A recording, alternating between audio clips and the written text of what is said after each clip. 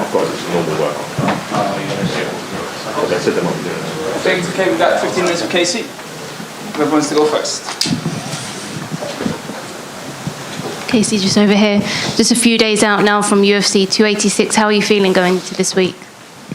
Just super excited to be here and be part of this massive card. And of course, you're Scottish born. So what does it mean for you to be on this card here in the UK? Yeah, I asked to be on this card. I was super, hopeful that they would put me on after watching the first two London cards and being at home. I really knew this was something that I wanted. So it's my first ever fight on UK soil, and I'm once again, really excited that it is such high stakes and just glad that I'm here. Sorry. Does it have a different feel this week? Yeah, it's cool. This is the furthest that I've ever traveled for a fight, so it's super cool. And then just obviously being back home, UK soil is cool as well. And of course, you're coming back from an ACL injury. Can you talk a little bit about, how that was to process for you, because obviously you were on such a run, and for that to halt your run, and what the recovery has been like for you? It was hard at the start, obviously, never been injured like that before, never been out for that long, but I just took it as a learning opportunity and rehabbed as hard as I could, and, I'm back a lot faster than anybody said I would be, so I think that just proves who I am as a person and what I'm willing to go through to be here and to be able to fight. And Jennifer Maia, obviously ranked number 8 in the division, she's fought for the title previously. What did you make of her as an opponent for your return? I asked for this fight. I thought it would be a great fight for me. Before I got injured, obviously, I was going to fight Jessica Ai, who was a former title challenger who had fought for the belt. I thought that was a good next step for me, so Jennifer Maia was a good opponent, and yeah. Why specifically did you ask for Jennifer Maia? Was it because looking at her record, everyone she's lost to has been champs or former champs, so do you just view this as a good test for where you are in your career? Yeah, I wanted to fight in the top 10, and I wanted to fight someone who'd fought for the belt, so she didn't have a fight, and I was at her fight with Marina Moroz, I think, so I just said to Hunter, hey, I want this fight in London if we can do it, and he agreed and did it for me. So you were eyeing her in that fight, specifically? I wanted anyone, but yeah, it just seemed like it was a good timeline and a good opponent. She has a lot of submissions and knockouts, but most of her victories have come by decision. So when you're watching her fight, she kind of has this ability to pull her opponents into her game plan and kind of fight out of their element. So I guess what do you bring to the table that maybe her past opponents haven't? Well, no one's been able to do that to me ever, so I don't think she's going to be able to do that to me. But you'll just have to wait and see what I'm going to bring on Saturday. And obviously, new champion in your division. What do you make of the landscape of the title right now in Valentina's loss? I thought it was very exciting. I'm happy for Alexa. She's a super nice person, and that was a super awesome win, the way that she finished her, and it just makes the division more exciting, more eyes on the division, and the rematch is going to be awesome. Good. Casey, sorry. Down here. Oh, yeah. It's been, I think, around 6 or 7 years since the UFC last went to Scotland. Mm-hmm. With your surge up the ranks, are you hoping that you can one day be the one to bring him back? Yeah, I would love to fight in Scotland. I'd love to be high on that card, if not bring it to Scotland. So I just got to keep winning, and hopefully they'll take it there. And I'm assuming it would be Glasgow, right? You're from Irvine, so not too far, right? Yeah. So talk to me about how potentially it would be to headline a card in Glasgow. That's definitely bucket list type of stuff. So I just got to keep working, and hopefully that's in the future. Cheers, thank you. Hi, Casey. Strawweight's kind of been seen as historically one of the best, the best kind of women's division in the UFC. But now with Grasso winning, with the likes of yourself and Erin Blanchfield doing so well at flyweight, do you think flyweight is now the most exciting division for women in UFC and in MMA in general? I think so. I think that it's at that stage now, after like the growth and development, where everyone's catching up to the champion and everyone just has to be better, and I think that we all are, and I think that the best prospects in women's fighting right now are in 125. Anyone else? All good, thank you very much, Casey.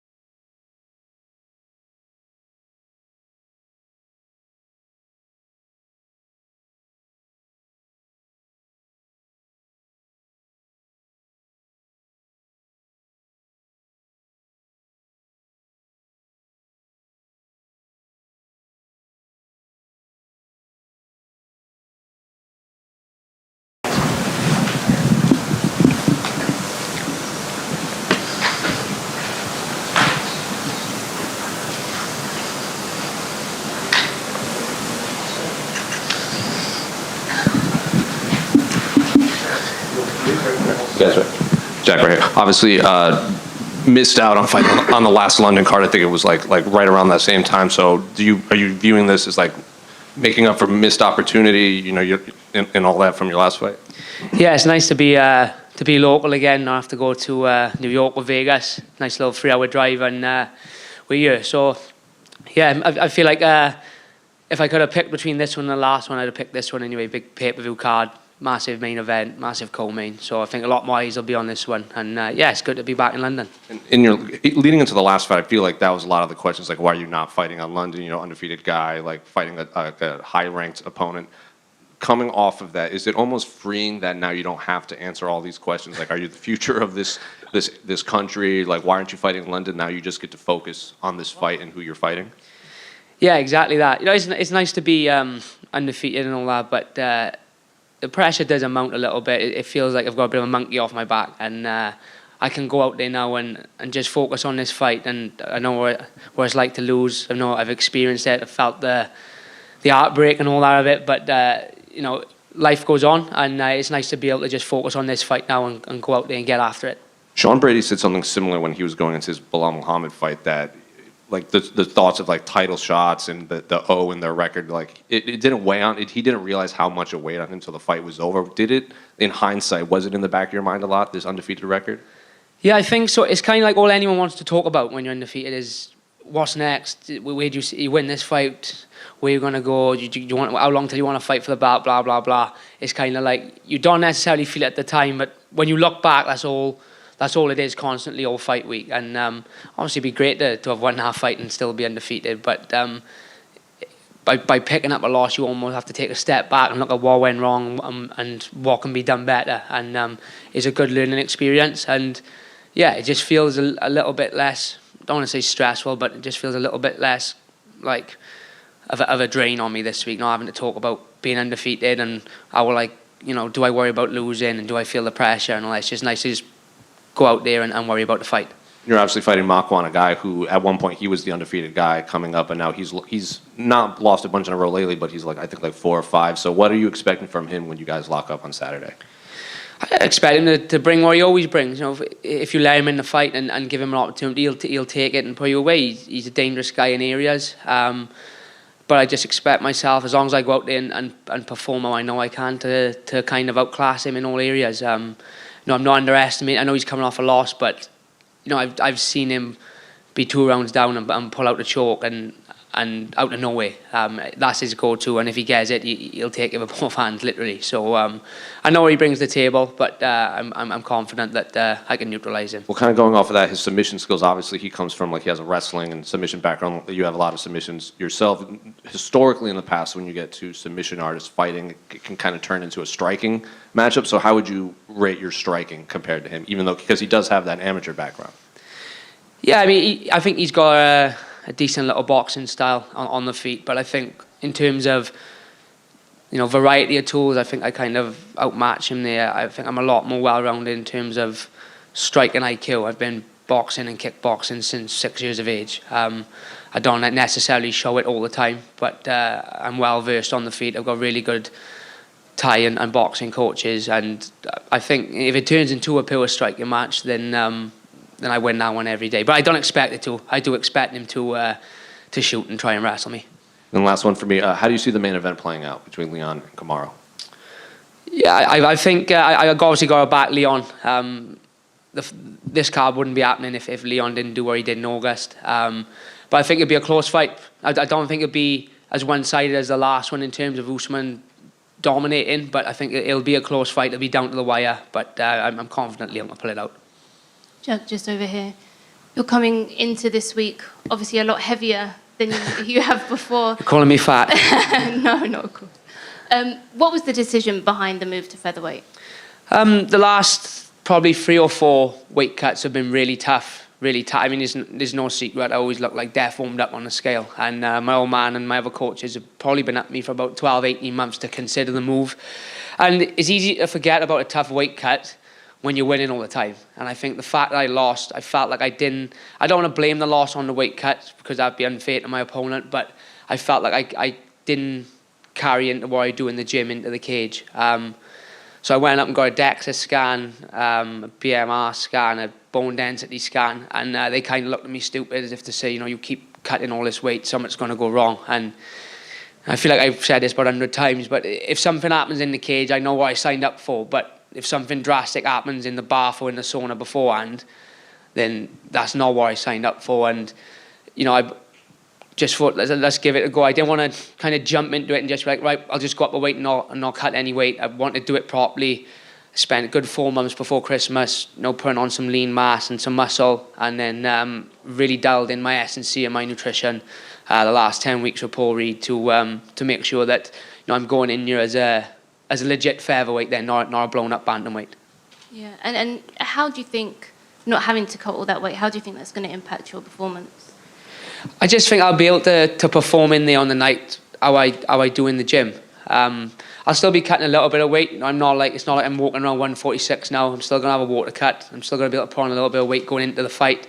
But I just feel like I'll be much more energized. I feel like the weight cut, especially like if I look back at my fight last March, I won that third round on just guts and determination. I had no feeling in my arms, in my legs, and my coach did tell I can do 10 5-minute rounds if I go to in the gym. It's not an issue.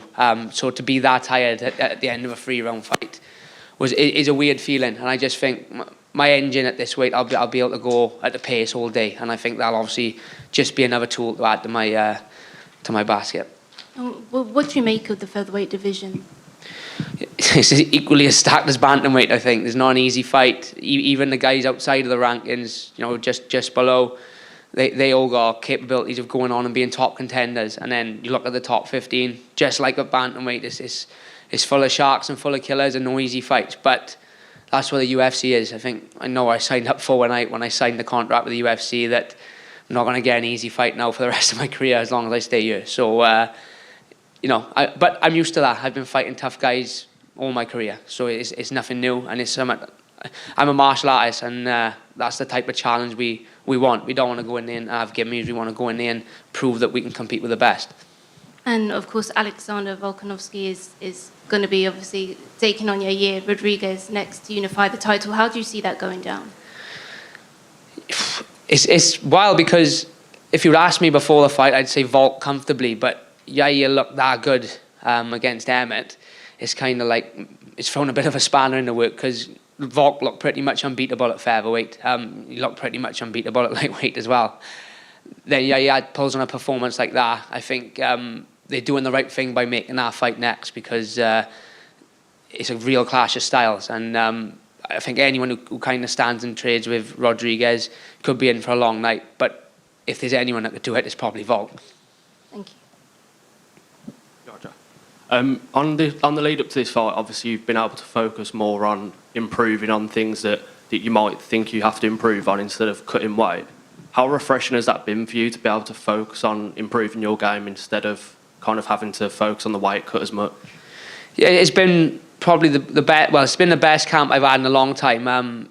Like you say, it's made me fall in love with training again. It's made me fall in love with the sport again because I haven't had to spend 8 weeks just pretty much cutting weight. I've been able to focus on my skills, getting sharp, technical work, focusing on what my opponent's going to bring to the table, where sometimes I had to scrap a few of those sessions to jump on the runner and the bike and cut weight. So it's been nice, and I've thoroughly enjoyed this camp, which is not something I can always say down at bantamweight. Jack, over here. I just wanted to ask about the process of changing weight with the UFC. Is that something that's simple to do?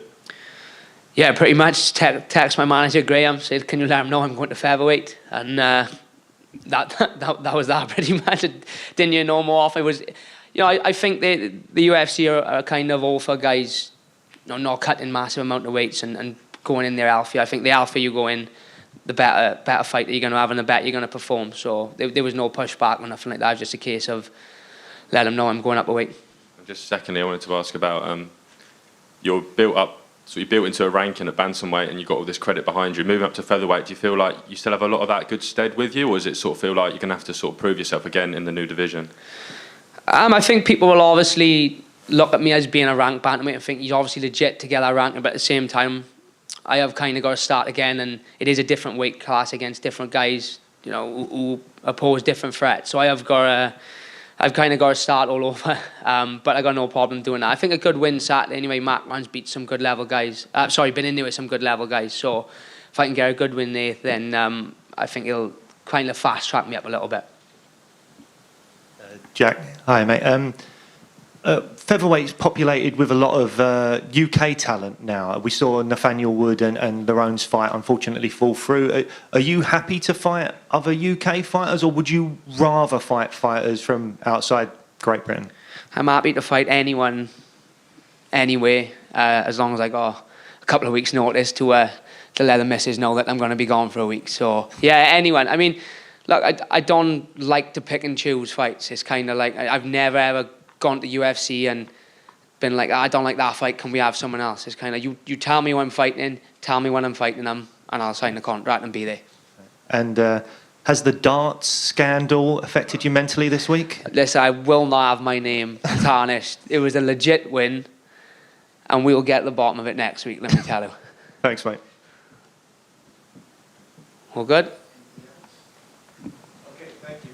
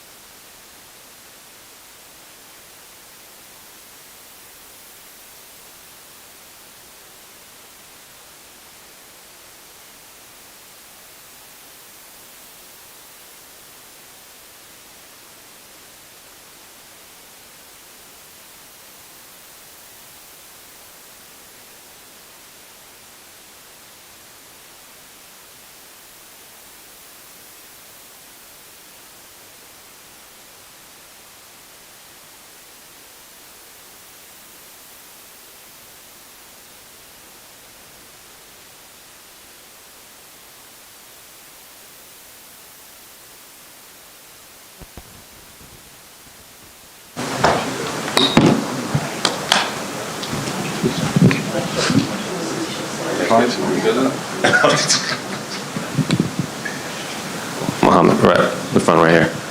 Right. Another fight here in London. So what are the emotions now, only a few days ahead of a massive pay-per-view here in the UK? It's amazing. I always want to fight in London.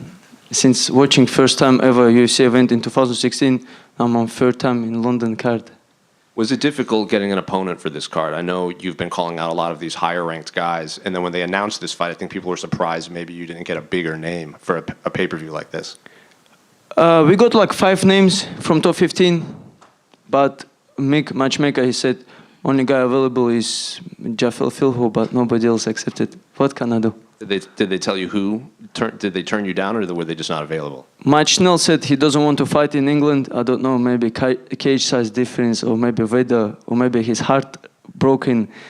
But Sumaderji, Chinese guy, Tim Elliott is injured. David Dvorak didn't accept, and Amir Albazi. But David Dvorak blocked me, by the way, on Instagram because I tagged him on the story, calling him out. I didn't say anything disrespectful. I said, let's go March 18th. Well, moving forward, I know like your last few fights have been here or Fight Islands. Would you be open to going to the US to fight these guys if they don't want to come to the UK to fight you? Yes, I heard there's an international fight week, 8th of July. I just been told, but I want to fight there. I will go and fight on the yard, you know. Well, of course, you have to get through Saturday against Rafael. So what do you make of him as an opponent when they approached you with his name? Rafael? I don't underestimate him. He's Brazilians, they have rough life, so he will be hungry for debut, as I was for my debut hungry. And but I think his skill average, like average skills, yeah. Was it weird being on the same card as Jake? I know you guys have had some history with each Yeah. other. Have you run into him at all in this hotel? I just actually came to face to him. He didn't say one word, and his dad started backing him up. I don't understand. If my father was in front of me and I'm a UFC fighter, I wouldn't stand behind my dad. I would jump over and slap the guy. So he didn't say any word. I don't know. This guy is not same in real life. I know this kind of guys. I grew up in England, and Twitter is different life. I feel like every time you fight here, there's someone that you have some issue with in the flyweight division. So I guess what is it about you that all these flyweights either don't want to fight you or have some problem with you? I just been in Tiger Muay Thai training with Charles Johnson. I've been in American Top Team training with Cody Durden. I said to Malcolm Gordon, if you need any help, we're in this room. We can help you too. I'm okay, but guys like Jake Hadley is like, I don't know what to call them. Yeah, I don't want to swear, but he didn't say one word. One word, at least say something. Don't stay behind your father. I feel very bad on his father. Old man, like, I didn't want to even say anything because old man in front of me, it's like, I imagine it's my father, Yeah. Last one for me. How do you see the main event playing out between Kamaru and Leon? I think it's a good fight. To be honest, I think Usman will win. Mohammed? Yeah. Over here. Yeah. Yeah. How are you? Good. You? I'm fine. As the youngest fighter on the UFC 286 card, how do you handle the pressure of being a rising star in the sport at such young age, if you feel pressure at all? What pressure? I don't have any pressure. I have huge support. With this kind of support, what pressure can I feel? And what do you think that sets you apart from the other fighters in the flyweight division? I think in whole UFC I have, like, not including like champions and top 5 ranked, but most guys I have a lot of experience. I had big amateur career, not including MMA fights, wrestling. I had like 6 boxing fights, a lot of jiu-jitsu tournaments. I was competing when I was blue belt, 15 years old, 16 years old. I was competing black belt against black belts. Sometimes I lose, sometimes I win. I'm not saying I was like the best jiu-jitsu, but I just got those experience of being in the pressure. That's why I feel normal this week. Thank you. Best of luck. No problem. Mohammed, just going off of that, you said before that you want to surpass John Jones' record of being the youngest UFC champion. I'm just curious, what did you think of his return? Amazing. I don't know who else can do this. Come take the belt in 3 minutes, not fighting that long. Is he someone that you've looked up to in the past, perhaps, in terms of his career? I think he's one of the greatest of all time in like mixed martial arts.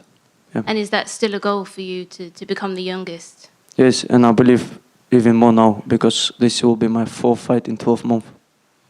And how are you predicting the fight to go down? Do you envision it in your head? This fight? Mm-hmm. Doesn't matter for me. It's a 3 round. It's a finish. I'm going for 3 rounds. Like I got my gas tank for 3 rounds. I don't want to just for the show go crazy in like 1 minute. If it's if it's boring hugging fight, it's boring. I don't care. Whoever supports me, they support me in a boring fight, in a losing, in any situation in my world. And I'm doing for people who supports me. But who hates, they want you to see losing your life just because you're doing good. Why I should do something for them, And back in December, I think you were talking about your shoulder. You had a bit of an injury to your shoulder. And you were talking about not going through with having surgery for that. Were you worried at one point that perhaps you wouldn't be able to make this card this weekend? I accepted the fight. I said to Mick, I'll send my scan of my shoulder. I said, this is what happened. But I accepted the fight on same day as he sent me the opponent. And I went back to Thailand again. And how are you feeling with the shoulder? I feel good. I don't have any excuse for this Saturday. Telling you straight away, I'm feeling 100%. Thank you. Yeah. I'm Mohammed. So obviously you've recently said that you think you'll be fighting for the title by the end of the year. How do you think that that's affected by the fact that a lot of the top 15 don't want to book fights with you? It is hard, but I think I see Amir Albazi versus Kai Kara France. I want to be replacement for this fight. When Amir Albazi needed replacement for America, I said yes for the catch weight. It was 3 weeks notice. It was straight after my Abu Dhabi fight. Of course, I didn't want to say, let's do a flyweight and missing weight. I said straight away, let's do a catch weight, because he wasn't on that weight, 3 weeks off, and he accepted someone who having a debut. But if somebody pulls out, they have no choice. You've also mentioned recently how you think that you're a bigger draw than the current champion, Brandon Moreno. Why is it that you feel that you draw in bigger numbers than what he does? Which numbers? You've mentioned in a recent interview with The National that you believe that you draw in more numbers than the current champion, Brandon Moreno. I think if I fight for the title, I think it will be more views than Moreno fighting against Figueiredo. That's 100%. Because of my age, because of my amateur background, and my following. Thank you. Mo, down here. Yeah. To your left. You said that you've got your eye on International Fight League in July.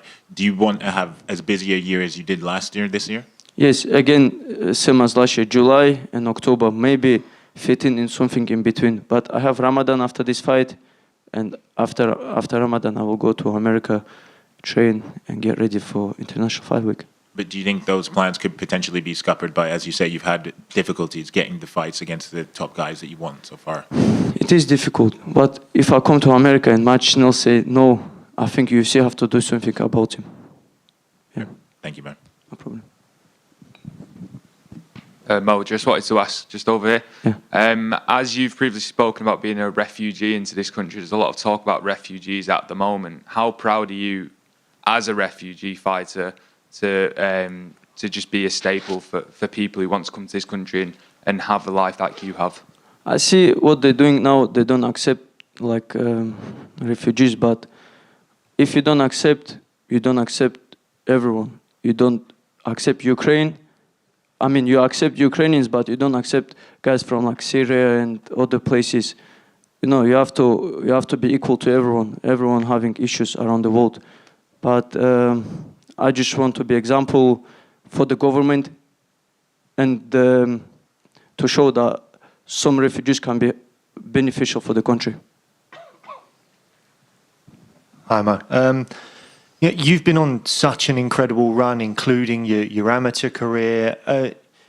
Is it hard to continually stay motivated and not underestimate your opponents and take the wins for granted? Because not that it looks like it's come easy to you, obviously you've worked incredibly hard for it, but your record is so impressive. Do you find it hard to constantly stay motivated, or what's your secret to stay motivated?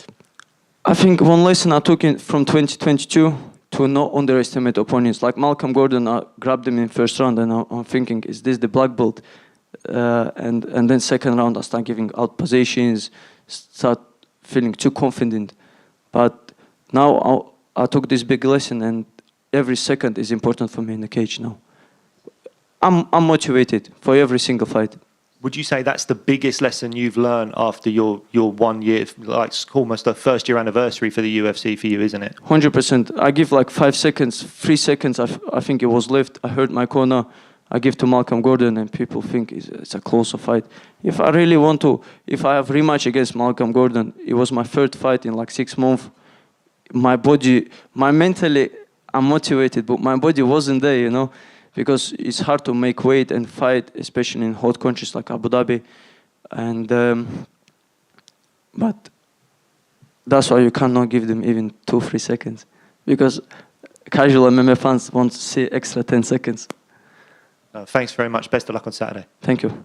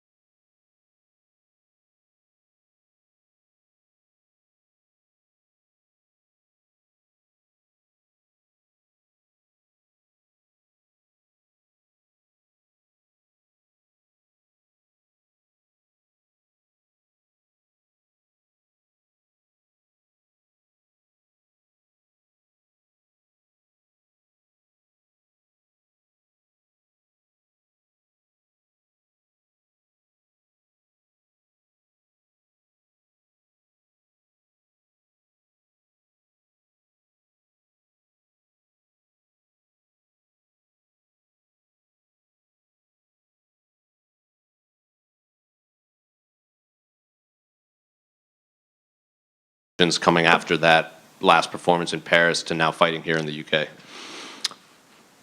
Yeah, I'm always happy to fight in Europe. This fight, it's personal for me in a sense that like I never had 2 losses in a row, and this is not going to be the case also. So, yeah, man. And by now I can't wait to go out and put on a great performance. When you say it's personal, it has nothing to do with Roman, does it? Is it just an internal thing that you don't want to drop 2 in a row? Yeah, exactly. Even though it is a bit personal with Roman too, in a sense, because you know, we actually trained together before and stuff, and we had some good friend in common, and he didn't think twice of accepting the fight. And you know, of course, like then if you accept the fight and they come back to me and they tell me like, oh, you accepted the fight, then I'm not gonna shy away from a fight. Definitely not. I wouldn't say that we were like friends, but you know, at the same time, you know, like we've been around each other a couple times, and yeah.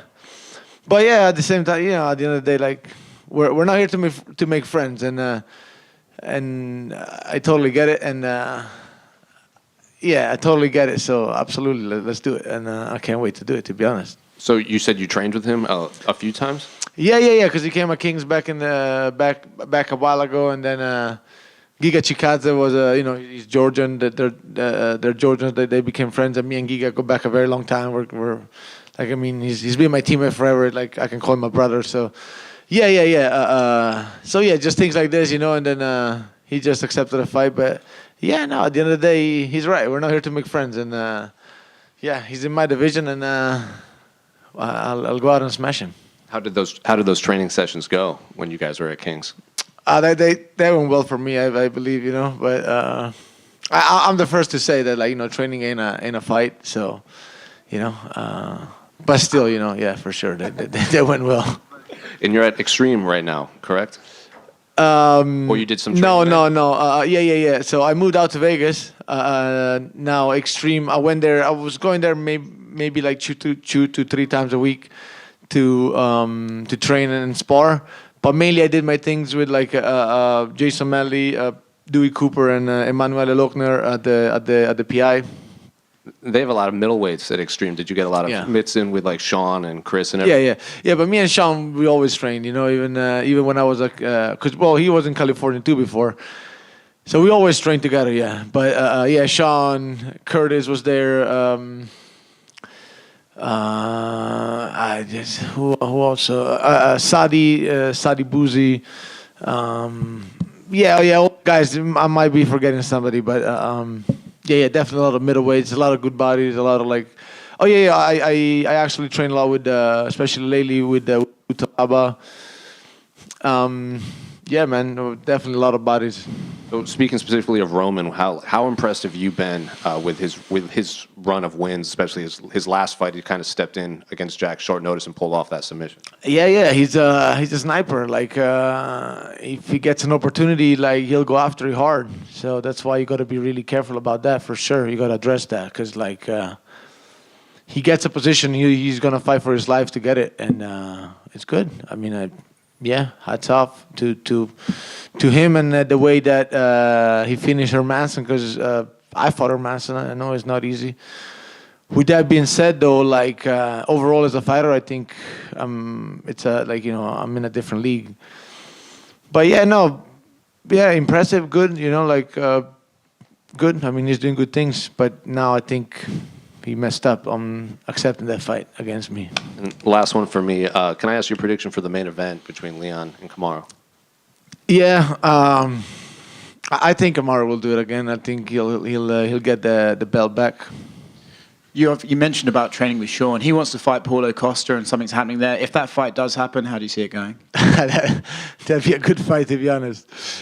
That'd be a good fight. I will see. Yeah. You know, it's hard to call, but I think, you see, like, I don't know, man. I think it's hard to call. I hope Sean do. I mean, you know, me and Sean, at least, I mean, at the end of the day, we go back a long time. But I don't know, because Sean just doesn't really prepare for people. Like, he just, like, the way, like, he'll train always all year round the same way, and he'll fight the same way. Like, he won't really, like, prepare for guys. Like, And sometimes at the highest level, you need to prepare for the opponent that you're fighting, you know, specifically. So, but I mean, you know, like, if I had to put my money on somebody, I'd definitely put it on Sean, but Costa can do it too, you know. Outside of this, Darren Till has just left the UFC. I know that was a fight that was around with you for a while and never came to happen. You sad to see him go? What do you think about him leaving the UFC? I mean, you know, that's his choice. I don't agree. Like, for myself, I wouldn't agree on that decision, because like, you either rise up to the occasion or you really don't. You don't really. I mean, yeah, you can lose and win, but then you gotta like level up to the occasion eventually, and then. But maybe, you know, maybe sometimes you gotta take a step back to come back. So, yeah, I mean that's on him, you know, and I wish him nothing but the best at the end of the day. You know, after we were there in Thailand, we got to hang out a little bit and then train, and yeah, I mean, yeah, he's I mean, I just hope he gets it together.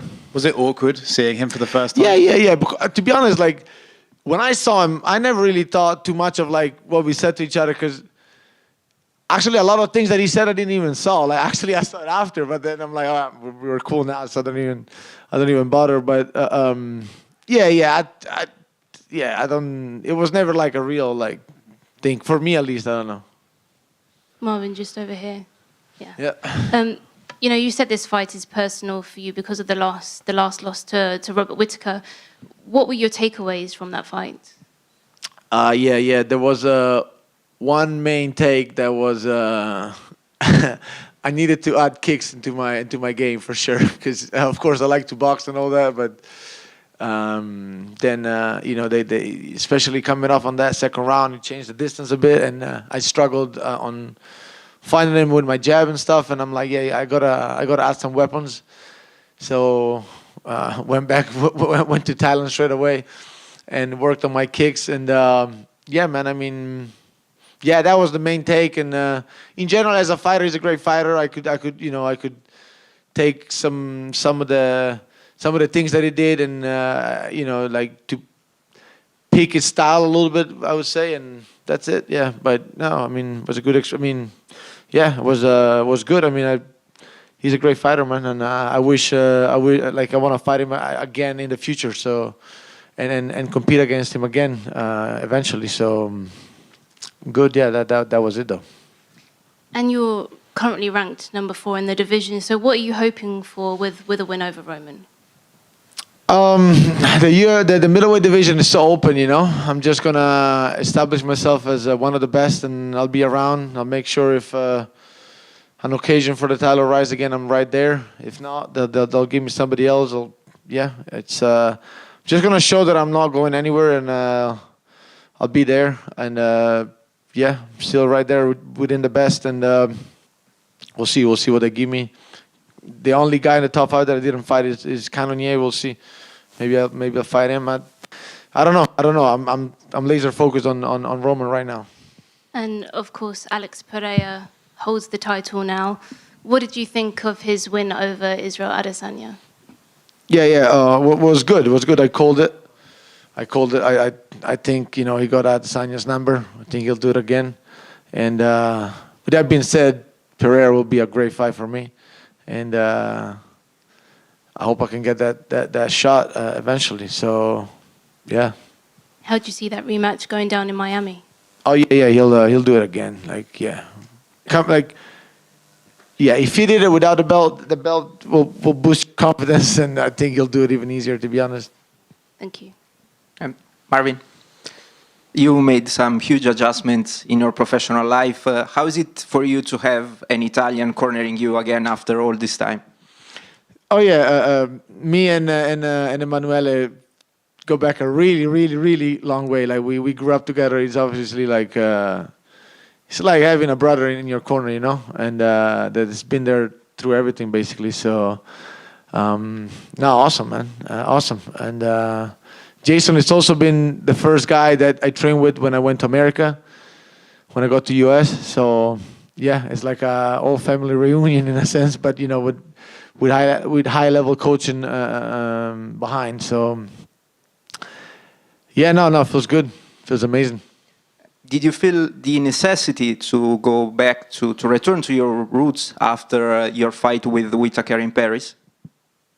I just felt like I needed to improve in some areas, and that's what I did. I got out of my comfort zone again. I mean, that's something I always seeked and wanted to. And whenever you feel too comfortable in some areas like that shows that like you're not improving as much as you need to. And yeah, so that's what I did. But yeah, so I just took another step in my career that I think was the right move, and that's it. Yeah. In your latest fight, the Italian crowd was amazing. The atmosphere was on fire during the night. Can we expect the same atmosphere on Saturday? Yeah, I believe so. Like half of London, it's Italians now. So like, yeah, I hope there will be an amazing crowd, a lot of like green, white, and red flags, and yeah, man, I really hope so. Grazie Marvin, bocca al lupo. Prego, niente. Marvin, over here. You just mentioned the crowd somewhat, the Italians. Did you watch either of the two London events last year, and what did you make of the British fans? I don't know. I might have watched the fights, but I didn't see the crowd. To be honest, didn't pay attention. But yeah, man. I mean, English fans are always amazing. Like they're hardcore, and I believe there'd be a great atmosphere. Marvin, over here, right in front of you, kind of. All right. Sorry. You used to live in London a long time ago, right? Was this before fighting? No. It was for fighting. It was I came here because of fighting. Like I wanted to train, and yeah. It was 2012, 2014. So yeah. I was already training and fighting. Yeah. So kind of must be exciting to be here then. To fight Yeah. here. No, absolutely. Yeah.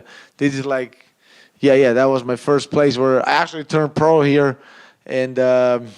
Yeah, man. I mean, for sure. It's like I know London very well. Yeah, and even like for training this week, like some of my old teammates came by, Mike Shipman, and yeah, I used to train a London shoot fighter like every day of my life, basically like twice a day. So yeah, for sure. Like feels good to be back in London, and also like I had to make it right because I was here 3 years ago, but then when I was supposed to fight Darren Stewart, but then.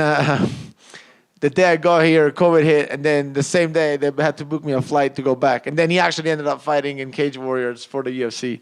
So I'm like, fuck, like I came back all the way here, then I had to go back and actually fought. And I'm like, Jesus, like, and it was the same hotel. I'm like, fuck, like I gotta make it right. I gotta add some good memory to this hotel, to London again, and all that. So, yeah. Thank you.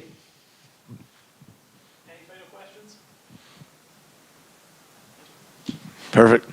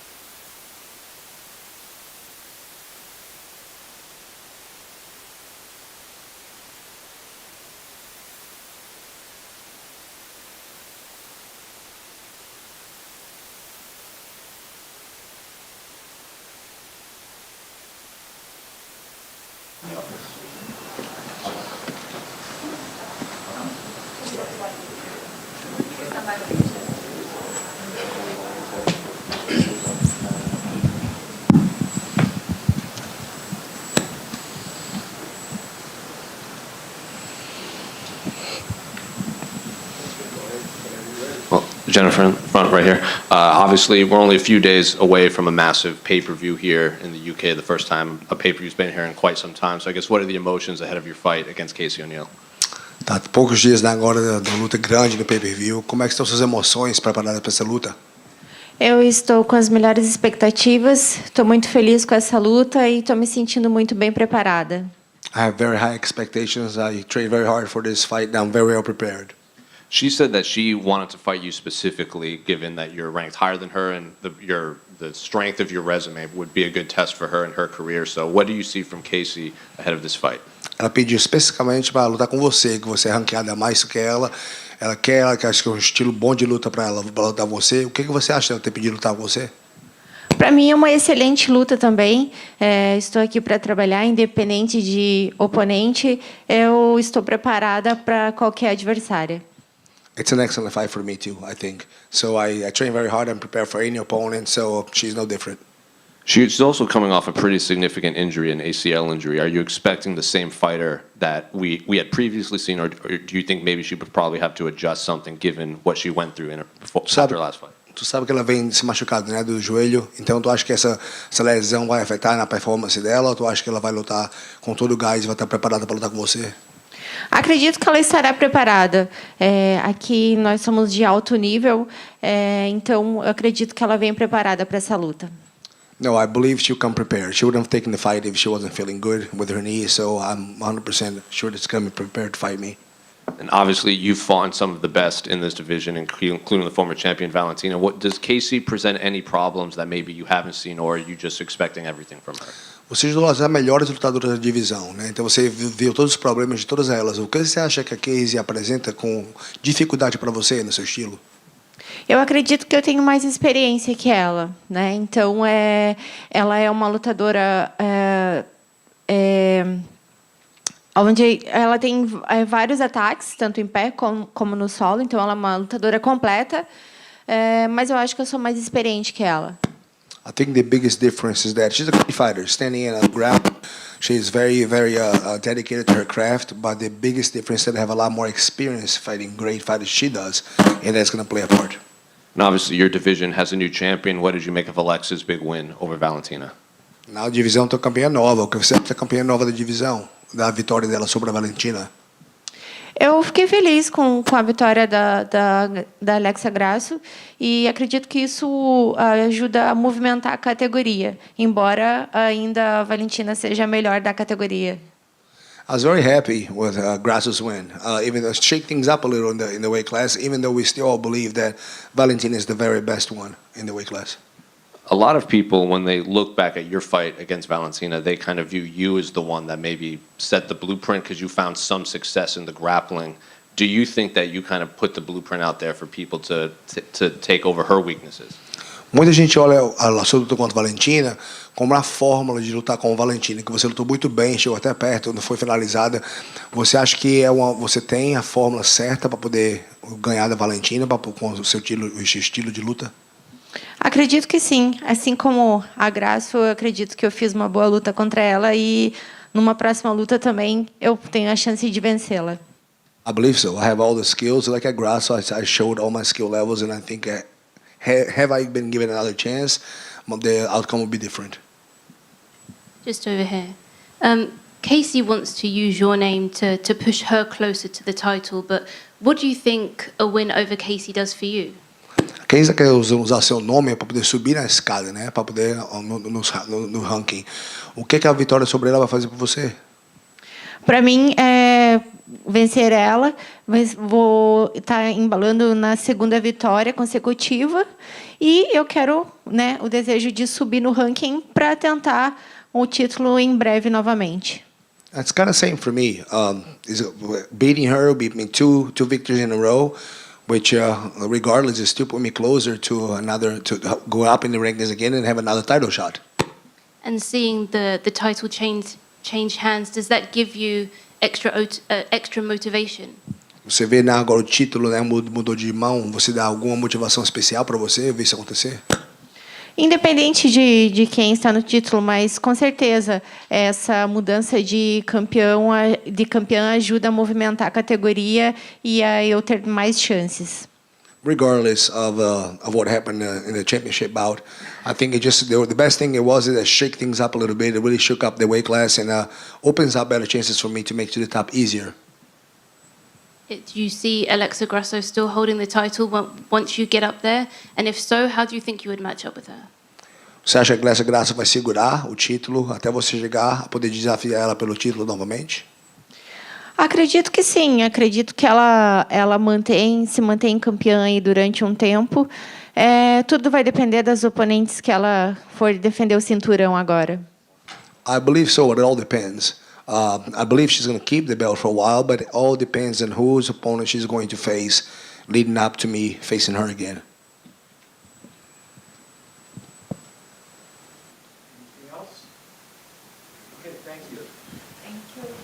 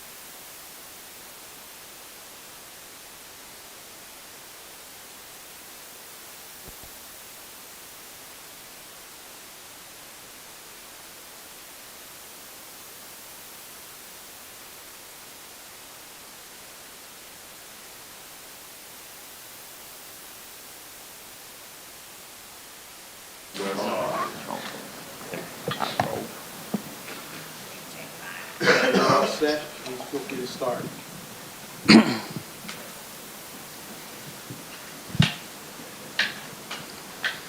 Jake, right here. Obviously, only a few days away from a massive pay-per-view here in the UK. It's been obviously a while since we've had a pay-per-view here in this part of the world. So I guess what are the emotions and only a few days removed?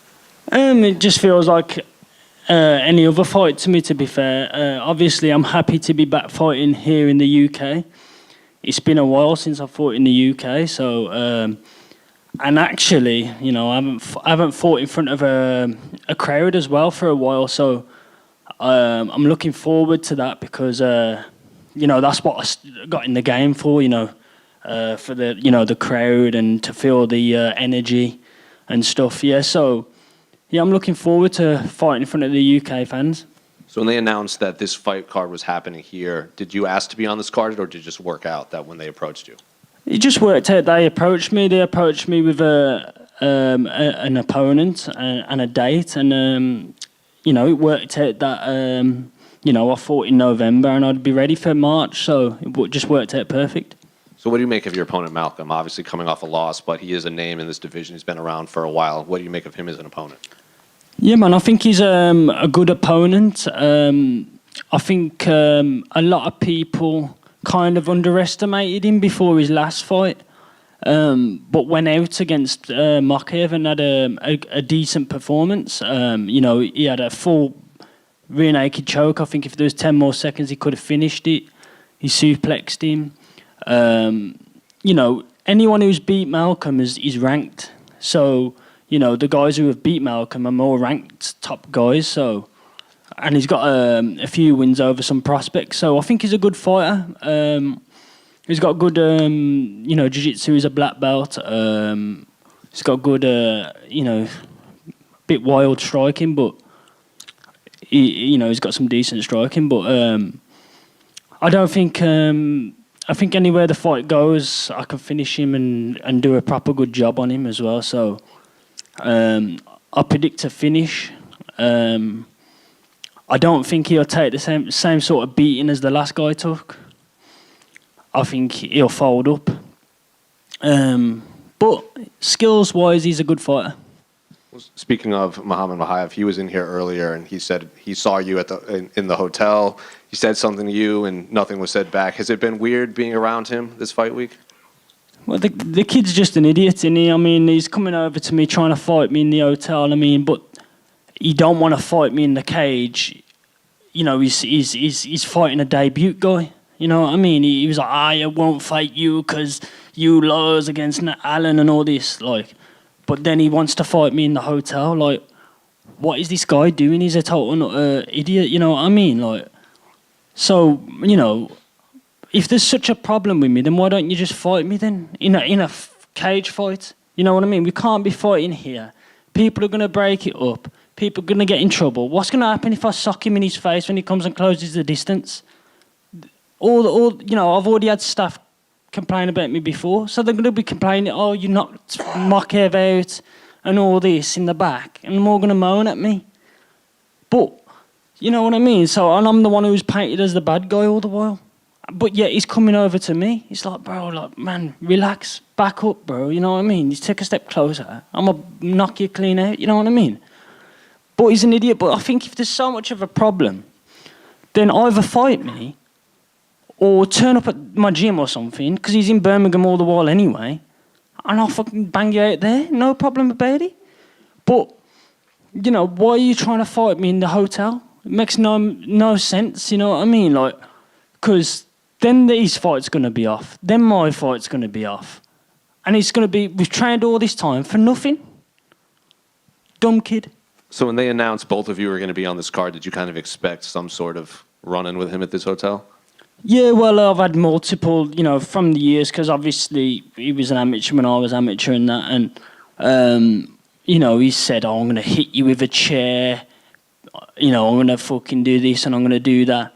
So, you know, when you threaten violence when you see somebody, you know, obviously it puts you on your toes. You're like, all right then, if he's gonna come at me, I can't let him close the distance. Boom, he's gonna be out of there.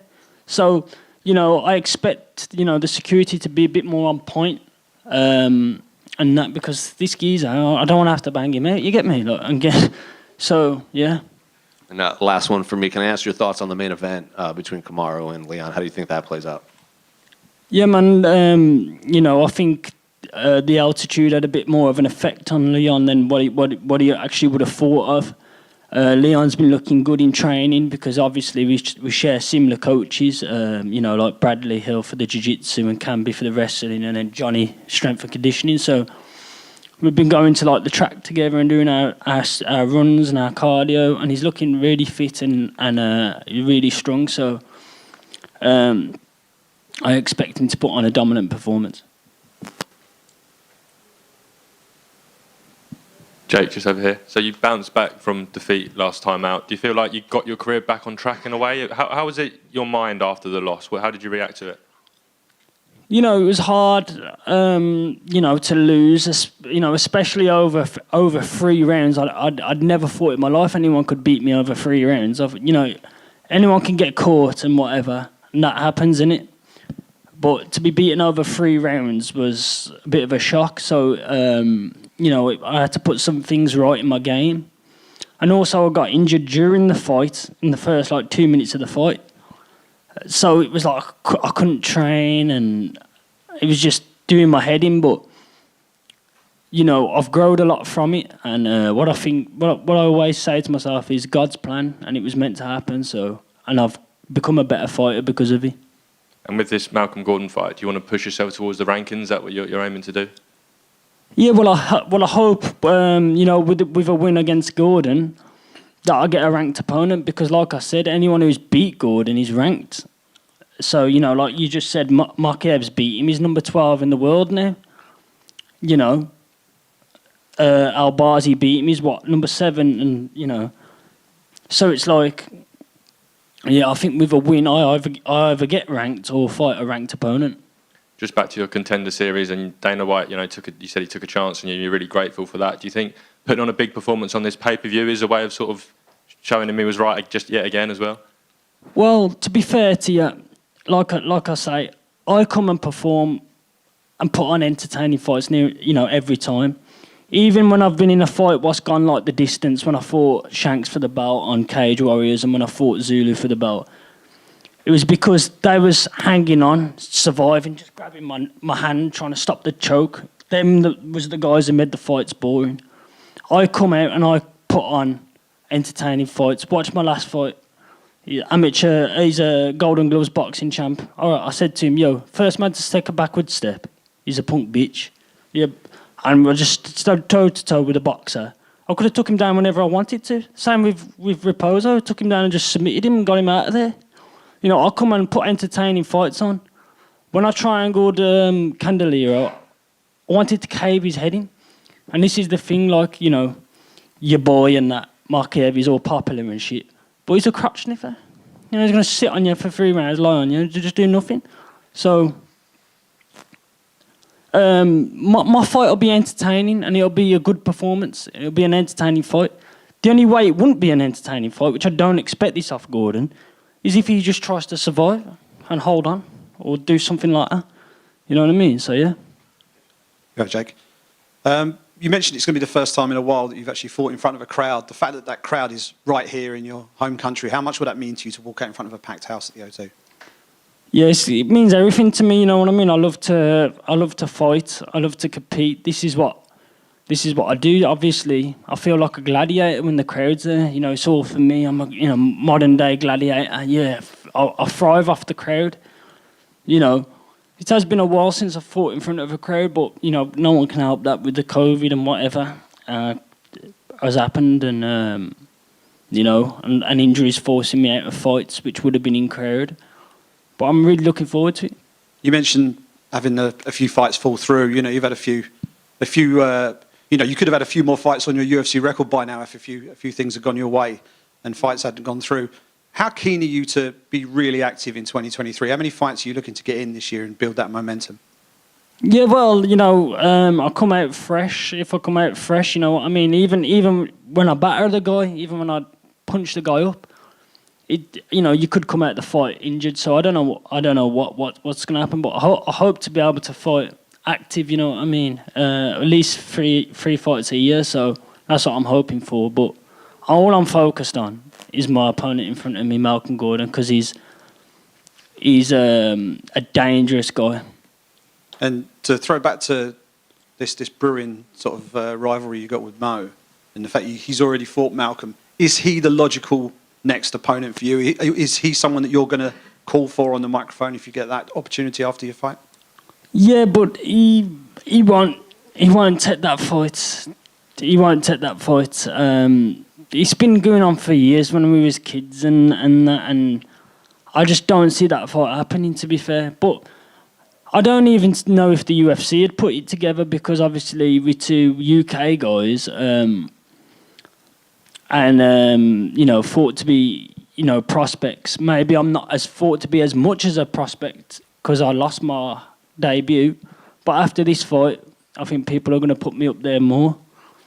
But I think if the time to make it was probably on this card, because, he's fighting a debut kid, which, he's probably a good guy, and that. He's probably a good opponent, but I just don't understand why. Why did you just put me and him together and get it done now? You know what I mean? Especially because the hype of me has dropped a little bit, so they maybe think, JK is so much of a hard fight than we thought. They could have put it together now, but they didn't. So I don't know. Last one from me. Obviously, you say you're focused on Malcolm. He's a dangerous opponent. He's been in there with good opposition in the past. Break down for us how your most likely path to victory. How do you see this fight finishing on Saturday night? Like I said, I can finish him anywhere. Realistically, he's going to try and grapple me.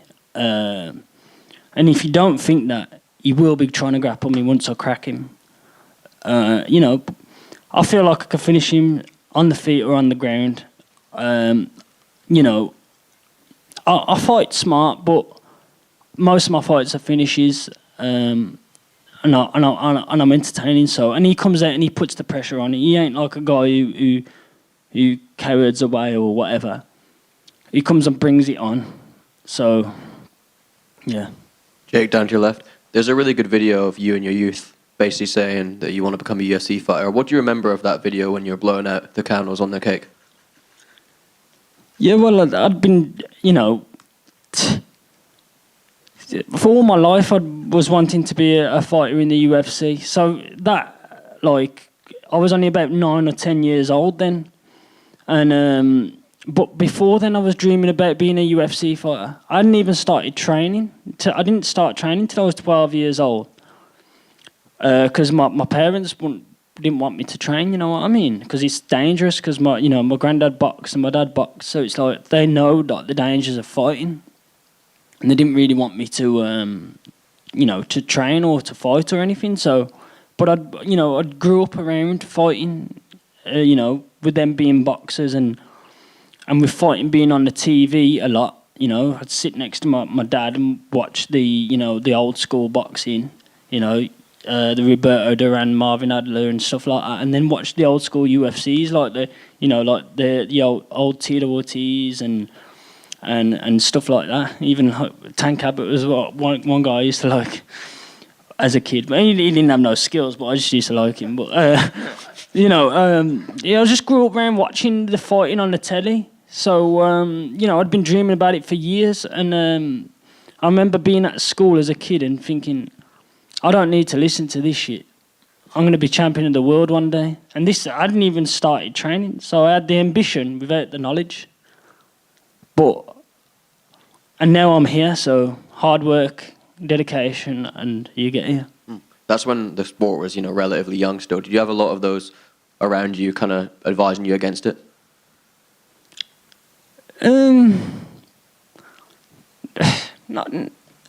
Not really. Like, I had people at school tell me, like, oh, you ain't gonna get there, and I had teachers tell me, you know, you won't even make it to a professional. You know what I mean? And I remember like winning the British Championship in Jiu-Jitsu and being like, oh look, I'm a British champion, Jiu-Jitsu. You know, and just like, see, I will get there, even though that weren't like nothing, but it was like, oh, I'm starting to prove you right. You know what I mean? So I'm starting to prove you wrong. Yeah, a lot of people said, you know, advised me off it, but yeah, keep doing what I'm doing. Now that you've technically made that dream come true by actually being in the UFC, is the next step really like fulfilling it by actually becoming champion? Yeah, obviously I'm just taking it fight by fight. Win this fight, hopefully getting you know, top 15. Or I don't mind. I'll fight anyone in it. Like, you know, I think I've already had like probably the harder fights anyway. So I don't really care.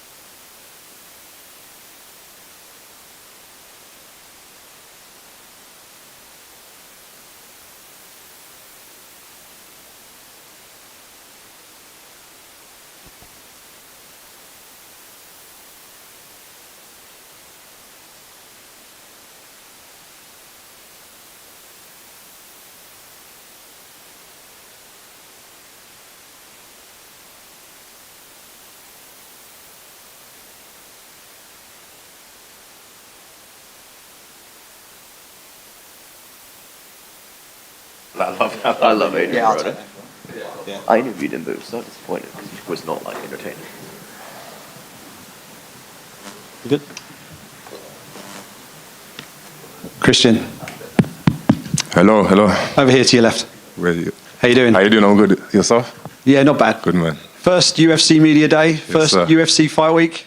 What's the feeling like so far as you embark on these first steps as a UFC athlete? Yeah, great feeling so far. The whole environment, good energy, very professional. I've been through a lot of previous organizations, very high level as well, with the IMAS, Cage Warriors. And I can say, yeah, it's another level up here, and I'm enjoying it so far. And in terms of the grounding that you've had, you know, having that path through the amateurs, through IMAF, into Cage Warriors. I think you were amateur at Cage Warriors first as well, weren't you? Yeah, originally, yeah. And then up through the pros as well. How valuable has that experience been, just gradually progressing and moving up, honing your skills, and now here you are on the UFC stage? Yeah, second to none. Of course, with starting off my amateurs with Cage Warriors, it was the highest level available in the UK at the time. And then I went on to the IMAS, which then took me onto the world stage again, the highest level at that time. Then we went to the professional ranks, Cage Warriors, and now the global here with UFC. So it's kind of followed the same trajectory with each position I've leveled up at. So yeah, I think things are working and heading in the right direction. Did you expect to get that UFC opportunity so quickly after picking up the middleweight belt for Cage Warriors? I was always thinking it was expected, as the champions do go on to then become a UFC athlete. But I wasn't expecting it kind of in that time frame, because I'm only 2 years into my professional career. But I think it's more my experience through amateur that has led me to be able to pick up so much experience and now, you know, produce the game that I have produced in my fights recently. But yeah, that's what I would say. That's what I would say. The UK fans who've been following you, you know, working your way up through the Cage Warriors scene will be very familiar with your style of fighting, but there's going to be a big audience of MMA fans out there who haven't seen much of Christian Leroy Duncan in the cage. What can they expect to see when you walk out there on Saturday? What can they expect to see? Great question. I don't even know how to answer that. Sometimes I don't know myself what's going to happen in there. I say very, very free-flowing, very lucid. unexpected. You're going to see a lot of, I'll say, unorthodox fighting style. I just like to have fun in there, and then as we go on in the fight, things change, and yeah, just have fun in there. What do you make of your opponent? He likes to stand and throw. He's heavy-handed. Yeah. Does he play into your style, do you think? Yeah, I believe so. He's a great fighter. Obviously, he's at this level now, well experienced as well. 6 fights within the UFC, 3-3, I believe his record is. But nonetheless, a big threat. He's been at this level. He's experienced some top guys at this level as well. So I'm expecting a well-prepared man and a great fighter. So I look forward to that the most, the greatest test.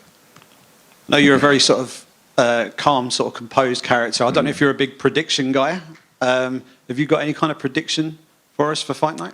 Outcome-wise, no, but I can guarantee that it's going to be an explosive fight, start to finish, and definitely one to watch out for. Top man, appreciate it. Yes, sir. Christian, down here, you touched on Dusko's experience. Are you happy to be fighting somebody so experienced in the octagon in your debut?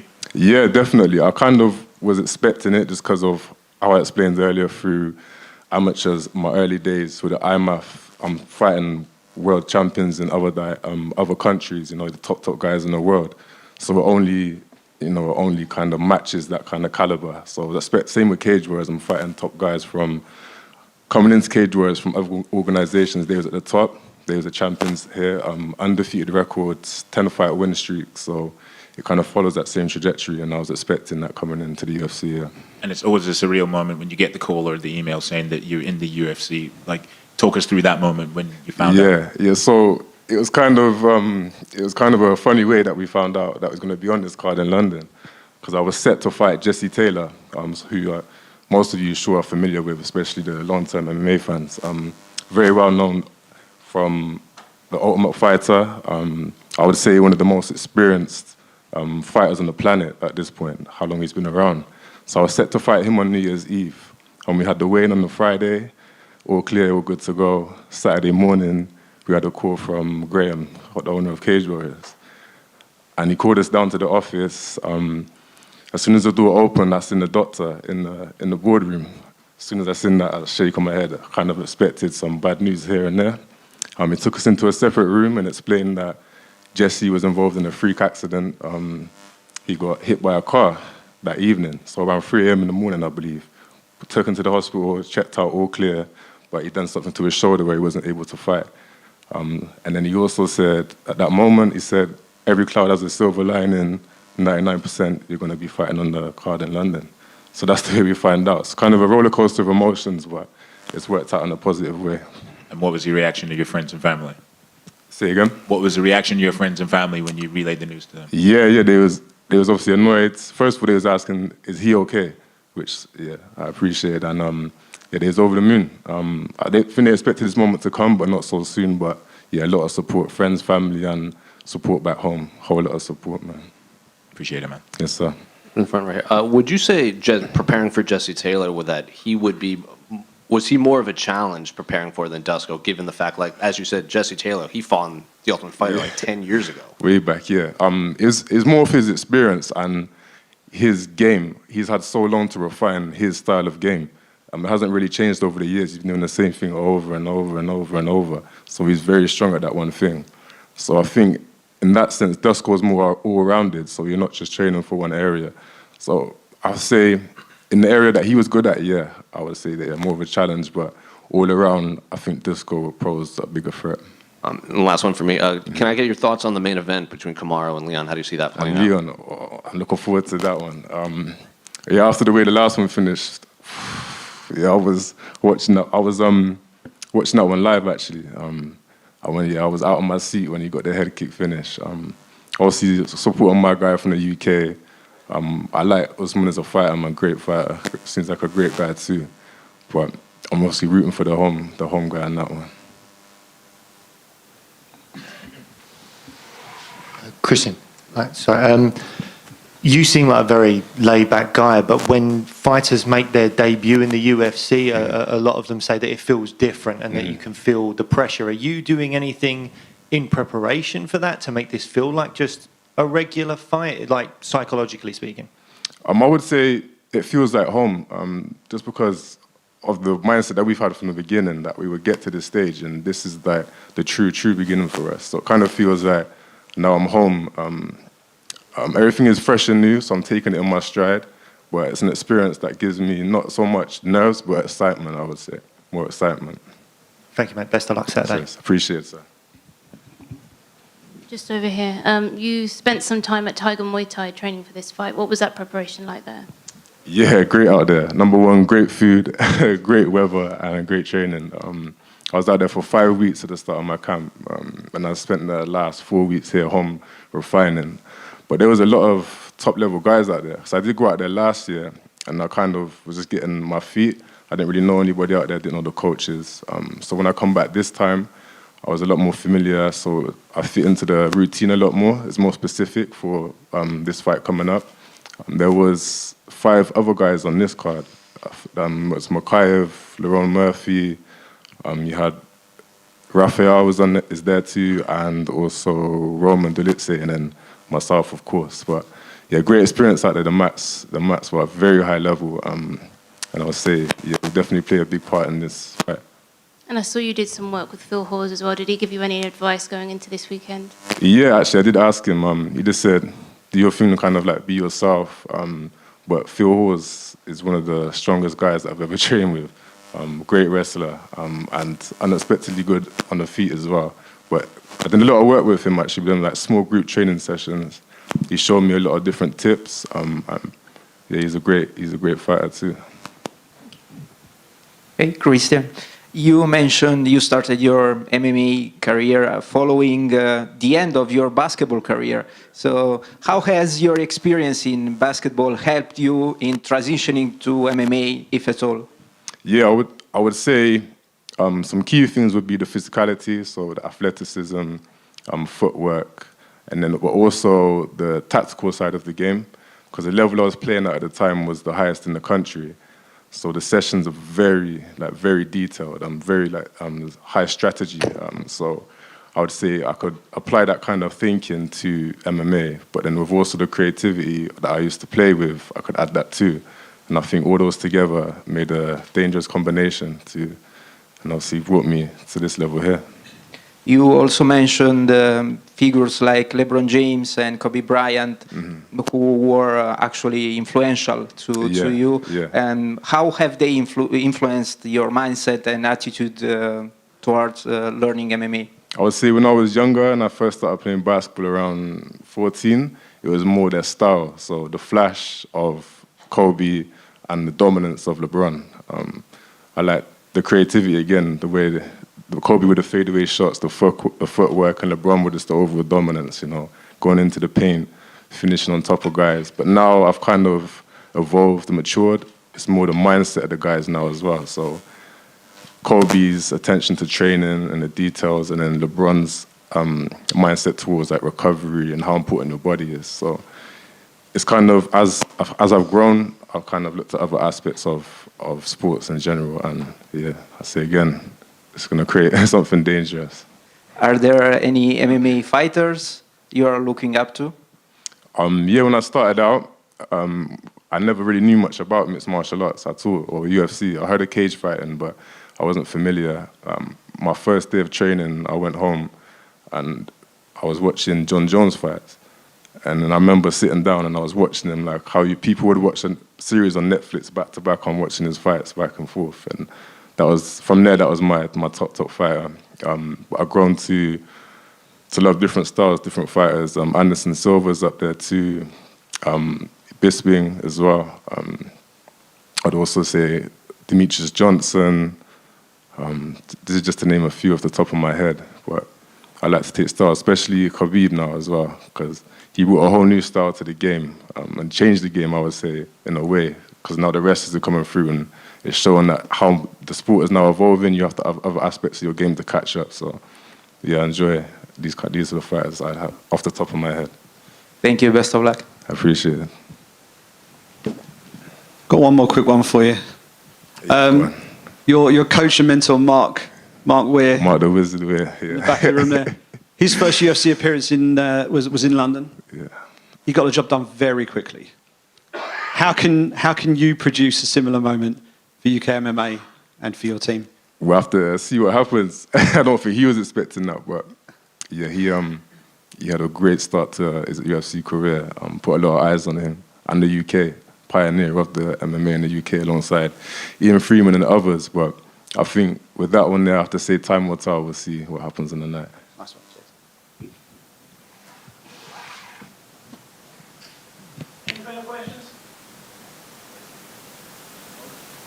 Thank you.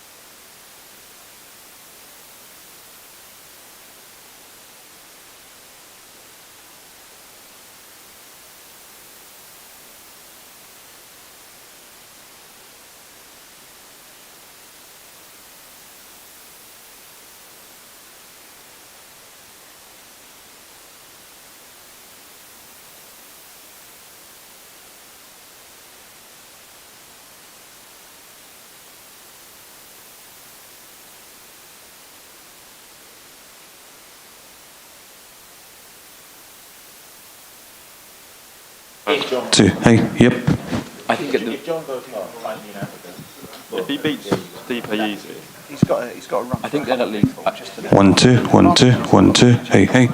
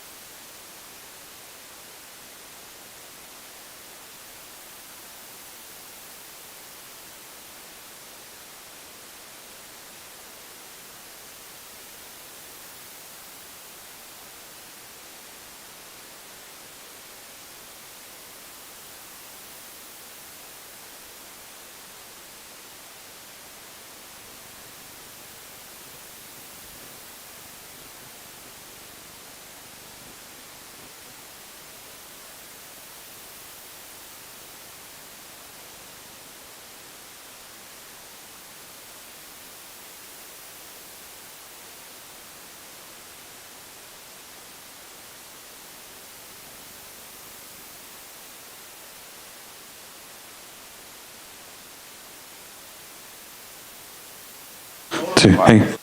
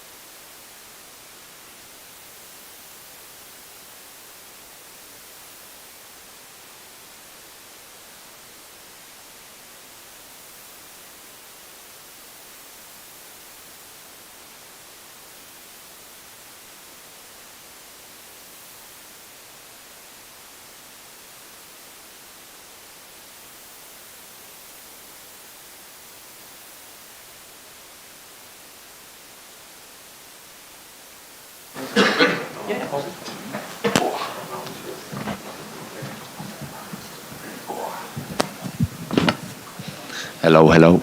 How are we doing, Sam? Over here to your left. Yes, how you doing? How you doing? First UFC media day.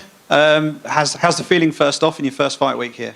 Yeah, it's amazing. The week's going smoothly. It's just all run so smoothly, you know, like the UFC PI helping with the nutrition, the system that you've all got going. It's just all so smooth and makes it stress-free for me, you know. And like you said, the last one was the Contender Series, so this microphone's a little bit different, so it's nice.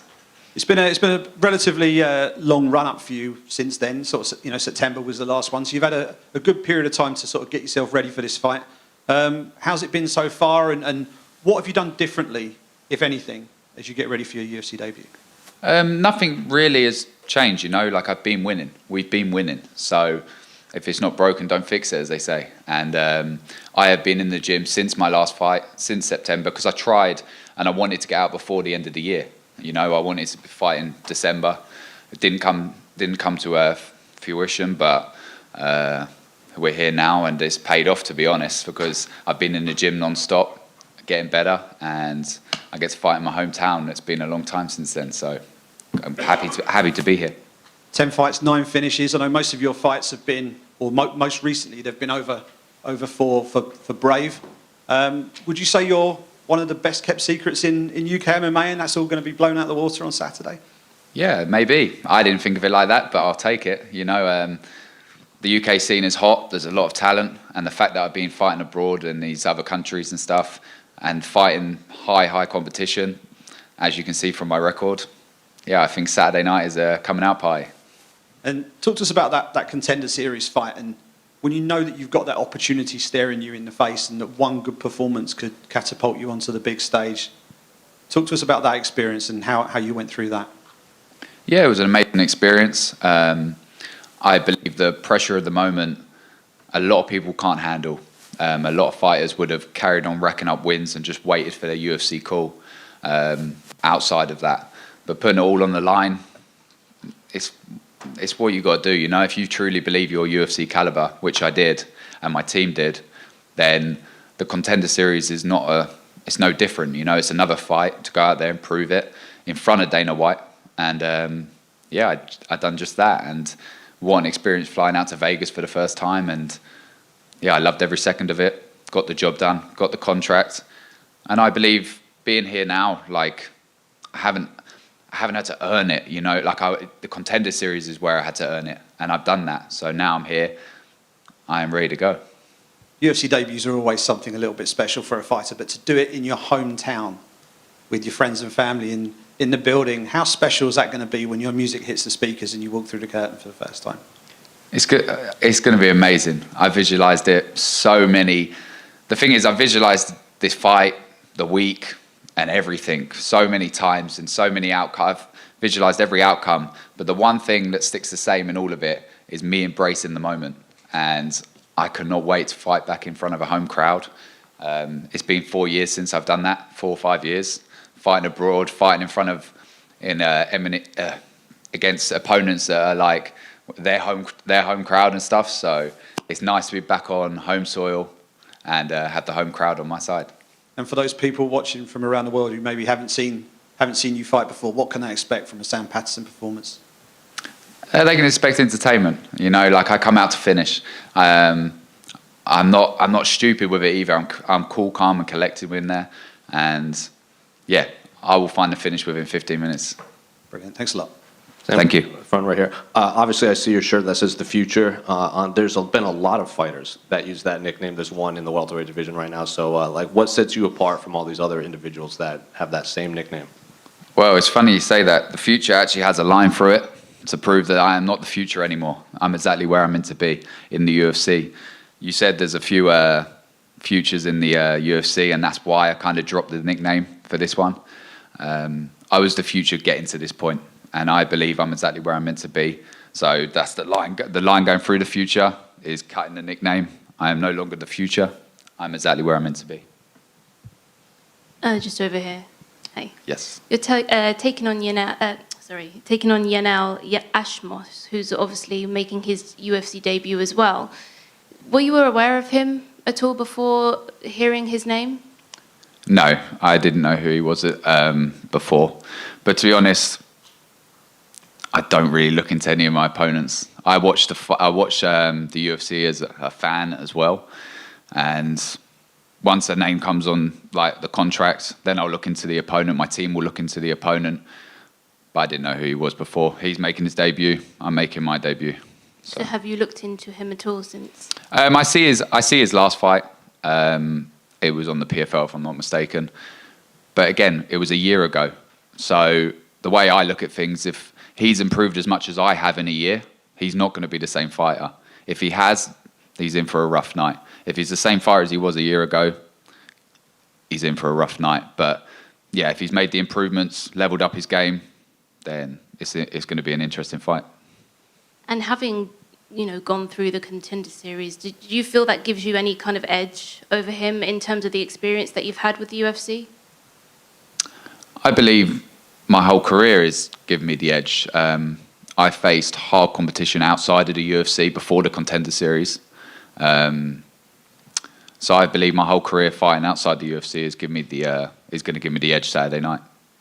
And fighting at the Apex, obviously, is going to be very different to fighting at the O2 on Saturday. How are you anticipating the crowd?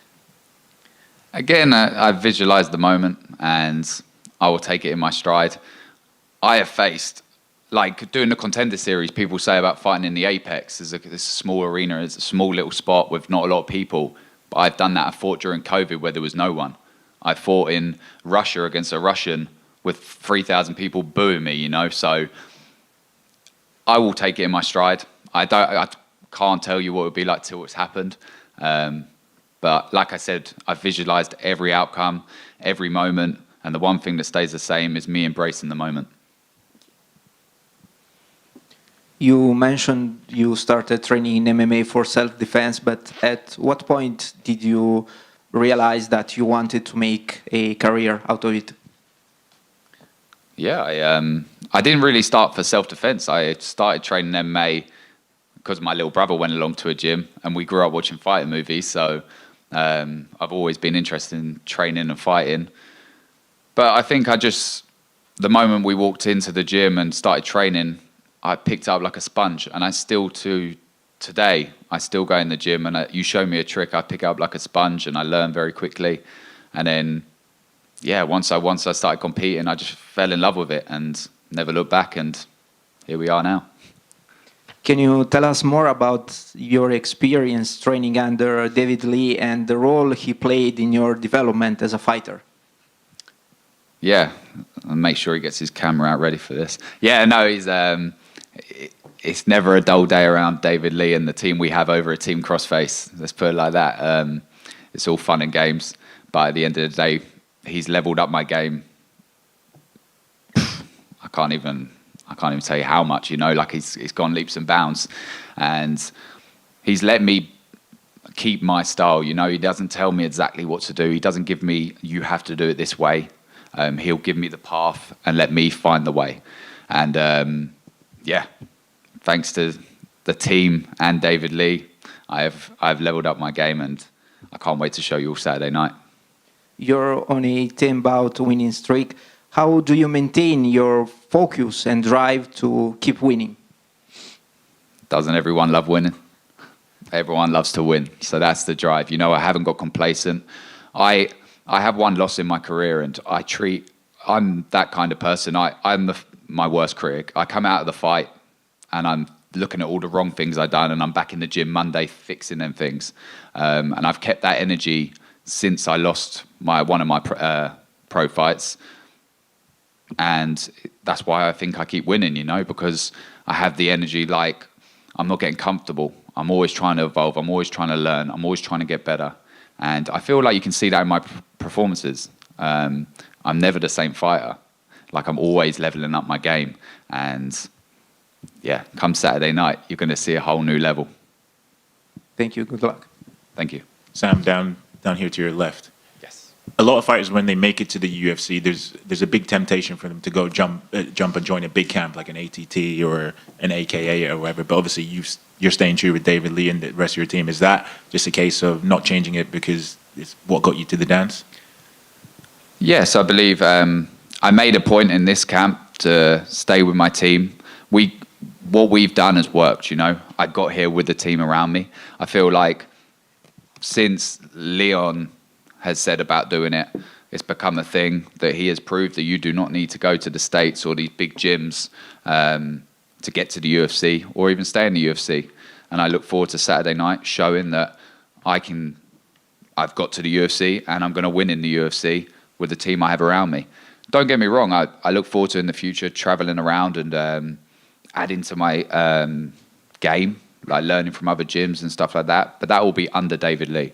Like, Dave will tell me which one we're going to and help me level up the game. But for this one, being in my hometown, and I didn't want there to be a narrative of me traveling somewhere else. I kind of want this to be, we got to the UFC and we won the UFC with my team from Watford, Team Crossface under David Lee. Cheers, man. Thank you. Thank you. Sam, up here. Right. Oh, yes. So something you said that you've implemented into this camp is Saturday night fight simulation. What does that look like from start to finish, and why did you decide to implement that into this camp? It was like war. It was just war. No, joking. It was really good. We are always looking for them 1%ers. I'm always looking for the 1%ers. Like I said about you're winning, so don't change nothing. But there's no harm in adding. You know, like looking for them 1% that can level up your game. As soon as I stay stagnant and do the same thing over and over again, you're going to see the same fighter.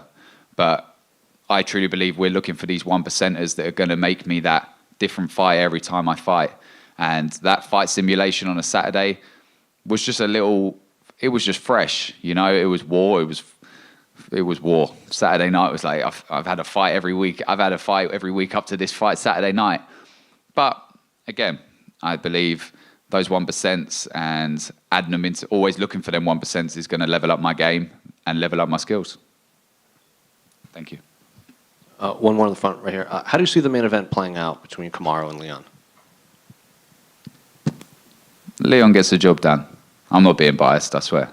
Like, Leon gets the job done. No, I think it's going to be a great fight. And like I said, I'm a fan of the sport as well. So I look forward to getting my fight done, doing my media obligations, getting a slice of cake, and sitting back and watching the show. But I believe Leon gets the job done. He is truly the best in the world.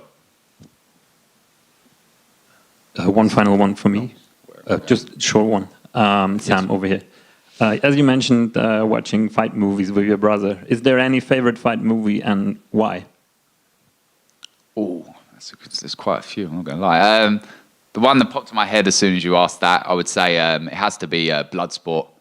Van Dam, Bloodsport. We grew up on My dad would sit and would watch Kickboxer, Bloodsport, Steven Seagal movies, all them. But Bloodsport comes to my head when you ask. So, yeah, we'll go with that. And Sam, you spoke about embracing the moment. Is it hard to truly kind of take stock and be proud of this kind of long-time goal that you've achieved in getting to the UFC, but still maintaining focus on your opponent for Saturday night? Can you do both? Yes, of course I can. I believe I am focused on the job that I have to get done, first and foremost.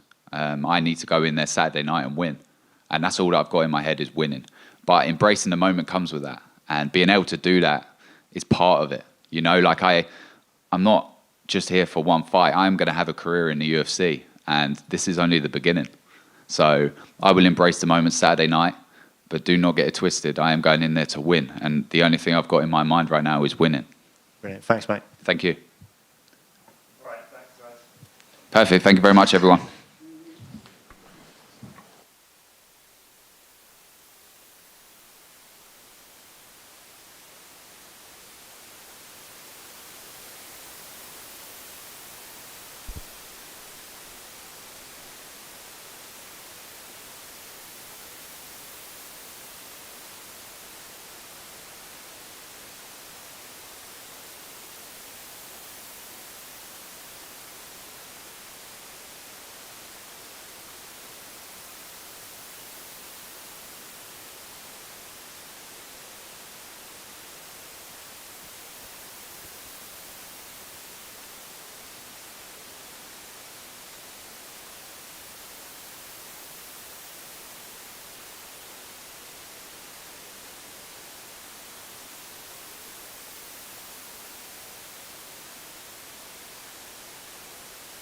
Hello.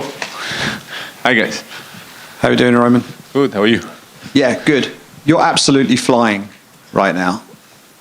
Three huge knockouts in a row, 3 performance of the night bonuses in a row. Now you've got Marvin, Vettori. Is this the fight that really catapults you towards contention in that middleweight division, do you think?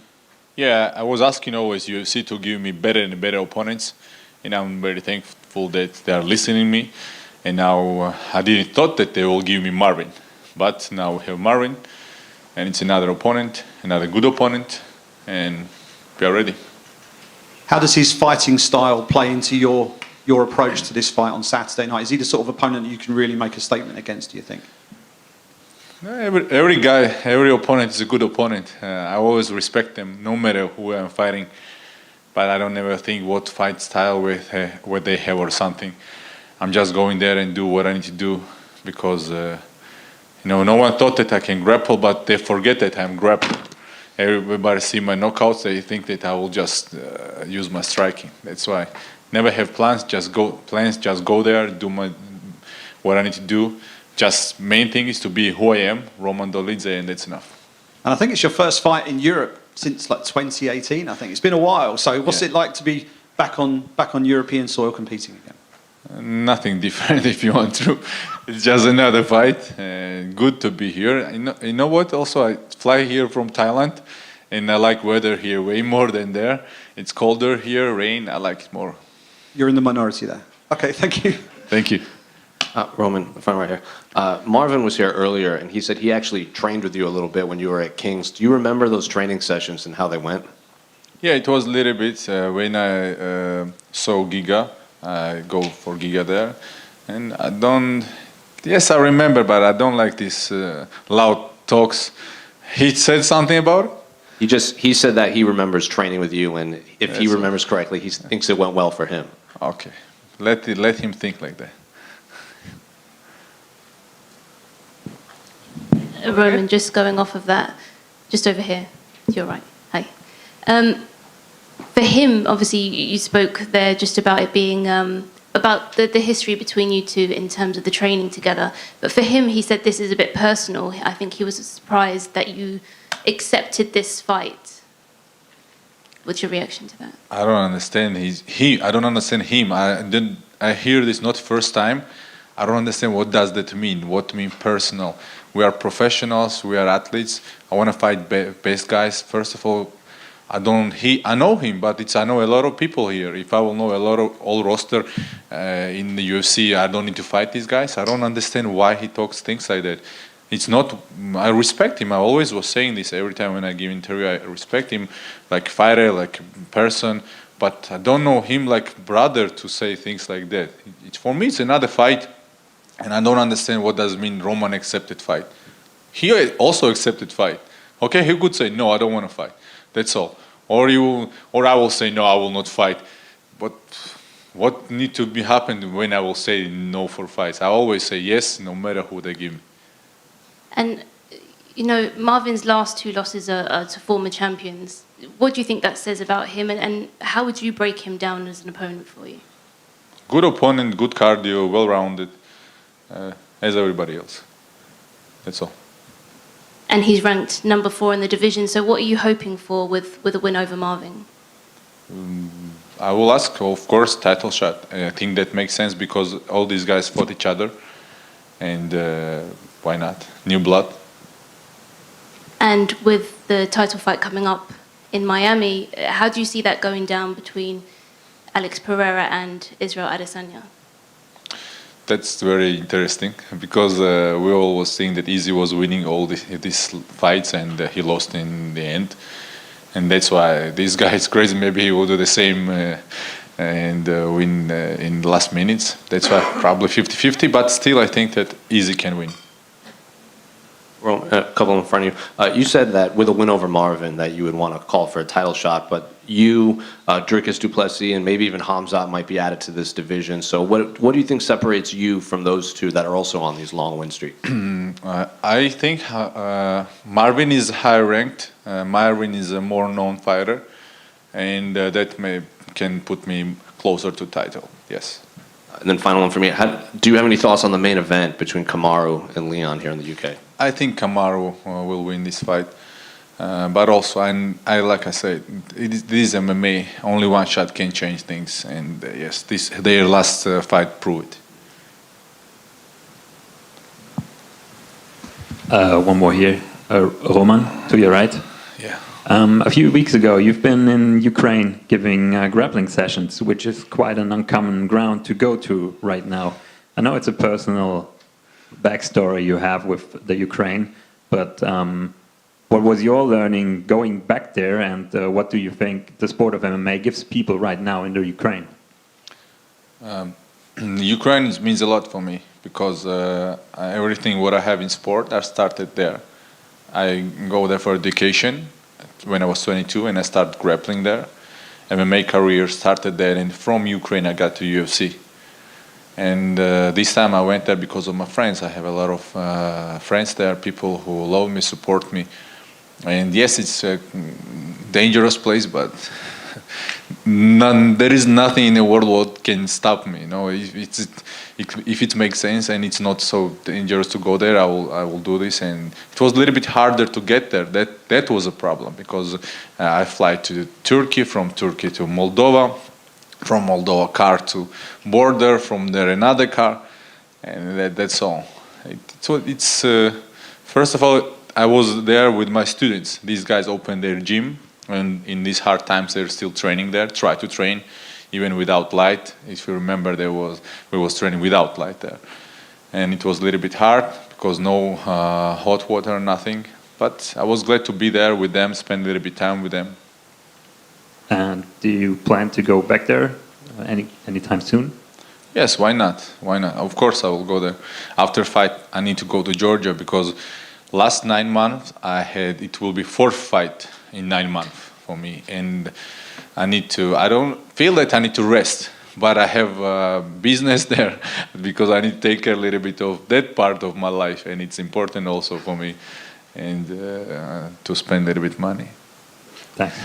Thank you. Roman, with Merab winning on Saturday, getting a big win, and you know people like yourself, Topuria, Giga doing so well. What is it about Georgian MMA? Why are you having such a great moment in time right now? First of all, it's time, like you said. We have this time. It's our time, and we are using it. Second of all, we all our generation who was raised in hard times in Georgia. After Soviet Union collapsed, and this everything was happening. Even I was educated in church school just because in normal school my parents wanted me to give a good education. In normal school was no education, and they gave me to church school just to have different life, different vision in life.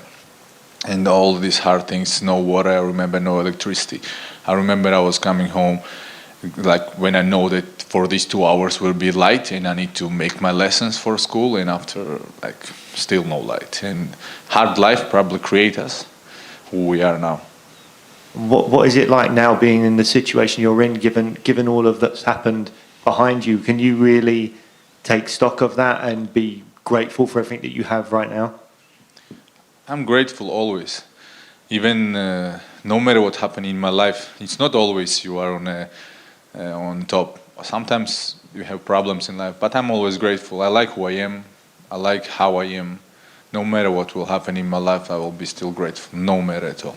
Great. And in terms of the fight with Marvin on Saturday, given what you did against Jack Hermansson, given what you did to Phil Hoare's knee before the knockout, do you think Marvin's going to be a bit wary of going to the ground with you?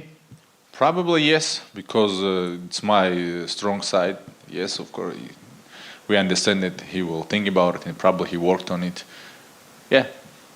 Thank you. Thank you. Roman, last year you scored 3 wins in 7 months. You just mentioned you would like a little pause after this fight, but after that, can we expect you to keep the same pace? My problem is that I can't say no. When they offer me something, I say, okay, let's go. I can't say mentally, like, I can't say no. Probably if they will offer me something, I will say yes. Yes. And your latest 3 fights were accompanied by performance of the night bonuses. So again, can fans expect you to put on a show for them on Saturday? I never plan nothing. It's happening like it's happening. Like Phil Host, like I just react on situation when I had his knee. I was supposed to did it till the end, but I react on situation like I react. I let him go. That's why I don't know what will be during fight. I will just do my best, and I will try to win the same way. And I'm sure that people will like it because it's good matchup, and I'm sure that he's good opponent, and fight will be great.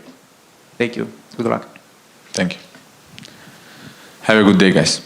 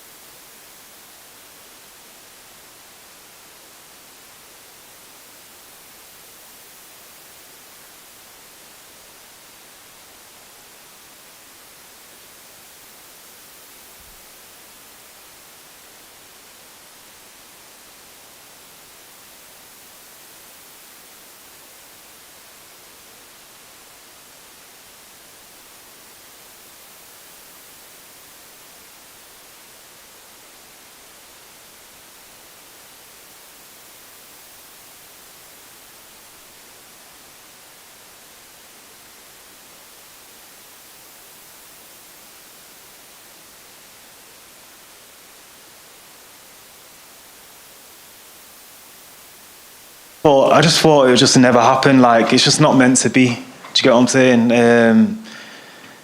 That's the first time I've had an opponent pull out on me here in the UFC, and then it would happen on a UK show. So when they came to you with the replacement name, could it have been anybody you just really wanted to fight on this card specifically? Yeah, I would have took anybody. As the weeks was going down, I was getting more and more agitated. I thought they'll never match me, and then they got the perfect matchup a week out. So obviously you've been gone a bit. You've been we haven't seen you in the octagon for a bit. So how has the last like several months been for you, just in camp, just dealing with like just life and everything? It's been different. I feel like my whole camp's kind of been tuned to actually making the fight. I've been injured a long time, and my focus is just getting back here and making that walk again. So given everything that you just said, like the past few camps have just been getting there, but now you have a new opponent, you're fighting in the UK, you have the camp behind you. Has this week just been different all around for you? Yeah, I'm just grateful to be here, really, more than anything, and I'm excited. Usually, fight week, I'm like drained, miserable, but I'm happy, man. I feel good. And your new opponent, what did you make of him when they presented your name with you? Did you look at tape, or just didn't matter, focus on yourself? Yeah, of course. I watched tape straight away. He's good, he's aggressive, and it's a good matchup. And final one for me, can I get your thoughts on the main event? How do you see Leon and Kamaru playing out? I think Rocky does it again.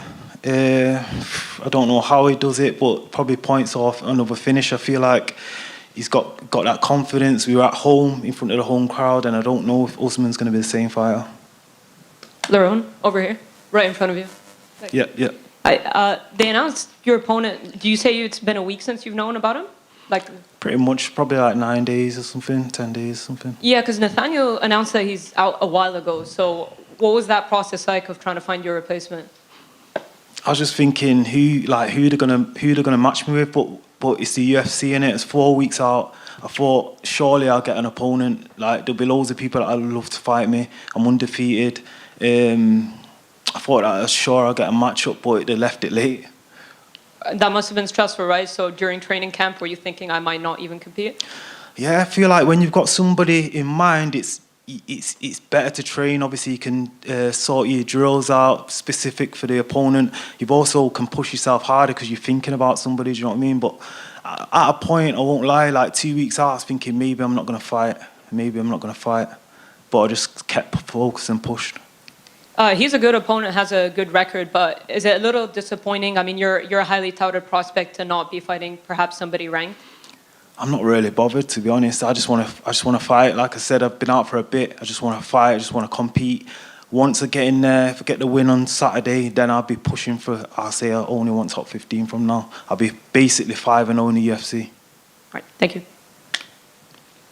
Laron, I know there was a lot of stress going into this and trying to work out who you were going to fight and whether you were going to fight.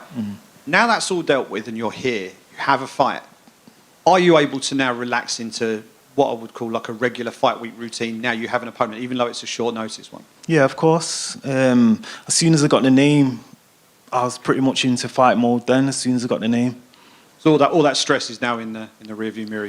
That's not lingering. Yeah, of course. I've got to focus on Saturday night now. Got a good opponent in front of me. I've got to be on my game and make sure I get that win. And I've been asking this to some of the other Brits who've been coming up there to talk to us. That atmosphere in the O2 is pretty special. What's it going to mean to you to walk through the curtains and get into the octagon in front of a packed crowd of people who are predominantly going to be cheering for you on Saturday night? I've never done it. I've never experienced it. So for me, it's a new experience, and I can't wait to do it. I fought in front of my debut fight was a full crowd, but it was like the opposite. They was cheering against me. I enjoyed that as well, but it's going to be fun to fight in front of my home crowd. My family are here, my friends are going to be here, so it's going to be amazing, man. And your UFC career so far, through no fault of your own, has been pretty sort of stop-start. There's been lots of little roadblocks thrown in your way. After Saturday night, are you now keen to just sort of build some momentum and become more active through 2023? Well, I've always been keen, but things out of my control have stopped me from being active. Obviously, COVID happened. That set me back after I just made my debut. 2 cancelled fights, then my visa. It's just been one thing after another. it's not really, I don't sit back, I train all year, do you get what I'm saying? So I'm not sitting on the bench thinking, oh, I'll fight at the end of the year. I'm trying to fight, but God willing, we have a better luck this year and we have 3 fights. Great stuff, thanks a lot. Thank you. Lauren, just over here. What kind of adjustments have you had to make in preparation for such a short notice opponent in Gabriel? Nothing really. What can you do on 10 days? You're pretty much wrapping up your camp at that point. But we're ready, man. We're ready to go. And you said that you want a top 15 after a win on Saturday. How do you envision getting your hand raised on Saturday? I just think it's going to be a different level for him. He's not fought at this level before. Obviously, he's a good fighter. He's 10-0, but I feel like I've fought better opposition than him, and he's going to feel the level in there. Thank you. Laurent to your left here. Yeah. Correct me if I'm wrong, but is this your first fight after the accident that you had a while back? The pictures on Instagram look pretty grim, but how bad was the accident and the hospitalization? Yeah, it was bad, close to death, but I'm back to full health now, which is great, and I feel just as good as I've always felt. And your nickname, well, your moniker's the Miracle, but that's like twice now that you say that you've cheated death. I mean, what do you attribute that to? Just luck, or being divine intervention, or purpose? I've got a purpose. I've got a bigger purpose in life, I feel, and that's what pushes me on. I feel like I'm here to do something big, like obviously. So I've got to do my part. And what were the emotions after? Well, obviously you were in agony, obviously, once the accident happened. But fight career-wise, what were the emotions? Yeah, I thought it was game over. I didn't think I'd be back here anyway, and especially not so soon. Doctors were saying all sorts of stuff like whatever, like fighting's no good now and whatnot. So yeah, it was heartbreaking at the time, but got good people around me, good friends, and I just stayed on course. Cheers, man. Thank you. Just to add to that, Lauren, just here. So were you told that you wouldn't fight again, or told you shouldn't fight again? Is that how that went? Yeah, one of the doctors I've seen said that, but I feel like they always say that things like that just to keep you safe. But I've made a full recovery, so I'm back now. And just to talk about obviously the stresses of the opponent change, but for all you've been through, it probably felt like something quite small for everything you've been through. Yeah, of course. I'm just happy to fight. Like I said, anybody that would have given me, I would have taken the fight. I'm just dying to get back in there. And just finally, obviously, a massive night at the O2. There must have been times where you just thought it wouldn't happen, or were you always determined that you'd always get one of these big nights and be back right at the big time again? Yeah, I've always been concerned that it won't happen. Even right up until last week, you're just thinking, oh, something's going to happen. Your opponent's not going to be able to get over, or it's just something's always in the back of your head. So until I get in the cage, then that's when I'll be happy. Yeah.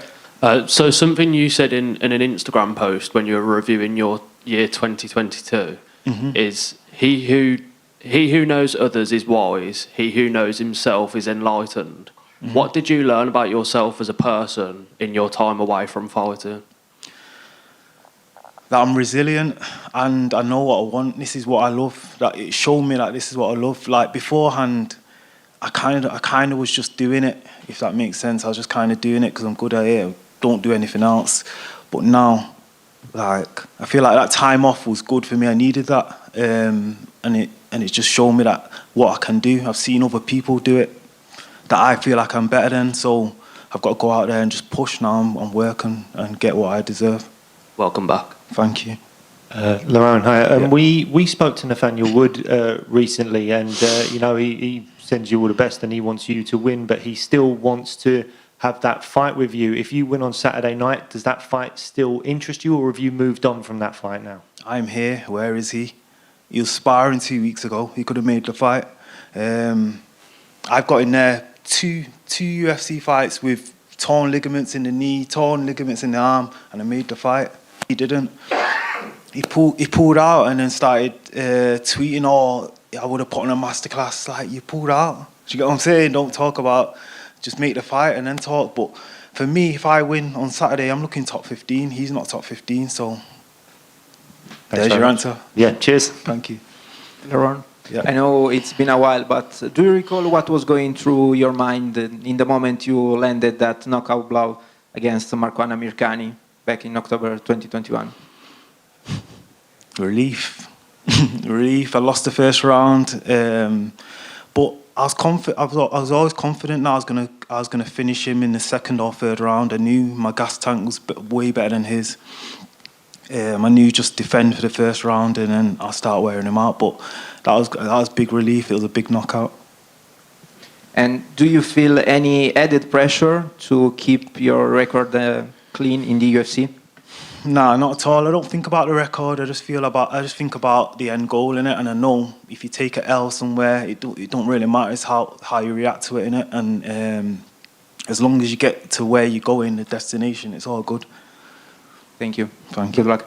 One more in front. Yeah. I would imagine after your last 4 fights that fight week in Abu Dhabi has become the normal for you. So how has fight week been, like, not having to go through like that same hotel, that same flight and everything? To be honest, I love Abu Dhabi. I've enjoyed it. That's all I know in the UFC. But it does feel good to be home. It's just less work in it. I just breathe in the English air. It's just like, I don't know. It's strange, man. It's strange. I've not fought here since 2019, so looking forward to it, man. Would you want to fight in Abu Dhabi again then, or are you just? Yeah, of course. I'd love to fight there. I'll always go back to there. That's basically my home, my second home, should I say.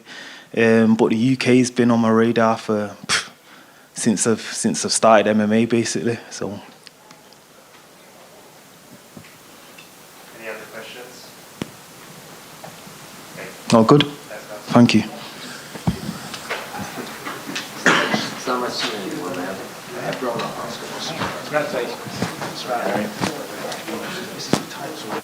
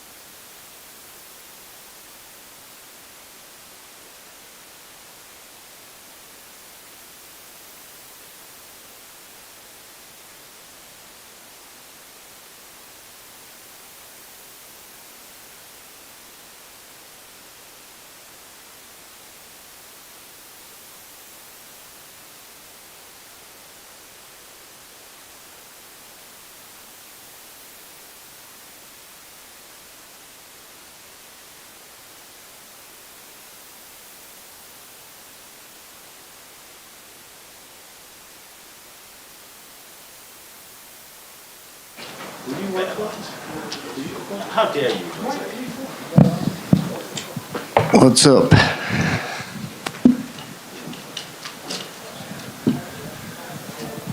Gunnar, front right here. Yeah. Obviously, it's been a while since we've seen you in the octagon. So where have you been the last several months, and how's life been in camp and everything? Yeah, mostly back home. Been on little trips here and there. Went golfing in Barcelona. That was nice. But other than that, just been home training. You know, not much different. Spending time with the kids, the family. And obviously, you were supposed to fight Daniel Rodriguez. Now you're fighting Brian Barberena. So when Daniel fell out and they came to you with Brian, did you like this matchup more? Were you excited to fight Daniel Rodriguez, or did it matter? Yeah, I didn't really mind too much. You know, it was nice of them to bring in another southpaw. So I like that. Like I'm well used to opponents being changed, and I think more often than not it's happened. So I don't really get too engaged with my first opponent, if that makes sense. So yeah, I was happy. I mean, Bam Bam is a stud. He's a veteran, and I'm really happy that he stepped up. So when they initially came to you with Daniel Rodriguez, did you expect, like, not because of him, just because of your past history with opponents falling out, did you expect something was going to happen? Yeah, sort of. I always do, to be honest. I mean, I look at his fights and I study him, but I don't really focus too much on my opponents that, you know, like that, because I know it's gonna change, and or it usually does. Yeah. So at what point in camp can you finally settle in and be like, okay, I am actually going to fight this guy? Well, no, I just settle in and think I'm actually gonna fight. So I'll be there, and whoever's gonna be there on the other side of the cage, then that's fine, as long as there's someone. Obviously, Brian Barberena, you said he's a stud. He has a lot of, you know, fight of the night, performance of the night bonuses. He's very durable. He's been around for a while. So what do you make of him as an opponent when you finally locked in on Brian? Yeah, he's exciting. I like his fights. You know, he goes in there and he's not gonna try to win on points. You know, he's gonna try to finish a fight, and it's exciting to watch him fight, and I'm excited to share the octagon with him. And final one for me. What are your thoughts on the main event between Kamaru and Leon? How do you see that fight playing out? Yeah, that's an exciting one. I think Leon is going to look a lot better than he did last time. I think the altitude probably affected him. I didn't feel like he looked that great on his feet. I feel like he was slow, and like he was a bit, I don't know if it was timid to throw or just like saving his energy and stuff. He didn't look like himself on the feet. Definitely not. So I think we're going to see a lot better Leon this time around, and I think he's going to win. Gunnar, just over here. You fought Leon Edwards in London back in 2019. What's that like, witnessing his journey to now holding the title? Leon is a nice guy. I like him, and we get along well. Obviously, the match didn't go my way with Leon, but it was a close one, and yeah, I mean, I wish Leon all the best. And for you in your fight this Saturday, how do you see the fight going down? My fight, or? Your fight, yeah. I always go in there to finish my fights, and so does he. So I don't think this one is going to the judges, and I'm going to try to finish him early if possible. If not, then we'll do it second, third round. We'll see. And London is kind of like your home. You've fought here so many times before. Does this fight week feel any different? Obviously, it's pay-per-view. The first time that London has had a pay-per-view, does it feel any different for you? Not really. Not yet, anyway. We'll see when we get a little bit closer. But no, it's very homey. It's like the same hotel, the same people, same faces. Yeah, I like it. Thank you. Gunnar, speaking of London, how did it feel to get back in the win column after back-to-back losses last year? Yeah, it felt great. It's always good to come back and be able to win and kind of get that feeling again. You know, I had 2 tough fights before, and both decision losses, and you know, it's not nice coming in with 2 losses behind you. So it feels a lot better now. Did you make any adjustments after that fight to your training camp in general, or to your training routine? After the last fight, or after the? Yes, after the victory. Yeah, I mean, we're always getting better, and I feel like the last couple of camps have been great, like really good compared to the camps in the past. And also a big factor is that I've been injury-free now for some time. After my last fight, I had the nose surgery that I had to go through, but that was something that I knew I had to do eventually, and it just like completely closed off in the last fight against Sato. So I had to do that, and so that was a little bit of time off, but not too bad. Thank you. Good luck. Gunnar, a few more in front. What do you make of Conor's new matchup with Michael Chandler? How do you think that fight's going to play out? Yeah, it's an interesting one. If Conor trains properly and is in shape, he'll kick the shit out of him. Have you spoken or trained with Conor much lately? We speak. Yeah, we speak every now and then. Not too much, but just like Instagram and stuff. And yeah, you know, he's doing Connor stuff. Michael he was a guest fighter at the last pay-per-view, and he said Connor even thought about having this fight at 185. So what do you make of him possibly fighting? He's looking big. He's looking very big. So I wouldn't be surprised. We'll see. We'll see. Coming down here, a few years ago, Molly and Jen used to do like funny music videos, like towards the end of the year. What's happened to those? Yeah, I don't know. We were meant to do one. What was it, last year or something that we had planned, or 2 years? These COVID years just like fucked everything up, didn't they? Like, I don't even know when the last. I know there's one that we've planned and we scheduled and we haven't done yet. And so there should be one coming up soonish. What's the song? I can't tell you that. Appreciate it, man. Good day. You've been playing golf a lot over the last couple of years in Kuwait. Oh, yes. What's your handicap right now, and how does it mix with your MMA game? So last year was my first summer, and I got down to 15 handicap, which is not bad. And golf is hard, though. Like, it is super, super hard. It's in many ways a lot harder than MMA. It's like you can be so great, and then the next fucking shot, you're the worst player in the world. It's tough. It's tough, and it's mental as well, super mental, because you will go mental if you don't keep it together, you know. And you trained in Dublin for this fight for a couple of weeks with Yaroslav Amosov, the Bellator champion. What was it like training with him? It was great. He's a great guy. He doesn't speak much English, so it was a little bit hard to connect in some ways, but still we managed and we trained a good bit together. He's a phenomenal wrestler and great training vibe.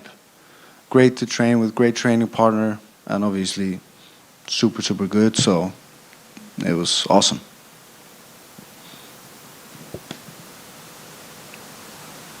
Any other questions? Cool. Thanks, guys. Thank you.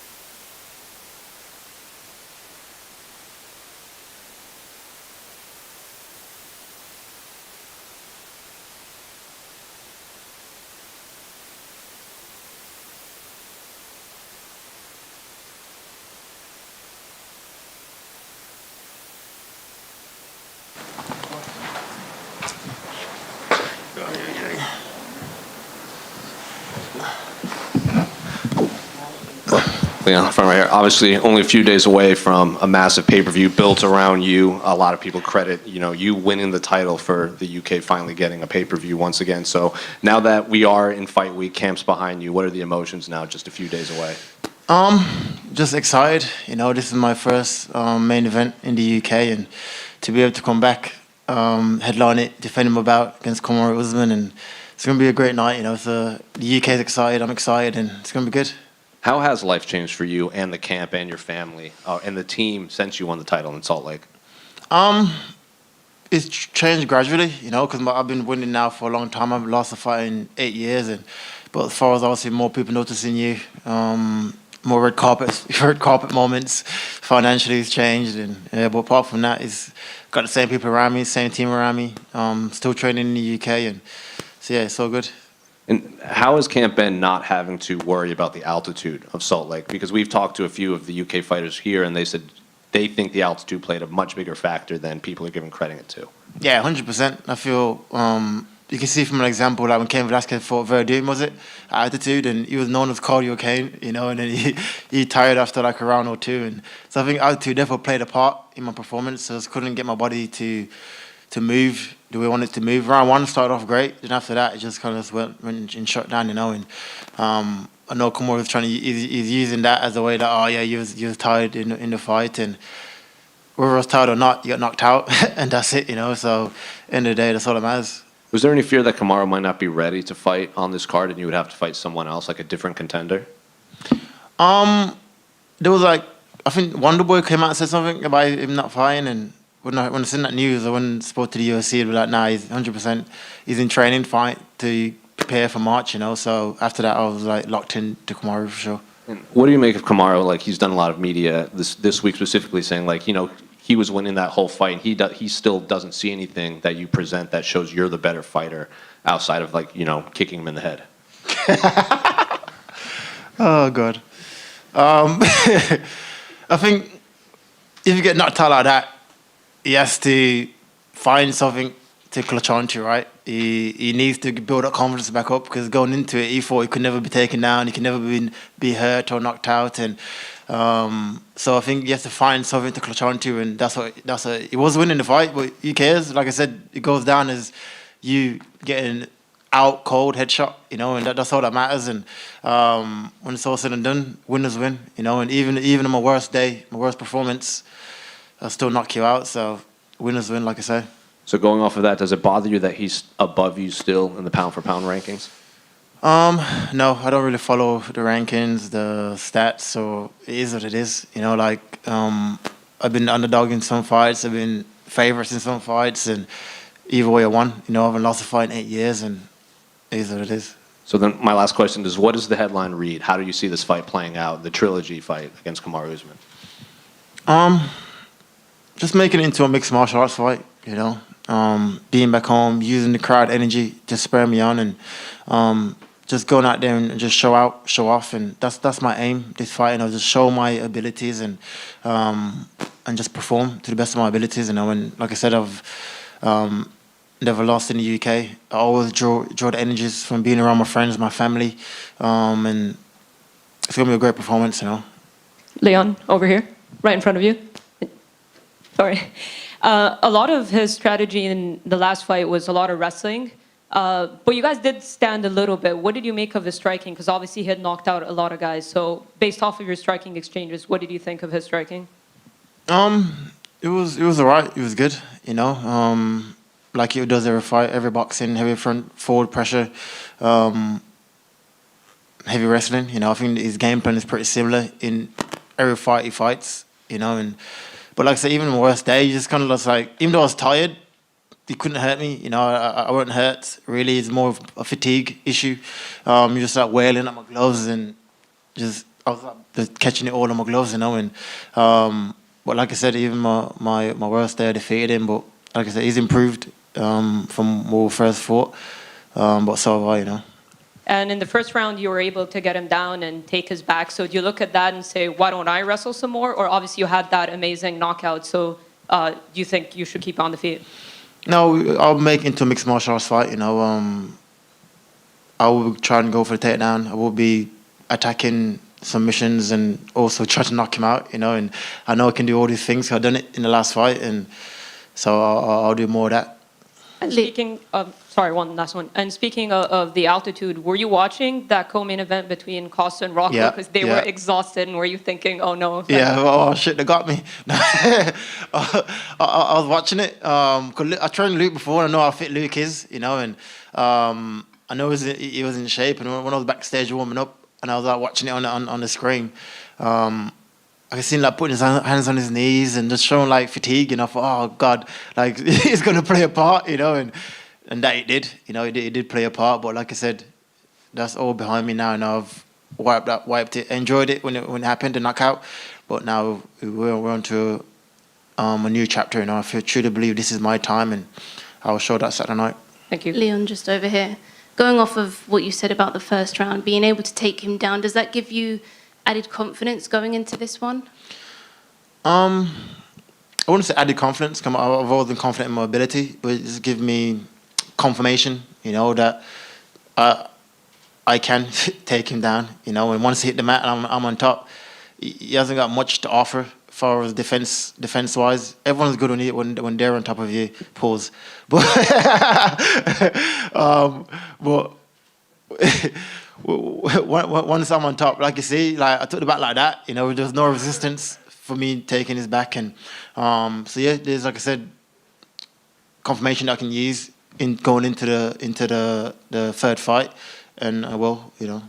And, you know, even Khabib has said in the past, you know, after that knockout, that he wasn't sure, you know, if you suffer a knockout like that, if you'll ever be the same again. What do you believe? Do you think he's going to come in and approach this fight any differently? Who knows? Who knows? That's the question, right? He's 36 years old, been in many tough fights.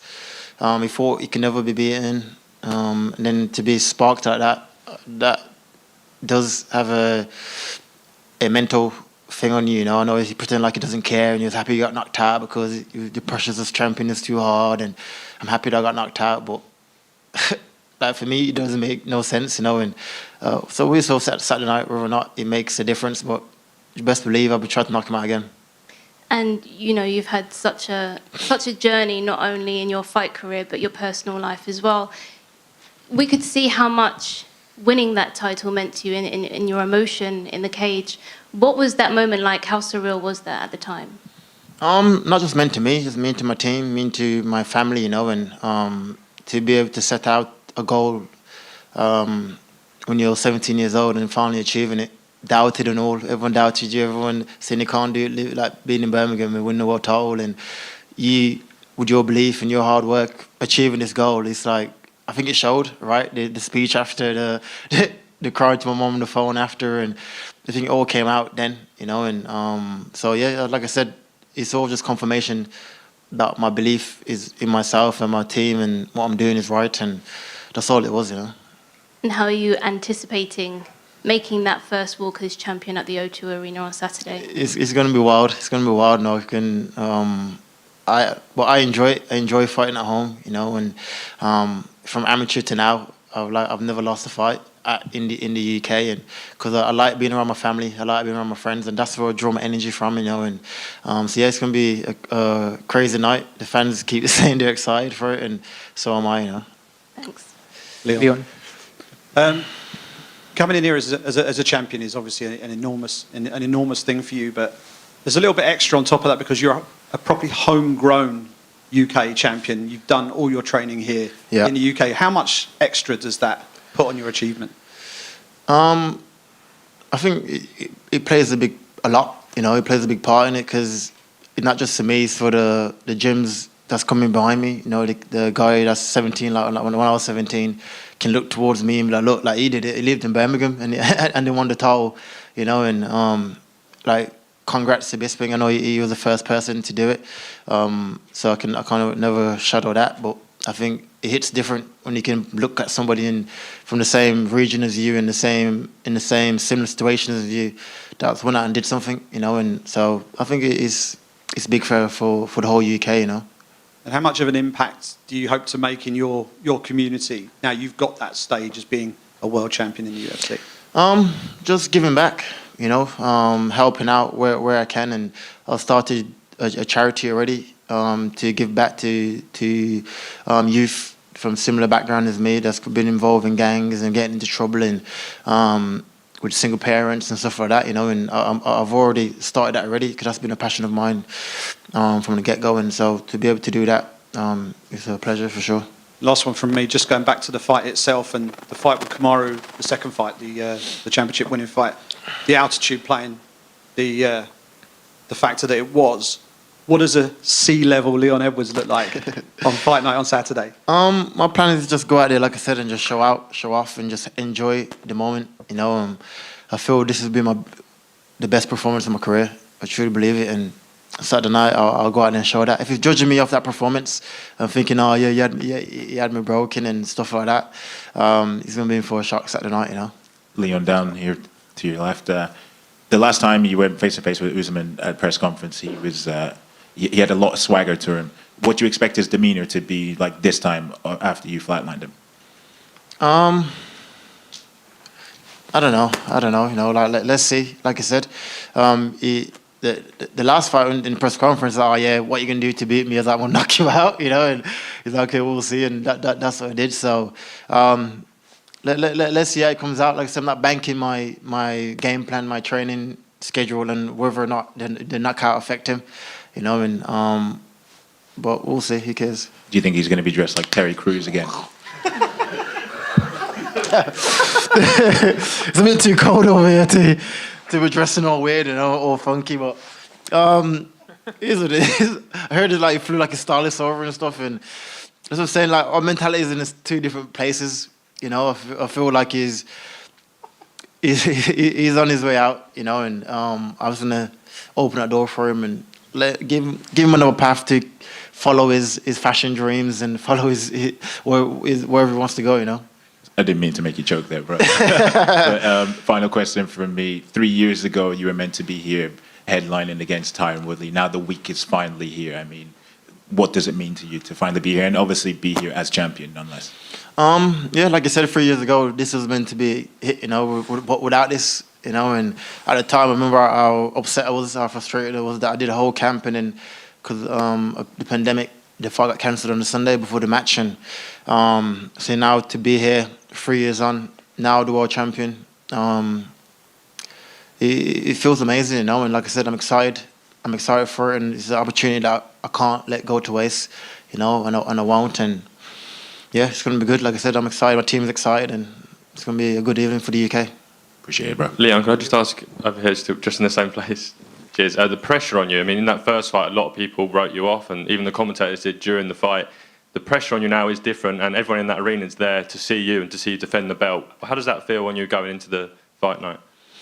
Good for me. I like that pressure. You know, like I said, I enjoy that pressure. You know, 'cause I put it on myself as well as my team. You know, because I know how good I am and what I can do. You know, and I always draw. For me, it's not more about the arena. It's more about my family, my friends, the people that's close to me. That's going to be there to see me perform. You know, because I'm fought in the UK for like 4 years. So now to be able to come back as a champion, defend my belt in front of them. That will give me added motivation, I would say, and added energy, you know.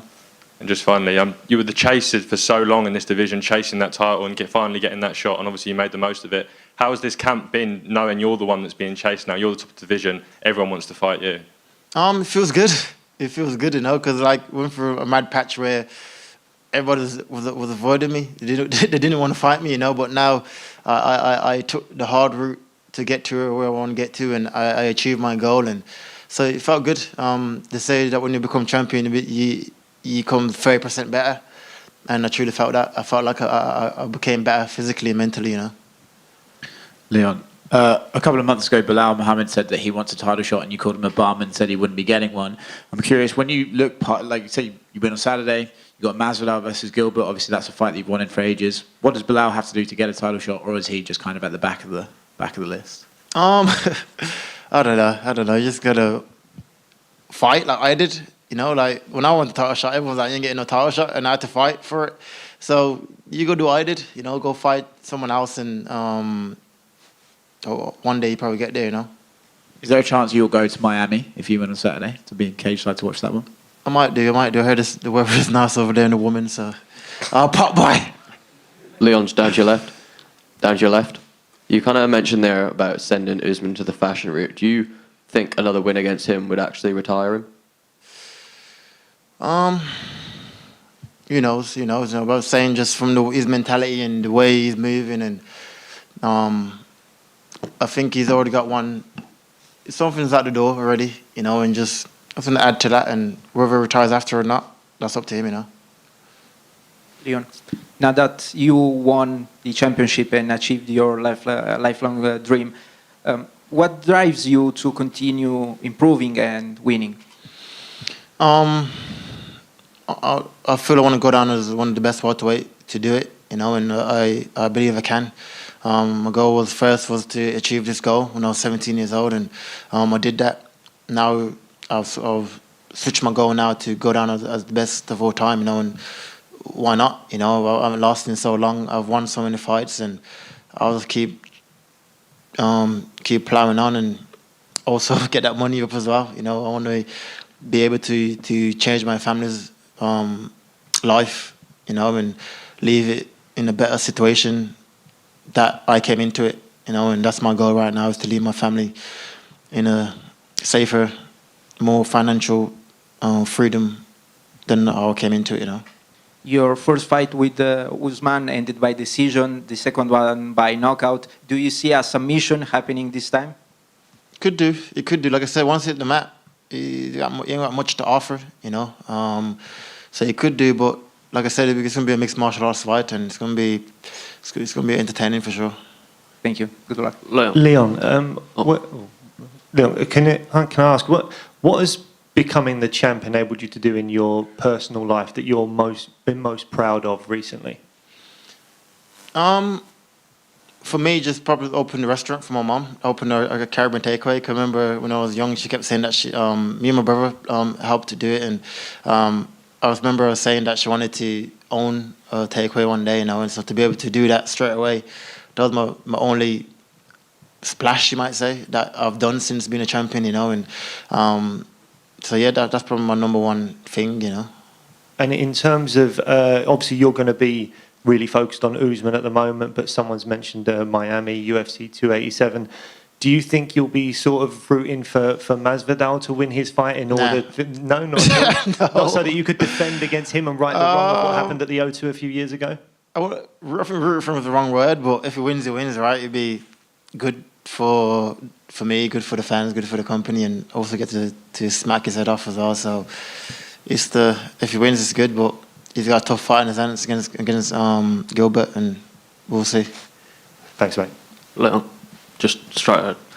How surreal does it feel driving through Erdington and seeing billboards of yourself with the title around your arm or your waist, and seeing murals in the city, obviously with the title? How surreal does that feel still? It's a surreal moment, and to be, like I said, to see murals in Erdington where I grew up, and I've done many things in the same streets, so to be able to drive past it every day, see how much the city embraced me and what I've done and how much I'm proud of made the city, not just Birmingham but the UK. It's an honor for me. I am happy. I am humbled by it, and yeah, it's sick for sure. Thank you. Yeah, one more in front. How many kids run up to you and yell, "Headshot dead"?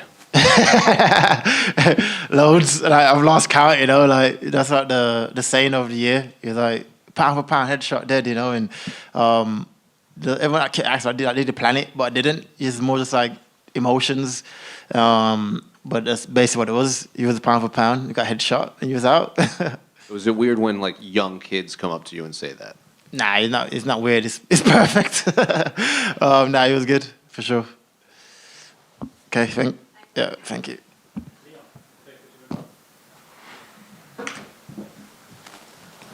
You win, you get like a new belt now, yeah? Not like this ruby, I heard. You get a ruby on the side, yeah. No, I heard that you like a fresh belt.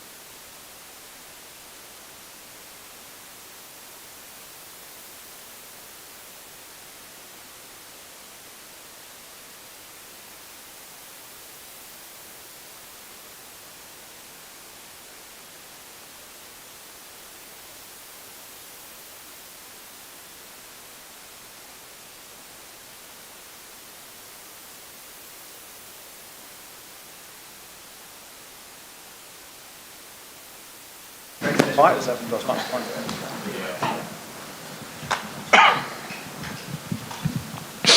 Hello. Rafael, front right here. We're obviously only a few days away from your fight against Justin Gaethje, a fight that you've been asking for a while. So how's camp been, and what are the emotions now that all that's behind you and you can now just focus on the fight? Fight week is the best emotions always. Yeah, waiting all camp. This feels, feeling perfect. My camp going perfect also. Yeah, I asked this fight like a long time. Yeah, now it's just waiting and happy like never. Justin, after his last fight, said like he like really injured his nose quite badly and he had to have surgery on it to fix it. Are you expecting the same Justin Gaethje in there to come forward like he has, or do you think he'll have to change his game plan when he fights you? I waiting the best Gaethje in front of me. I waiting he's best in shape, and yeah, I waiting hard fight from him. Waiting blood, yeah. And against Charles, Charles hurt him very early, like almost the first punch of the fight kind of put Justin, like, it hurt him pretty badly. So is the blueprint now out there that you have to set the tone very early and then you might be able to put him away within the first 2 rounds? John mi to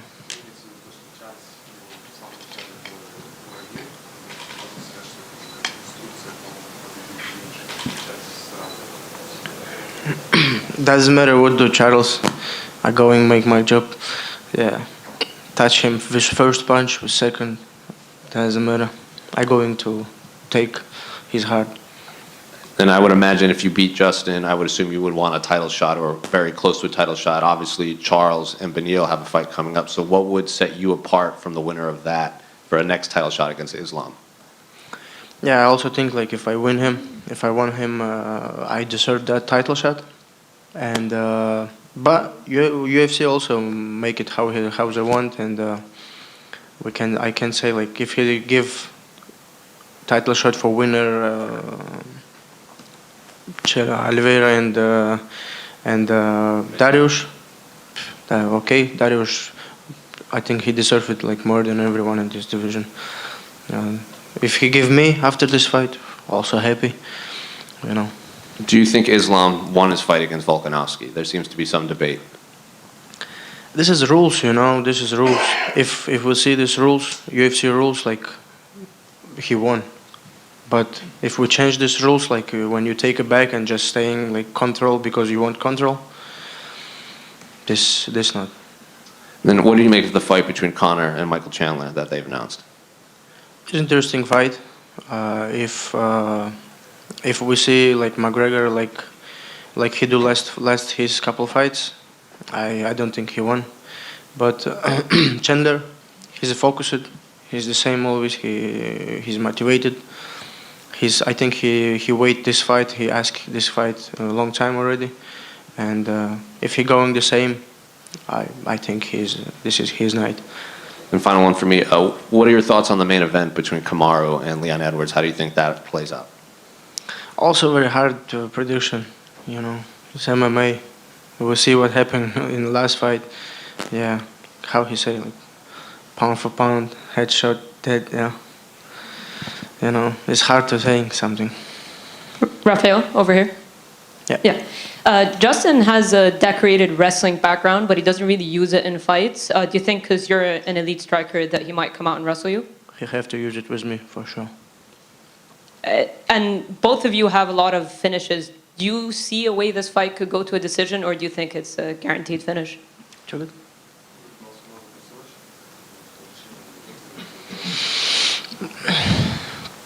Also very hard to say. I have strong head, and he have no strong head. We'll see. And you said he will have to use his wrestling. From what you've seen overall throughout his MMA career, what do you think of his MMA wrestling?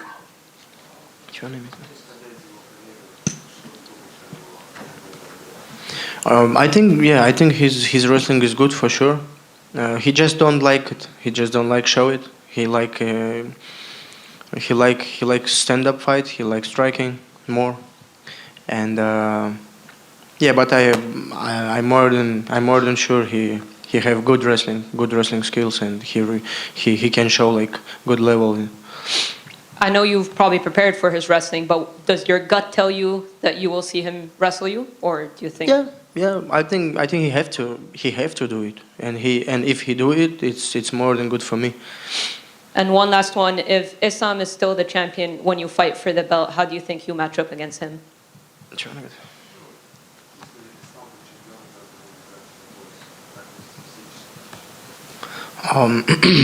If it's happened like that, like what?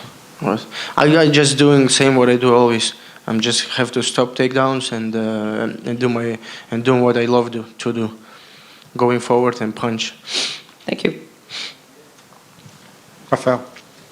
Hey, when this fight was announced, it was a fight that the whole of the fight world was very, very excited about. Two of the most exciting fighters in the UFC. As a competitor, does it make you equally as excited, or is it just another fight to you? No, it's. I can say like it's just another fight, and of course I'm excited. This opponent is like he's very famous, and everybody know him like highlight what his nickname, yeah. But also it's just the next fight for me also, and it's both. And what would it mean to put the highlight on your personal highlight reel? True.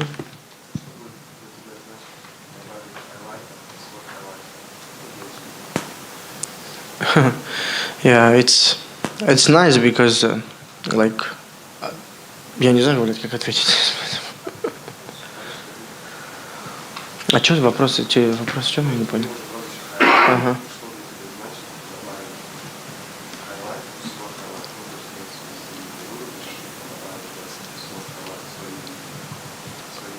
Ага. Вопрос пиздец. Yeah, I'm just keep doing what I'm doing in this fight, you know. And I'm just show him real highlight. Brilliant, thank you. Just over here. Justin mentioned that he thought you were full of yourself, like he was 5 years ago, and he can't wait to serve you some humble pie. What's your thoughts on those comments? I love humble pie. If he do it for me, I'm more than happy. Why do you think he says that you think you're full of yourself? Sure.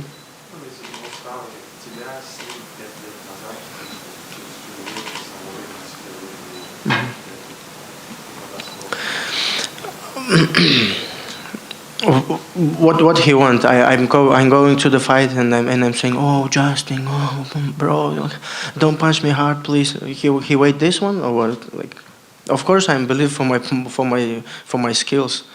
What I have to do? I believe for my skills and I talk about it. What I have to do. You both fight with a lot of heart. You both go into the fire, as so to speak. What do you think will be the difference maker between you two? Что у нас разница?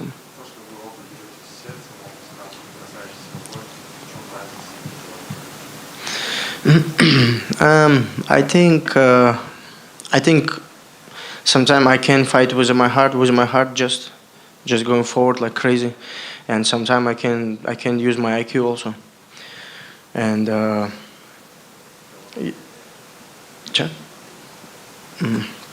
I think I just have more IQ, more than him, and more skills. Okay, thank you.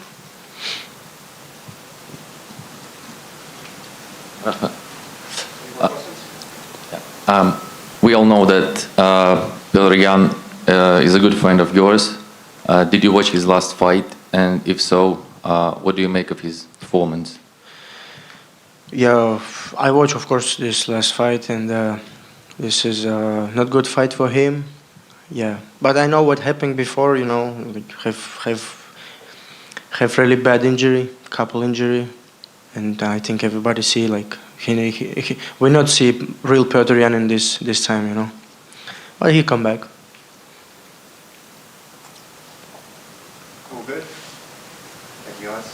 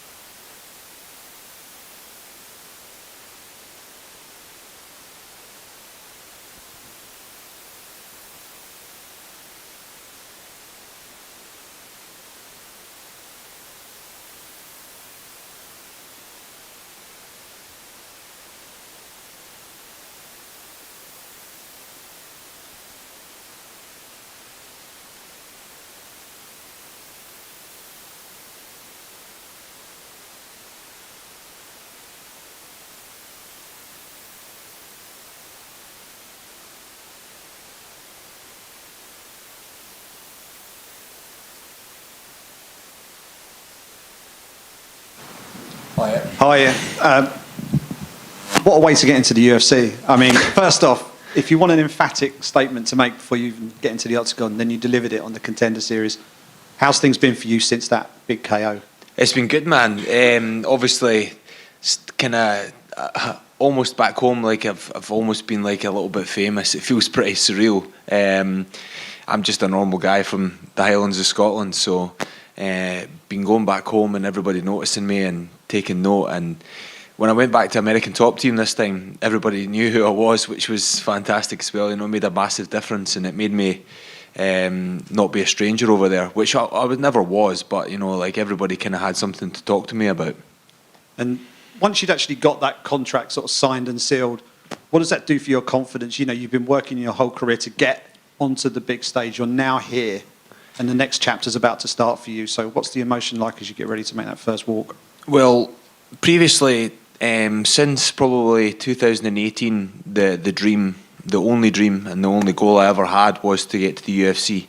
And now that's happened, I've had to change my goals and had to change my admirations, and I'm looking forward to conquering them as well. Small steps, build myself up the ladder. Sometimes I need to pinch myself, you know, like walking up here, seeing this mic again, the UFC, you know, getting all the gear, seeing all my peers, you know, you're seeing all these people walk through here, and very humble and very grateful to be a part of the UFC. I know it's not the hydro, but walking out at the O2, what's that going to mean to you? Same. It's the same soil. It's this is my home crowd. I'm going to use that to my advantage, and obviously, you know what it's like being in home soil. You can definitely feel it in the air. And what do you make of Omar as an opponent? Great overall opponent. Happy to be in front of him. I just don't think he's on my caliber. I've got danger everywhere. The problem by name, problem by nature. That's why they call me the problem. So, good luck to him. And you take a look at his skill set. You know what you've got in a locker. What's your most likely route to victory on Saturday? Finish. That's all I go for, and that's all I want. Obviously, if it goes 3 rounds, I didn't do 10 weeks in American Top Team for nothing. So I'm fit, I'm able, and I'm ready. I'm looking forward to just putting the guy away and put on a statement at my home crowd. Great stuff. Thanks a lot. Thank you. Can I just get your thoughts on the main event? How do you think the fight between Leon and Kamaru plays out? Oh man, such a tough one. You know, it's this is the 3rd fight.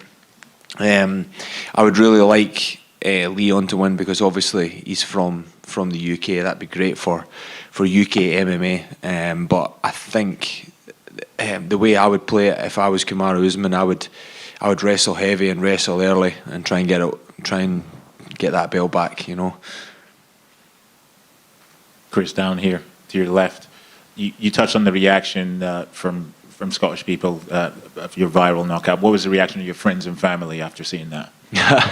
Yeah, that was pretty crazy. Obviously, I've had the Contender Series film crew follow me since then. They came back to my property back home and filmed at the barbecue, and we had a party afterwards. I think I had over 100 people come to the gym just to say congratulations, and yeah, it's been crazy. Like, everybody knows me in my area. We've got quite a small town for where I'm back home. It's just been absolutely extraordinary, the support I've got from my local crowd. Cheers, man. Thank you. Thank you. Just to ask you quickly about Scottish MMA, and obviously got some big names, Paul Craig in particular, and Stevie Ray going so close in the PFL as well. Are you looking to sort of get yourself in the household names? Obviously, you said that people recognise you now, but is that your goal to be, one of the lead figures, Scottish MMA? I'm in the household now. This is my home. This is my home. Like, I'm here to stay. I'm here to win. I'm here to put on performances. There's only one guy on the card that I'm worried it might take my 50k, and that's Justin Gaethje. And have you got a lot of family and friends coming down, and you're expecting a big cheer for you on Saturday night? Yeah. I've got a lot of family and friends. I can't even count how many. I think there's a lot of people coming down anyway. The most important two is my daughter and my fiancée. She's coming down. They're going to stay across from the event. So that's the most important 2 people. And looking forward to seeing them. They come Friday. Any other questions? Thank you, guys.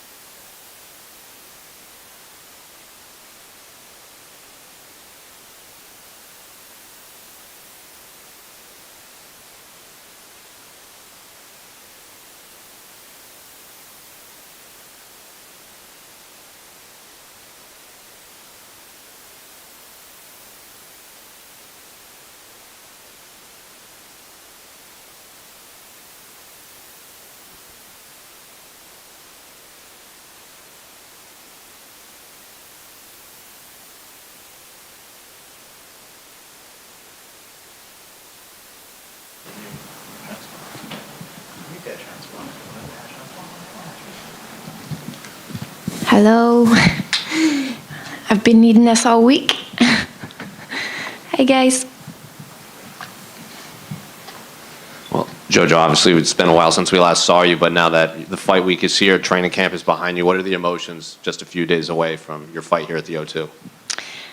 Just really excited to be here and feel confident, feel good. My body's feeling good. So, yeah, confident to be here and loving being back in the UK for sure. Well, I know you've made Vegas your home now, but when they announced this card, was it just a no-brainer that you would try to get on this card when they announced it? I mean, every time they've had the UK show, I'm always like, I need to be on that one. And yeah, so as soon as they asked me, I was like, oh, yes, yes, please. The only thing that was kind of holding me back was I got a pug last year, so he's now my pride and joy. So it was like, oh, how do I get him to London? Did you get him to London? No, but he's in good hands. Sure. And when they presented you with your opponent, what did you make of her? Were you happy with the announcement, or would it have mattered who you fought here? No, like when my manager told me, I was like thinking about what I was doing with my pug. I was like, I don't care who I'm fighting. Like, I just want to get back in there. So that was the biggest thing for me. So yeah, and at the end of the call, he's like, so are we taking the fight or not? I was like, of course, like, yeah, I'm there. Like, just worrying about my goose. Then obviously, the last time she fought here, it didn't end well. She's on like that highlight reel of Molly. Does that make her even more dangerous, knowing that she wants to erase that last fight here in the same arena? Yeah, I'm like, she's either really brave or she's forgot about what happened. But it's funny because Molly like picked me up at the airport and she's like, do you want to go see a dead body? I was like, Jesus. Oh, kind of looks familiar, but yeah. Cool, good job, Molly. Then last one for me. What do you make of the main event between Leon and Kamaru? How do you see that playing out?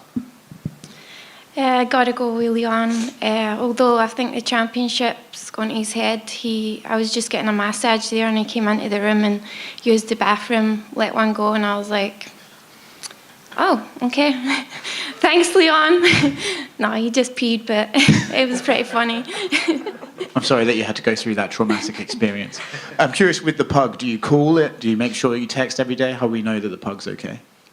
I'm like 24/7, like worrying about him. But yeah, I've tried to like.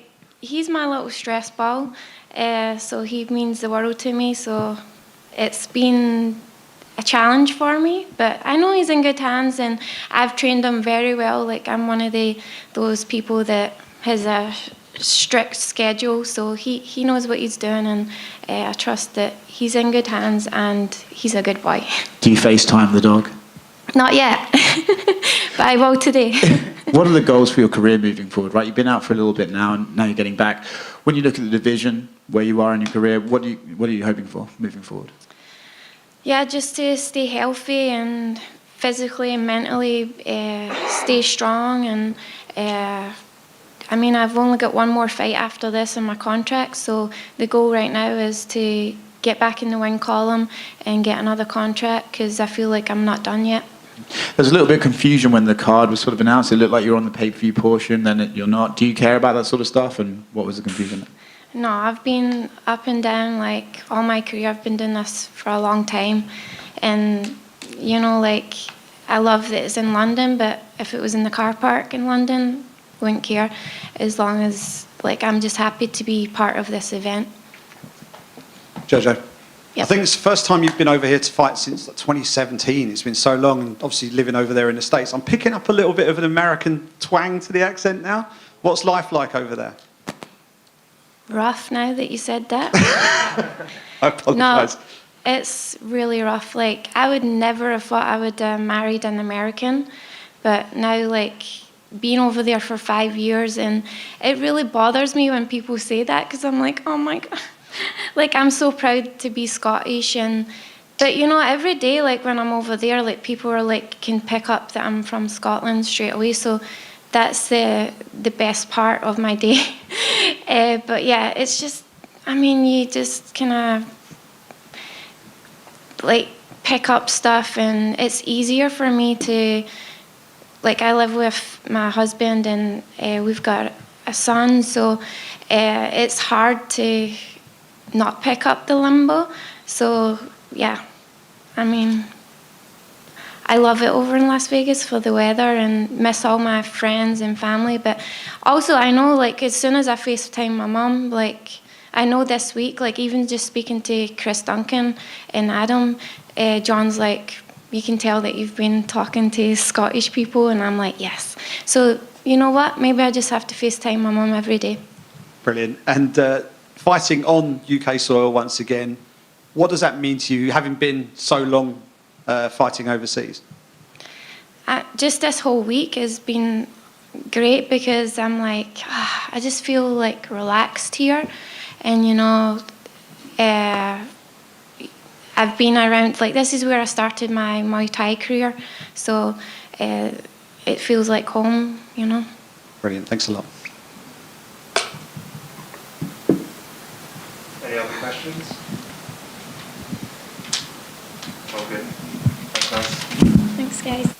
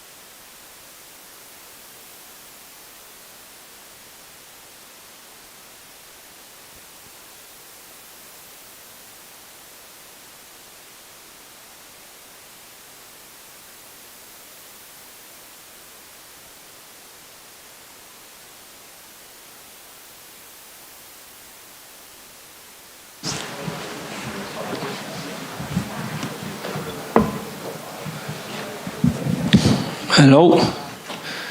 What's happening? Good, yeah? How are we doing, Jai? Yes, very good. Over to your left, sir.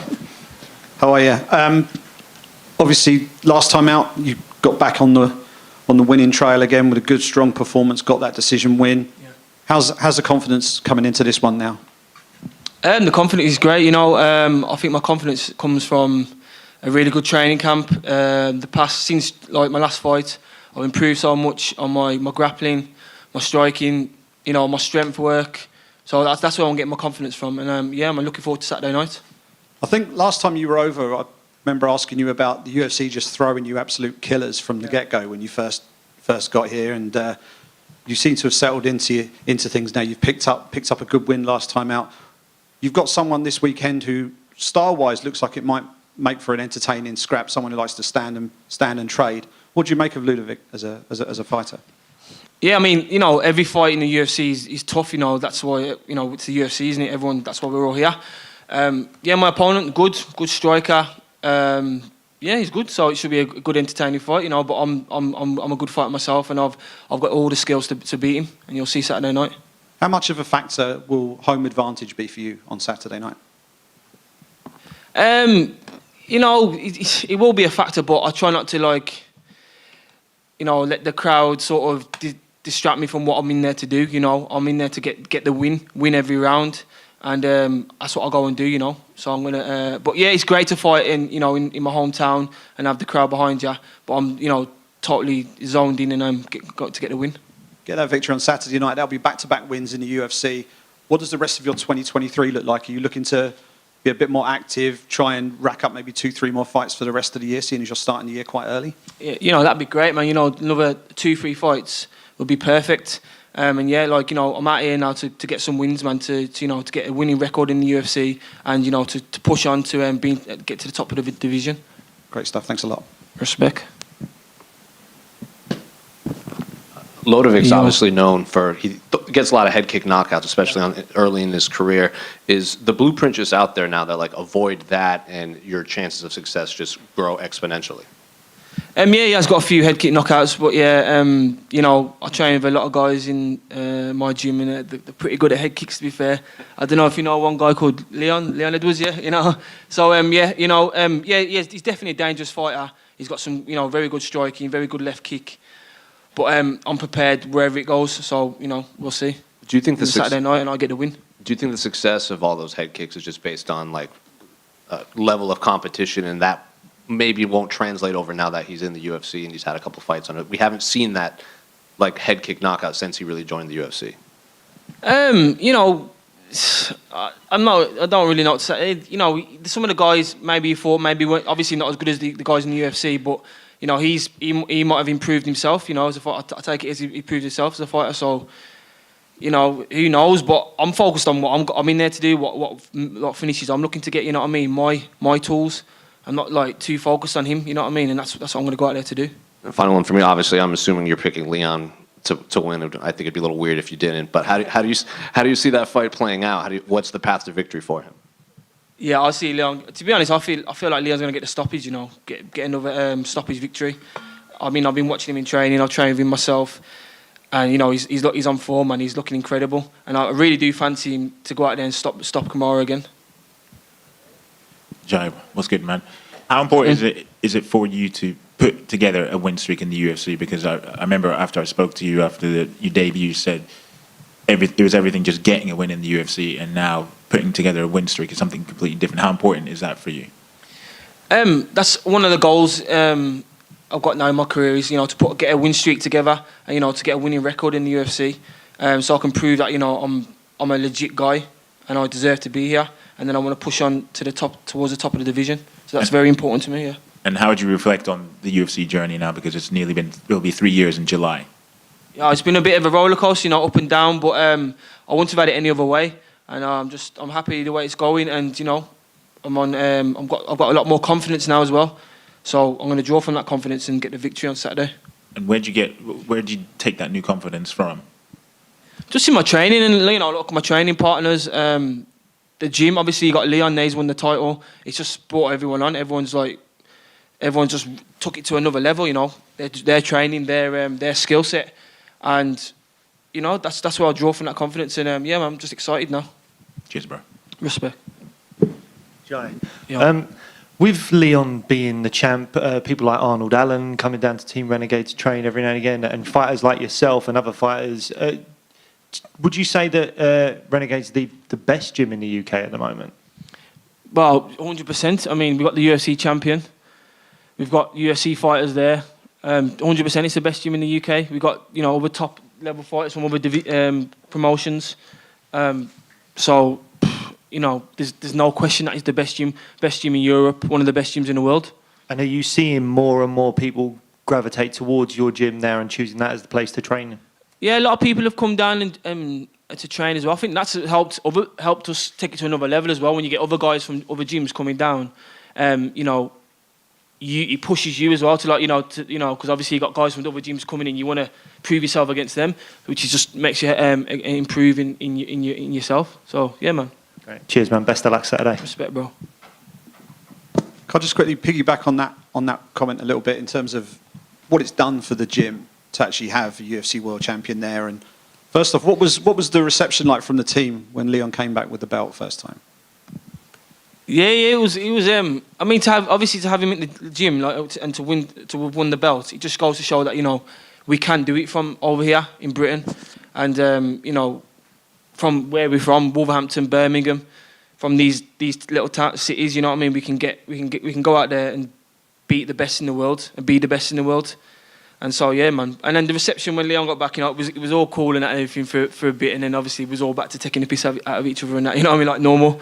But you know, he's cool, man. Having him there, he's the same. He's still the same guy, you know what I mean. He's just obviously took his training to the next level, but he's still the same guy, you know, as we've all known him to be. Cool guy, and you know, helping everyone, helping each other improve. So yeah, man, it's a strong team we got down there. Great stuff. Thanks a lot. You good? Sweet, yeah. Thank you.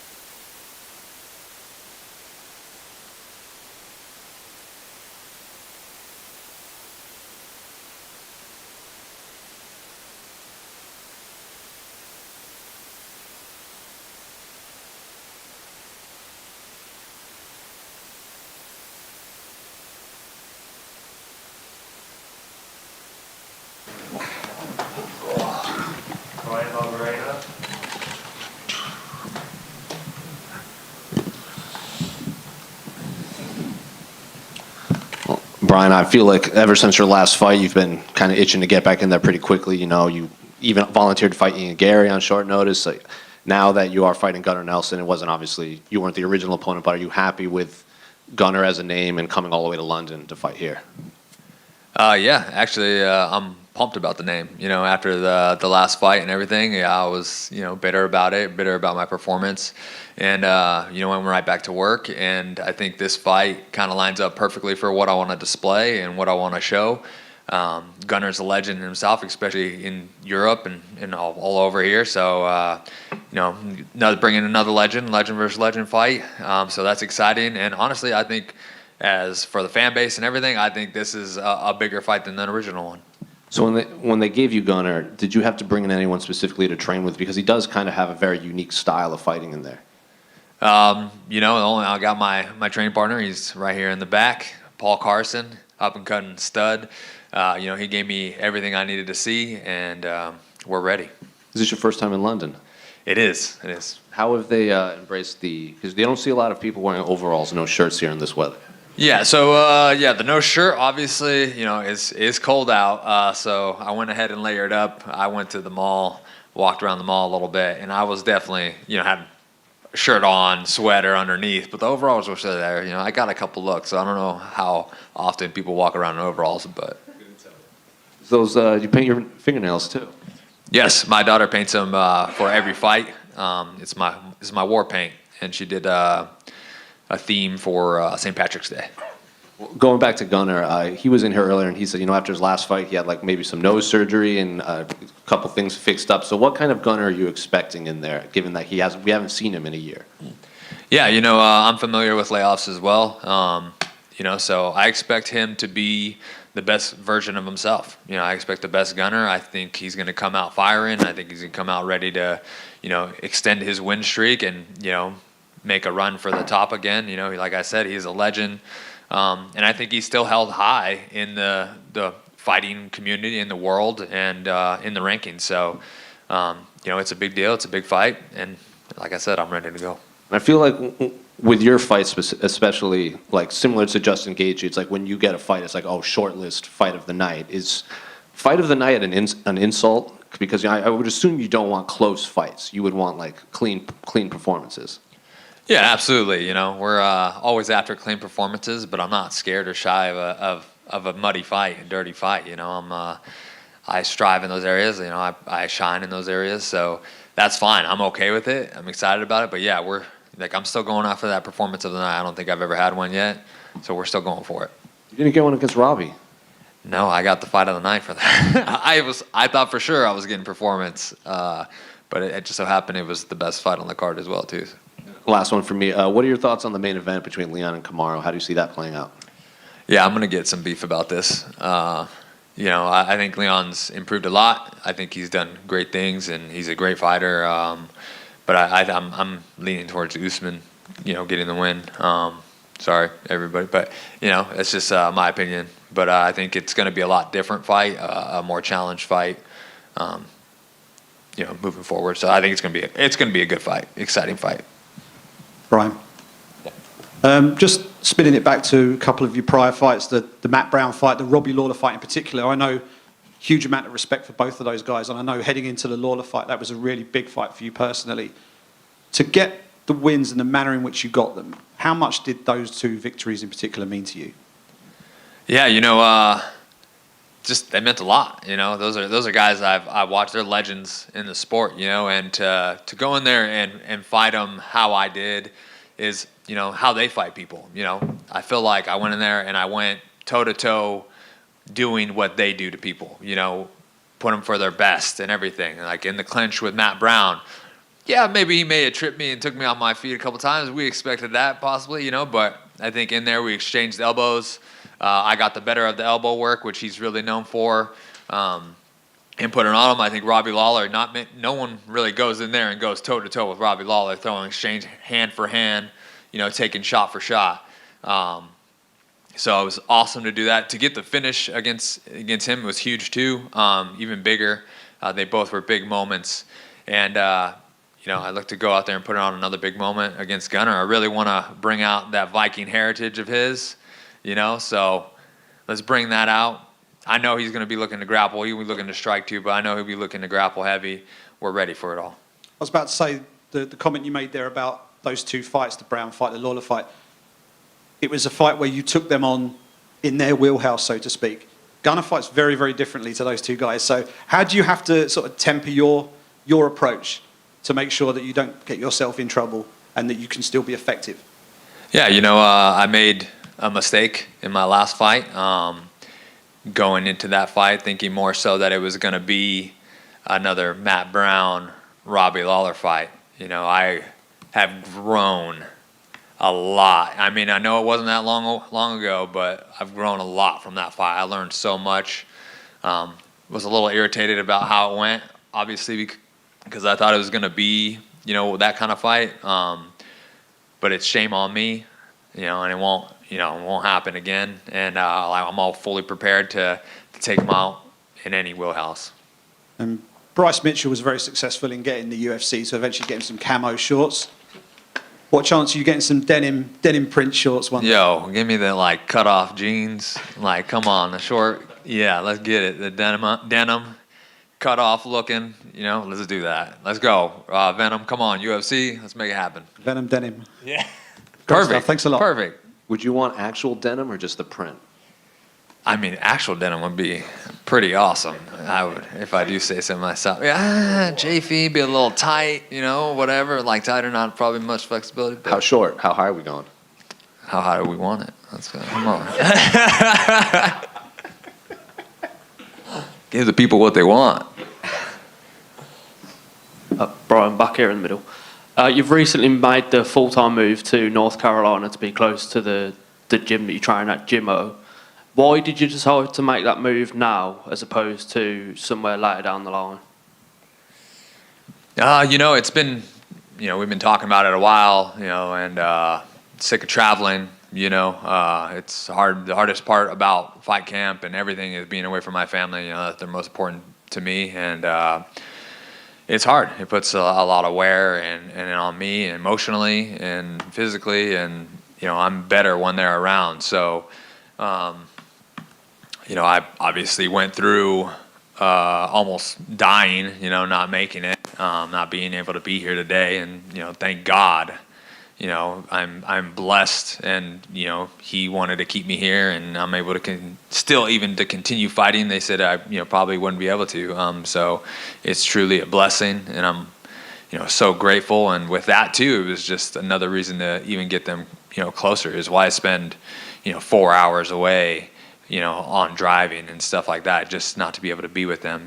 I think from having them there with me now and in camp and everything, and being able to see them every day in the morning and then go to train and come home and be home at night with them, I'm the best version of myself. I think you see it in the training room. I think my training partners see it. My coaches see it. You're just getting me at a higher level. Welcome to London. Thank you very much. Any other questions? Brian, you used to train at the MMA lab with John Crouch, and John Crouch coached Rick Story, who beat Gunnar in 2014. Did you get any points from him? No, leading up to the fight, I haven't talked to him about the fight or anything like that. But the loophole in that story is I was in the corner and there were fight week when he fought Gunnar. You previously faced good wrestlers like Dos Anjos, obviously, and Colby Covington. How would you, from fights you've seen on Gunnar, what do you think about his wrestling compared to Colby and Dos Anjos? I think his wrestling is a lot more, grappler heavy, jiu-jitsu kind of style wrestling, not traditional wrestling. But I've been doing a lot of wrestling this camp. Been doing a lot, like improving a lot of my wrestling, really showing, great strides, really. And, doing all the wrestling, it's, it's hard. So I'm, doing my other job as well because I really love it. So just getting a lot of wrestling, but, hopefully, with doing my other job on the side as well, it's, I look to bring that into play as well. Brian, hi. You are, I hope you don't mind me saying, you're technically the betting underdog in this fight. Do you enjoy that? Do you embrace the idea of kind of proving people wrong and maybe having less pressure on you? Yeah, I'm not worried about pressure. There's no pressure on me. I have no fear to go in there, no worry to go in there to fight him. I'm here to be the best, whether that means just the best version of myself, I'm here to prove to myself, not to anybody. And so, I'm not worried about any of that. Like, there's no extra pressure on it. And being the underdog, awesome. Being here in London, pretty much his backyard, awesome. I love that. And I think I shine best when in those situations. So I absolutely love it. But yeah, I'm not worried about being underdog or, people saying whatever they're saying. It doesn't matter. You're going to see the best version of myself. Brilliant. Thanks very much, mate. Best of luck Saturday. Thank you. Cool. Thanks, guys.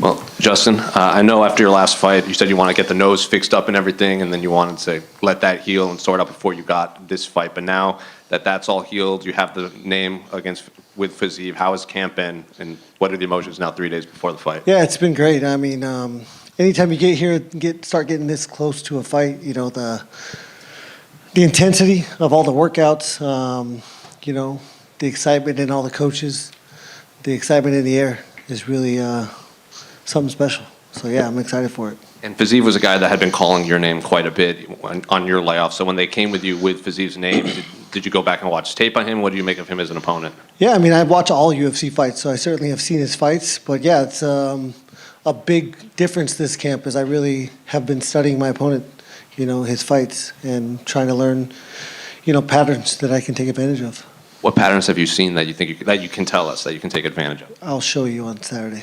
And a lot of your past opponents like Charles and Khabib and everything, they're obviously very ground-heavy opponents. Fiziev is not that. He's like obviously has like 200-something Muay Thai fights. So how's camp been preparing for a very different stylistic opponent than recent ones? Yeah, I mean, in mixed martial arts, you have to be, you know, confident in every single area. You know, there's just because he's a Muay Thai fighter doesn't mean he might not try to take me down.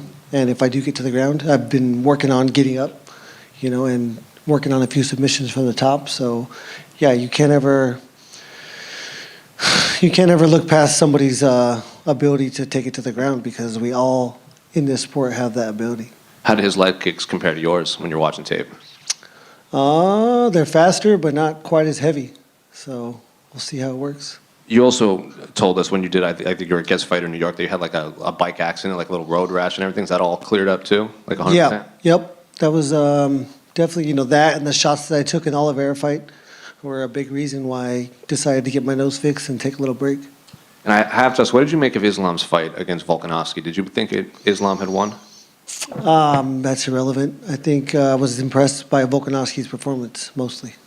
And then the last one for me, I'm sure you're going with Kamaru, your training partner. But what is the path to victory for Kamaru against Leon? Yeah, they've been in there for 39 minutes. He has dominated 37 of those minutes. He got taken down, you know, first round last fight for about 2 minutes.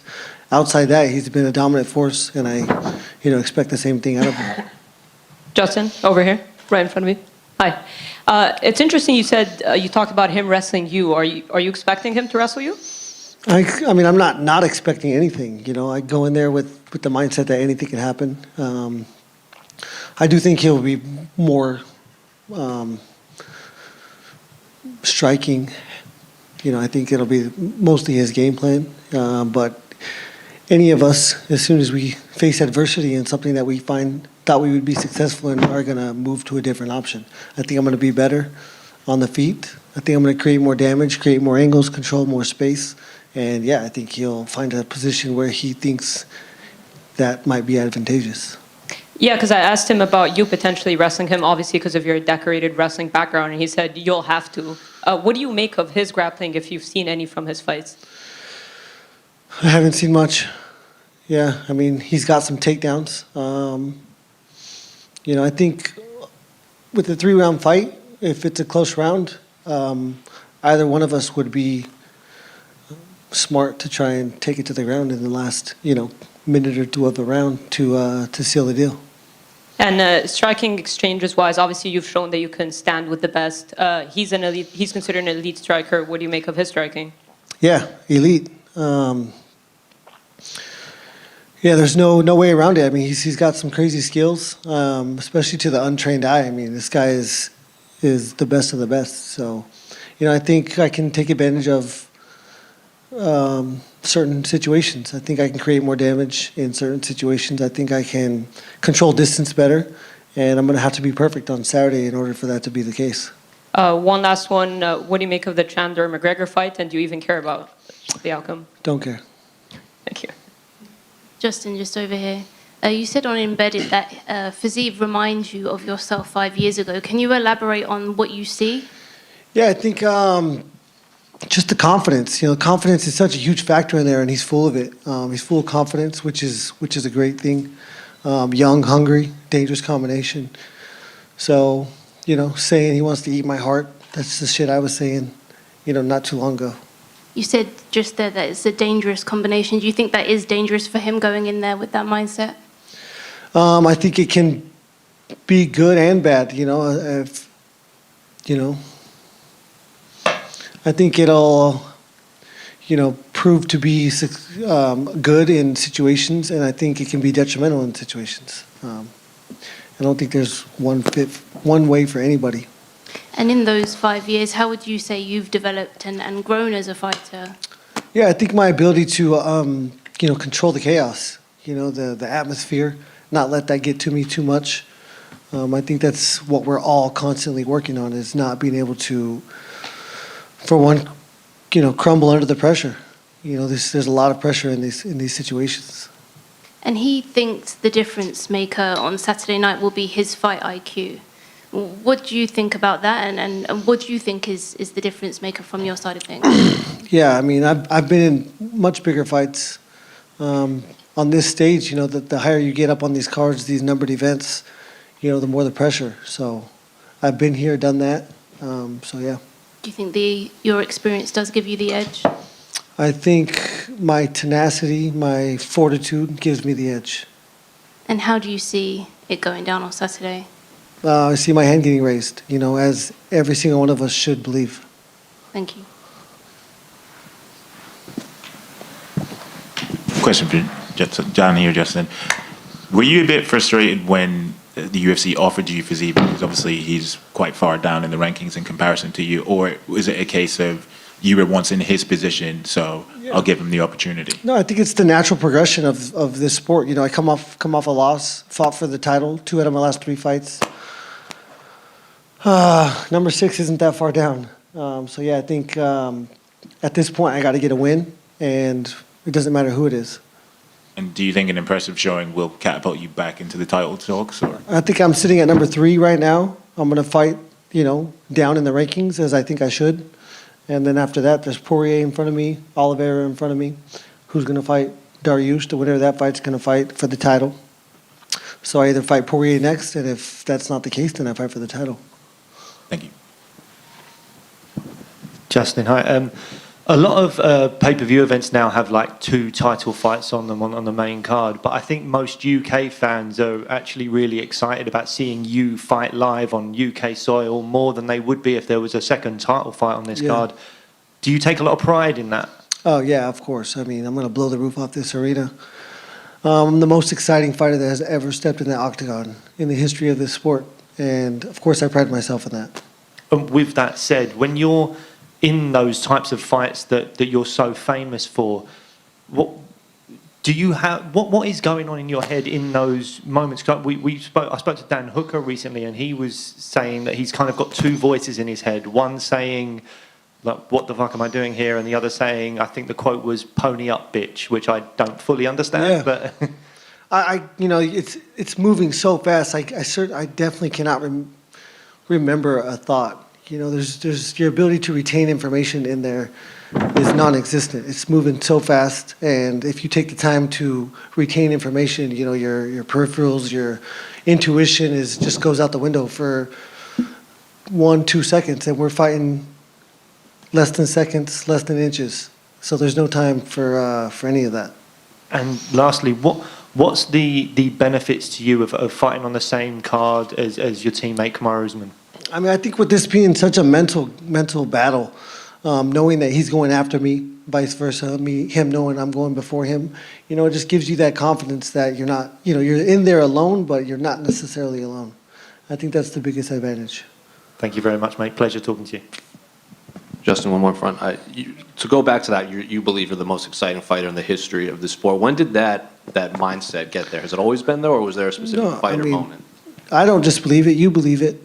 You all believe it. You know it to be true. It's not on purpose. It's just who I am. It's how I compete. I'm cut from this cloth, as they say. If you're number 1, who's number 2 and 3?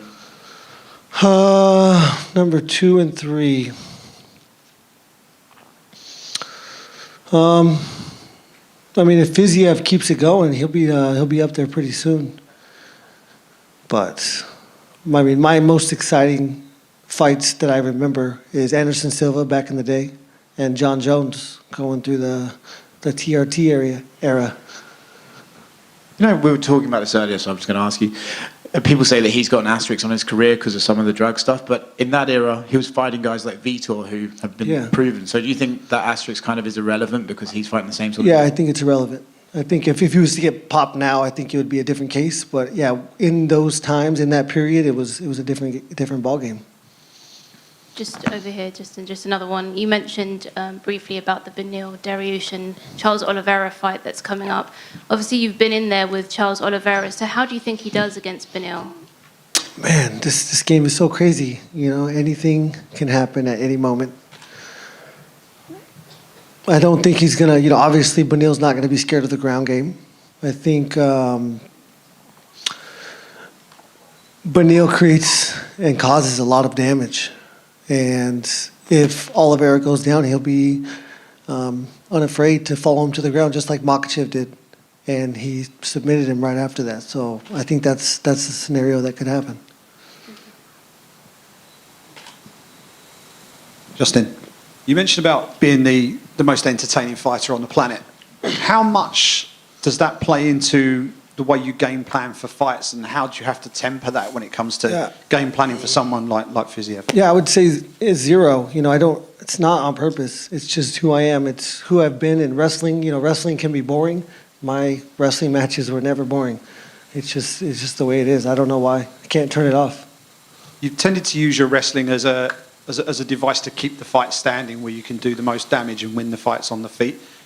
Are we likely to see more offensive wrestling for you on Saturday? You know, I'm not opposed to it, but we'll see. Great stuff. Thank you. Awesome. Thank you, guys.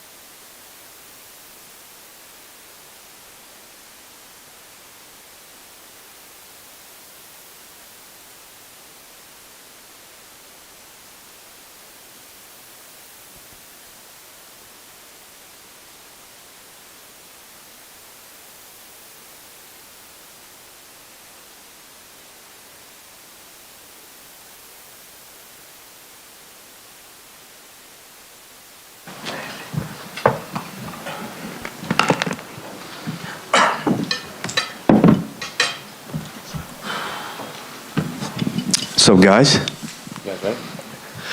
Well, Kamaru, in front. Obviously, we're only a few days away from the trilogy fight against Leon Edwards here in London. So I guess what are the emotions now that fight camp is gone, is over with? All you got to do is focus on making weight and then fighting Leon Edwards again. Damn, where's John Morgan? Back in America. No, it's a good feeling. I think I'm in a space to where, and I've said this the last couple of fights, I'm grateful to just be here.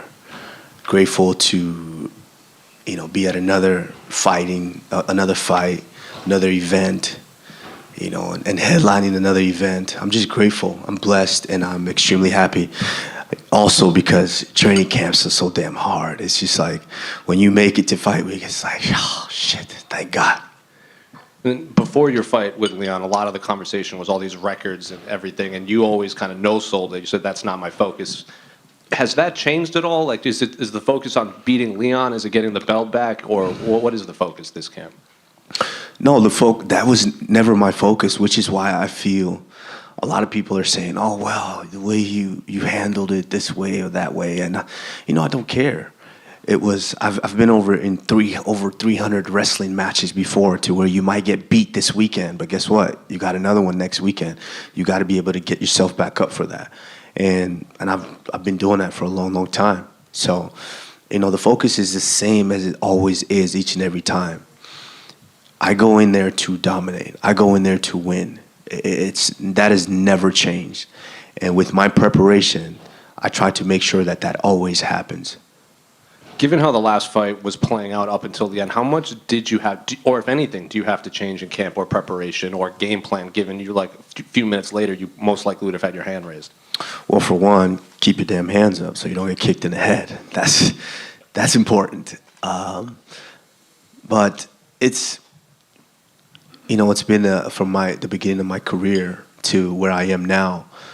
If you watch the way that I fight and you've seen all my performances, how much more do I need to change? I've been blessed with coaches that know how to get to me, that know how to just give me directions to where what I'm doing, what I've been doing is working. I go so hard in training camps in preparing for these fights to where I have that much of a gap on everybody just because of how much I prepare.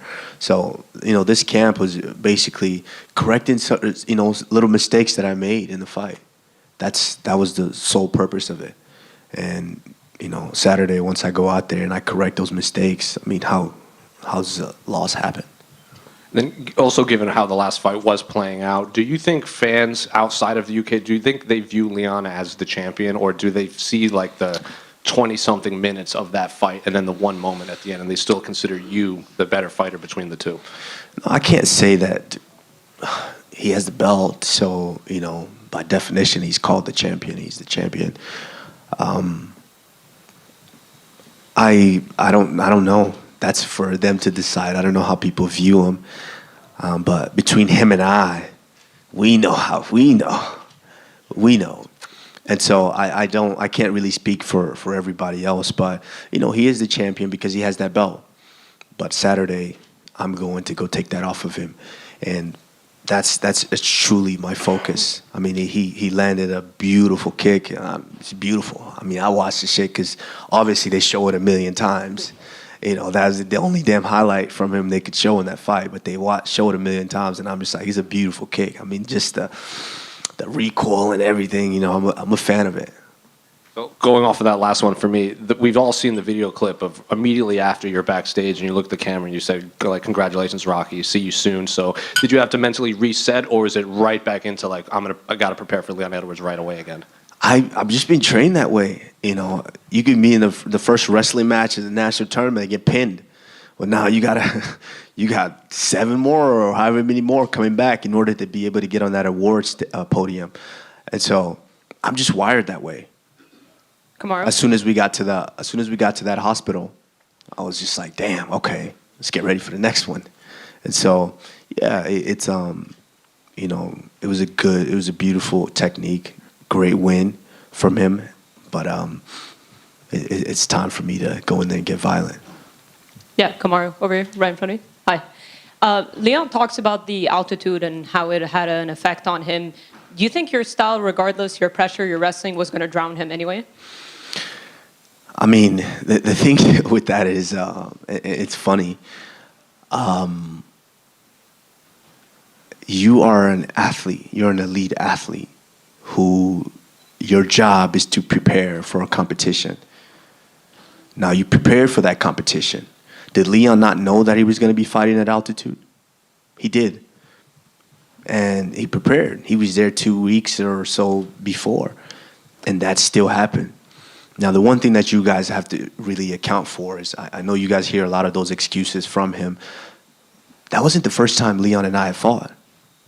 And that first fight looked a lot like that second fight. So if he wants to believe that it was the altitude, then it is what it is. He can believe that. But nothing changes for me. Altitude or no altitude. I know what I come to do. And he seems to think that the knockout's going to have an effect on you mentally. Did you hear his comments on that, and what are your thoughts? Leon hasn't wrestled in over 300 wrestling matches like I have. Leon hasn't competed as many times as I have. You know, when you get pinned, and I've been in a situation to where I've lost the first match, wrestling match of the day. Now you're in the consolation bracket, and you just it's a dogfight to try to get back up on that podium. And I've been on that podium a lot of times. And so it's, to that statement, I would say is, it's warranted when you're speaking about ordinary things and ordinary people. So people think, oh yeah, that's so typical. When something like that, a trauma happens, you know, most people are gonna gonna be disturbed about it. Yeah, that's when you're speaking about ordinary people. But Leon Edwards and I both know that I am not ordinary. I am extraordinary. And there's a lot of debate on pound for pound. You once held that #1 spot. Do you think reclaiming your welterweight title, you should be #1 again? I don't care. You know, that I never really cared. That pound for pound was just a conversation piece. I never really said, unless, you know, obviously I had to do promo stuff and say, yeah, pound for pound. But I don't walk around my house telling my daughter, I'm pound for pound champ, go to your room. You know, I never really cared. You know, it's a conversation piece. So I don't really put much into that, but that's a hard conversation to have when John Jones is in the picture and he's the heavyweight champion now. One last one. You've achieved a lot, defended your title multiple times, future Hall of Famer. So what's your motivation at this point in your career? That's a good question because it changes. You know, when you start to just defend and defend and defend, it does kind of get lackadaisical. It just kind of gets repetitive. But this one is like, immediately I found it on the ride to that hospital after 278. It's with Floyd Mayweather, when he's so, you know, undefeated, unbeatable, people, it's almost boring to watch him. People are just like, he's gonna win every time. That's boring. No one wants to. You know, the only reason people are watching is because they want to see someone's able to beat him. And so I just found I got presented with an opportunity to be able to fall as a champion and rise again. And I think that's the biggest thing for me is I'm raising a daughter who, if gymnastic gets hard, I can hear her in the room telling her mom, it's hard, I don't want to go, you know. And so I'm presented now with an opportunity to let her know that, you know, you can stumble, you can fall, but, you know, you got to get back up and get on that horse and keep going. Kamaru, down here to your left. You're entering enemy territory to try reclaim the welterweight title. Am I? I know there's a big Nigerian This is London. They love me here. And it's half Nigeria. I'm home. Well, are you relishing silencing those fans that will be booing you on Saturday night? Boos or cheers, doesn't matter. I don't pay attention to the crowd. I never really did. I never really did. I don't pay attention to the crowd. I mean, they get a little loud and it makes it hard to hear the coaches, but I never pay attention to the crowd. I've been booed before. I fought in Florida. Even though I'm a resident of Florida, I got booed when I fought Jorge Masvidal. But, you know, it's one thing about that. I was feeling violent, and I wanted to do some violent things, and I did do that. And I'm feeling that way this weekend. And you touched on the Nigerian population in the UK. Are you expecting to see the green and white flags dotted throughout?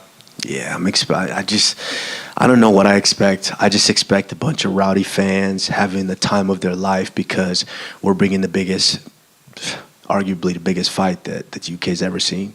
And a bit off topic here, I don't know if you saw this, but this question is very pertinent because you're the first African UFC champion.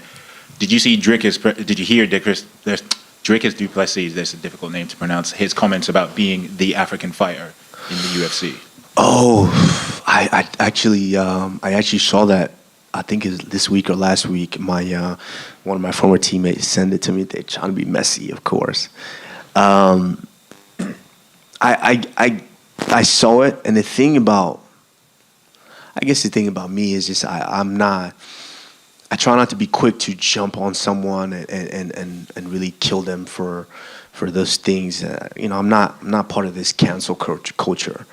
But though I understand what he's trying to say, but the one thing that I think he's failing to realize is, just because I go to China and my parents are in China and I'm raised in China, that doesn't make me more Chinese than the people from China. That doesn't make me more Chinese. And so just because you went over to South Africa and you're raised there, that doesn't make you African.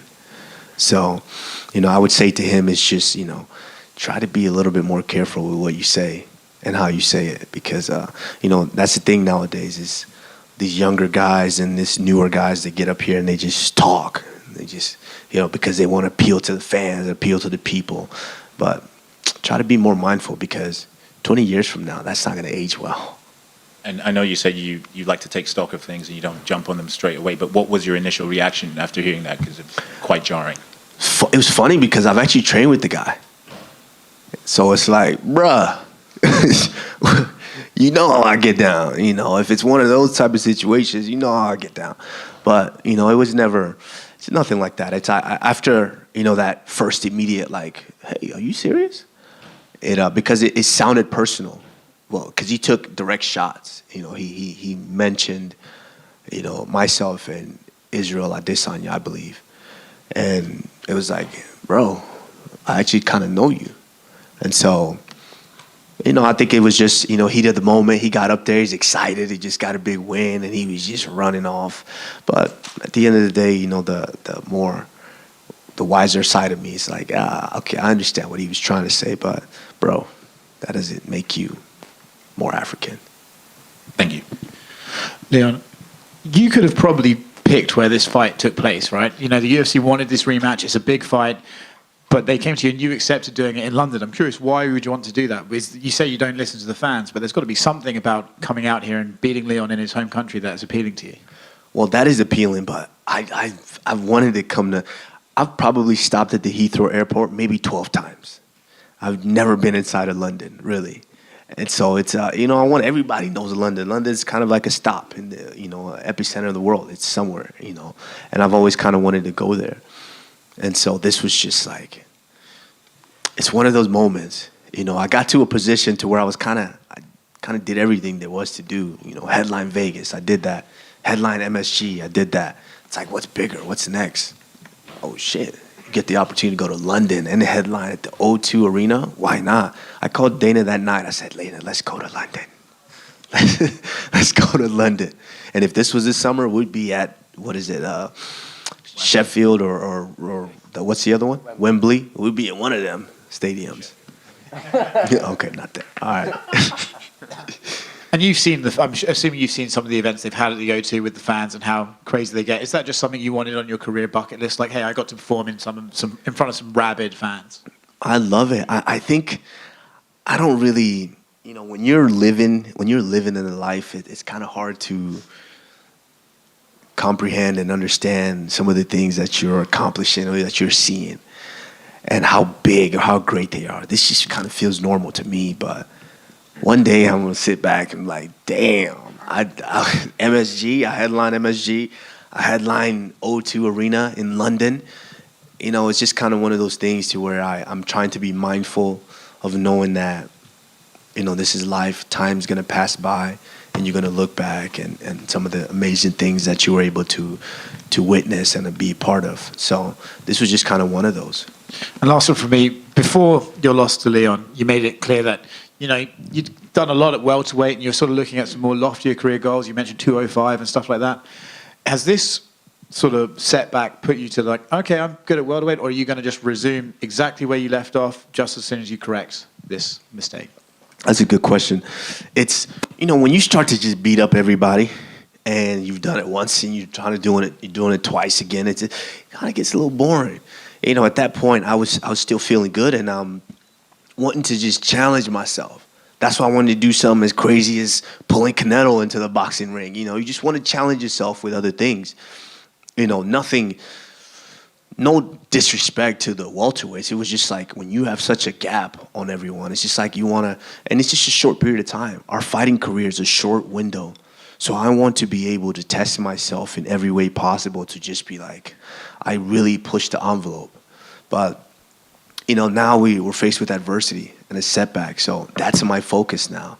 You know, Leon's made himself very visible to me. So it's like, all right, let's go ahead and deal with this adversity first before we could ever even think of something else. Kamaru, just over here. How does it feel this week being the challenger this time? It feels like a normal fight week. You know, it's I have to come here and do all this media. You know, I like you guys, but, you know, I got to cut weight. So, you know, I got to come here and do all this media. Everything is the same. You know, it's the same, and I as much as it's exhausting, I love it because it's all part of the journey. And, you know, just speaking with my mentors and all the guys that have done this before, it's, you know, I'm going to miss this one day once it's gone. I'm going to miss coming in here and talking to all of you guys and have you guys ask me questions. So it's been normal. It's been the same. My mindset is the same. I went through a hellacious training camp. I mean, you train alongside guys like Justin Gaethje. It's not easy, and so I went through a hellacious training camp to prepare for this fight, and you know, I'm just blessed with the opportunity to be able to go out there and perform for you guys. And is the pressure different? I mean, do you feel more pressure, or is it more of a weight off your shoulder not having those high expectations? Truthfully, it's a little different. It's not as much. Like, you know, the pressure is going to be on him. It's a lot of pressure, whether you believe it or not, to have to defend each and every time, because that lifestyle changes drastically when you're not the champion anymore. It does. And so, excuse me, it changes. Like I wanted to, like I've said before, I wanted to silence some of that noise. When you're the champion and you're just unbeatable and you're beating everybody, it's you kind of start to get this aura of invincibility. And everybody wants to be around that. Everyone wants to just feel it. Everybody wants to taste it. And so it brings on a lot of noise and a lot of energy that just starts to drain you and wear you out. And so after that last fight, it just kind of calmed down. It quieted down. And I know a lot of people are saying, oh, you've been quiet, relatively quiet. Just like I was before I became the champion. You know, it's not necessarily I've been quiet. I've just been working. When I wasn't the champion, I wasn't getting calls, hey, fly here to this event. Hey, you got to do this interview. You got to do that. You know, so I was just enjoying and cherishing, you know, that opportunity again to just grind. And moments ago, we spoke to Leon Edwards, and he believes that you're on your way out and that he will open the door for you on Saturday. What's your reaction to those comments? Oh, he's going to open the door for me because I'm the king. He opened the door for me to walk through. And I'm going to tell him, all right, you can come in now. You know, no, I mean, the funny thing about that is I almost feel like he's forgetting what happened 24 minutes in the last fight. Don't you guys feel that? Yeah, of course, it was a beautiful technique and you landed it, which I'm a fan of. I'm like, damn, that was beautiful. Give him props for it, but you're forgetting what happened. What did you display in those two fights that leads you to believe you're a better mixed martial artist than me? I am on my way out. I don't want to get punched in the face forever. That is very, very true. You know, I'm not trying to do this for another 10 years. Absolutely not. In that sense, yeah, I am on my way out, but I'll leave when I'm good, well, and ready. Until then, like the Wolf of Wall Street, you know what he said. I'm not going nowhere. Kamaru, down on your left. Is it true that your knee pain is so bad that it's sore to walk on concrete? My knee pain's been bad for 10 years. You know, I've had multiple meniscus surgery, and this is just wrestling. I was so hard on my body wrestling because I wanted to be the champion. I wanted to get there to where I'm willing to sacrifice. I would sacrifice whatever it took to get there, and I did get there. But my knee pain's been bad since I crossed over to MMA, but it hasn't stopped me. I'm still whooping dudes' ass. Is it? I know you've been training a lot with a brace. Do you plan to wear a brace to the fight or not? No, I never will.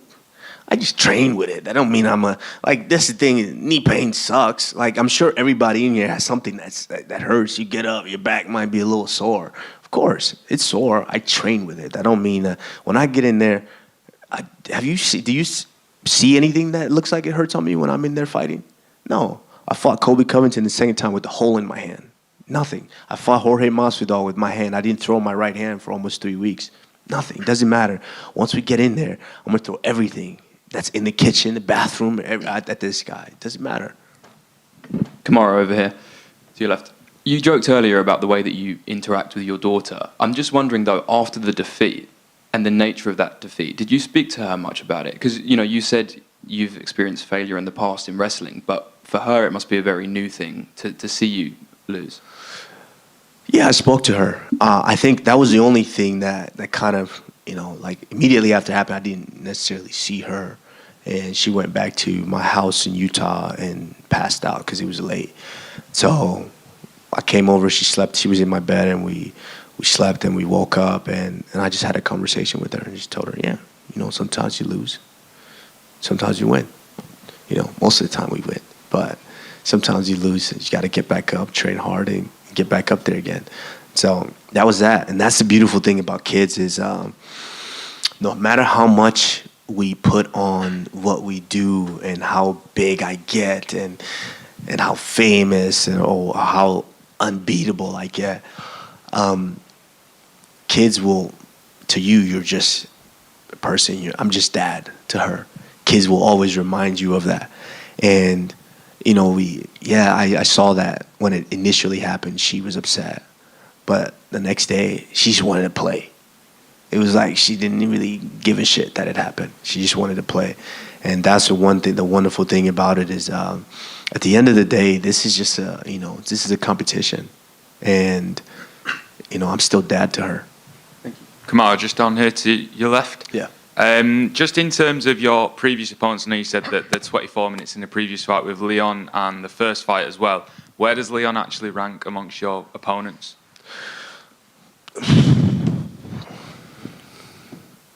I mean, I fought Colby Covington and I fought Leon Edwards. You guys all watched the fights. I fought Colby twice and I fought Leon twice. You guys all watched the fights. Who do you think is better? So Leon's tough. I give him that. And he was able to land that beautiful kick. I'll give him that. But there's nothing that, as much as he's building himself up with the new confidence or whatnot, at the end of the day, it's just going to be you and me locked in there. And you and I have been locked in there for two different fights now. And what have you shown me or shown yourself to believe that you are a better fighter? And then final one from me. You said you feel violent going into this one. Just how violent do you feel, and what does that entail? I felt violent going into 3 fights. I felt violent going into the Sergio Moraes fight because I kept asking for a top 15, and I felt disrespected that the UFC matchmakers kept giving me guys like that weren't in the top 15. I felt very, very violent and resentful, and I wanted to show that.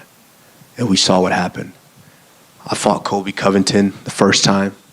We all know how that buildup was, what he said, what he done all around the world. I felt very violent, and I wanted to get violent. Me and Colby were best wrestlers, arguably in the company, and we didn't wrestle at all because I felt violent. I wanted to get violent, and we saw how that fight went. And I fought Jorge Masvidal the second time. With all that happened, we both, you guys are failing to understand. We both flew across the world, and I was the only one who I trained for a completely different guy. He caught COVID, and I don't even want to disclose what the injuries that I was going through before that fight. Flew across the world. I actually had to quarantine in Vegas. Didn't sleep. I literally, in 4 days, that fight, I was there, quarantined, cut weight, and I fought. Didn't sleep at all. And I fought in the morning. And I dominated him. And then after that fight, that's when you got all the excuses. Oh, it'd be different. You give me a full camp and this and that. And it upset me to where I felt violent in that second fight. And we all saw what happened. And not to mention, it was in enemy territory in Jacksonville. I was booed. Didn't change anything. And in this fight, I'm starting to get that feeling. Some fights you want to be clean and get out of there and not feel anything. This fight, I want to feel it all. Kamaru, how much of this is about just getting the win and getting the belt back, or how much is this about making a statement on Saturday? I don't care about getting the. I've said that I've never been attached to the belt. The only reason that's important is because you're called the champion when you have the belt. But it's never really been about the belt. It's about dominating the guys and really that's what I'm addicted to is breaking a guy, dominating him and breaking his will. It's like I'm a soul collector. It's almost like Thanos. I'm just sitting there collecting souls and that's almost what he feels. But this time, like I said, I'm feeling real violent. It's just something that I admire about Justin, my teammate. Is I don't care how technical you want it to be, but if this dude wants to get violent, he's going to go out there and get violent. And this weekend, I'm feeling real violent. You referenced that you've obviously been in the cage twice with Leon, and you said that for the most part it played out similarly. How much growth have you seen in Leon from the first fight to the second fight, and what do you expect from him third time around in terms of his progression? No, he's grown. If you do the same thing over and over and over every day, at some point you're going to get good at it. He's grown a lot. I mean, he can strike. His striking is good, clean. Like I said, that technique was beautiful. That kick, the shot, the recoil, it was beautiful. I love it, and I could see that as he's grown a lot. But at the same time, yeah, you've grown a lot. So have I. I'm just a bit better. And is it just a case of closing that loophole, closing that opening that led to the KO in the first fight, or have you got new tools in the belt ready to bring out on Saturday that we haven't maybe seen before? I mean, had I just kept my damn hands up, are we having this conversation? We're not. So I think it's a matter of just correcting those small mistakes. We've fought several times, me and him, and a couple of times. And, the skill for skill, it shows who's the better mixed martial artist. Thank you. Kamaru, we haven't really heard from you since Francis left the company, and obviously you and Israel and him were all linked together very closely. We spoke with Israel in Perth, and he's pretty confident that Francis will eventually make his way back to the UFC. But what was your reaction to everything that went down between Francis and the UFC?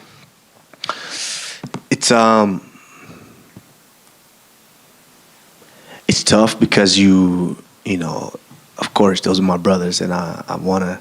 We want to continue this journey and this ride, as you guys call it, the Three Kings. Of course, we want to continue that, but it's just one thing about this is life.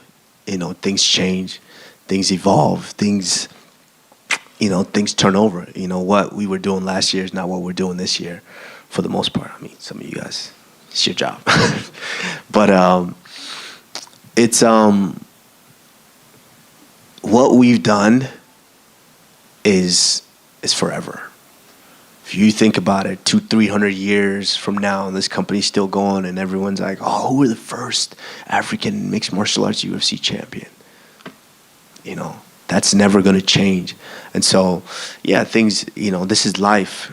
People move on and people change, and Francis is looking for bigger and different things. So, we have to respect that. He's his own man. And that is my brother, and I respect his decisions to do whatever makes him happy. What did you make of John Jones's return and his performance against Cyril Gane? It was as perfect as it could be. Everybody was sitting at home like, that just happened? It was as perfect as it could be. That just goes to show the the greatness of John Jones and how great he is and how well he's able to come in and compete. Kamaru, how important is it for AKO and the infrastructure you're building in Nigeria to hold a UFC event hopefully in the future? How important is it for you to go out there and win the belt again so Africa has a UFC champion again? I mean, it's important. I think, like I said, because having that belt, gives you the title of the champion.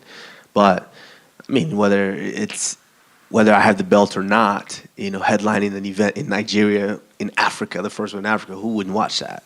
It's still going to be massive. So, AKO is us really building that infrastructure and really showing the UFC or these other promotions that, hey, you can come here and do an event here. And there is a want and a thirst for, mixed martial arts at its highest level. And so, Dana, if you're watching, hey, let's make something happen. And in terms of what you said earlier about quietening the noise of being a champion, that sounded a little bit similar to what Rose, one of your teammates, went through when she lost the belt and then won it back. Did you ever speak to her about that quietening the noise and the furore around being a champion and dealing with that mentally at all? No, we didn't exactly speak about it, but I know as much as I know Rose, I know that what her psyche was as far as, at least have an idea of what her psyche was as far as dealing with all of that.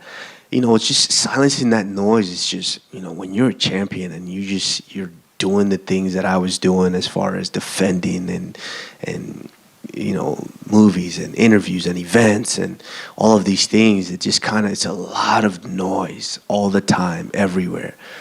So this time it was a little bit more refreshing for me not having to answer my phone, not answering that phone. And just, it was refreshing to just, as rigorous as it was and as tough as it was, to just go to the gym and see just me and Trevor in there, or me, Trevor, and Justin in the gym. That was refreshing again, where there's no noise, it's not people on the side watching you, it's not cameras all in your face all the time.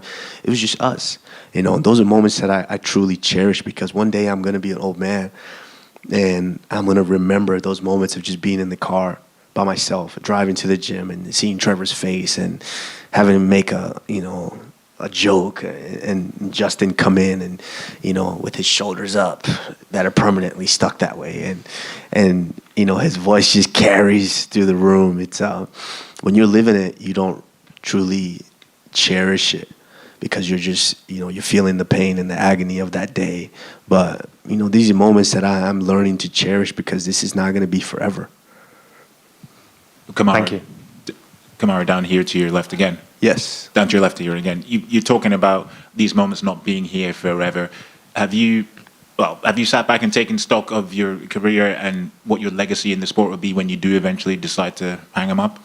No, I have not. That's it's funny because you guys all bring up all these records, and I truly, when I say each fight, when you guys give me a new stat or a new record or something new that I've done, or I didn't know that, and I still don't know that till now. The only one that I really remember is you guys, before the last one, that would have been the longest, or tied the longest UFC, was it fights or wins or whatever in a row? Yeah, something like that. That's the only one that I kind of remember. I was like, oh shit, that was shit. You probably shouldn't have told me, But I don't really sit. For me, it's after I get done, it's like, what's next? Okay, you got to start getting ready for the next one. And so now I'm just in a place where I'm more mindful of understanding that this is not forever. And, with the guidance of some of my mentors like Rashad Evans and DC, and they tell me, and especially DC, him, DC is like, when this shit stops, it stops. And so I just want to enjoy it. I just want to cherish it. So when I am looking back later, and having you guys tell me what I've done in the sport, I can say, oh shit, I guess I did something good. Kamaru, just a quick one here. Yes. I just wanted to get your thoughts on Jorge Masvidal and Gilbert Burns for Miami. How do you think that goes down? That is a spectacular fight. I will be there, hopefully as the first third two-time UFC champion. Was it Matt Hughes, GSP? Did Matt Hughes didn't do it? Yeah, I thought so. So, you know, being there with the greats. So, being as a two-time UFC welterweight champion, I will be there watching. But I think that is a spectacular fight. I think, obviously, we all know Gilbert Burns' grappling. You know, once he gets you down, you know, you're in for some, you're in for some work. And believe it or not, Jorge Masvidal is a unique style. For a guy to be a kickboxer, stand straight up, he's directly standing straight up, but he's so hard to take down. And I think, that's not going to be as easy as it looks. I think that's a spectacular fight. I will be there front and center as a fan watching because, I don't go to too many more events. So I would definitely will be there as a fan watching. And I can't wait to watch that one. Thank you, guys. Appreciate you all.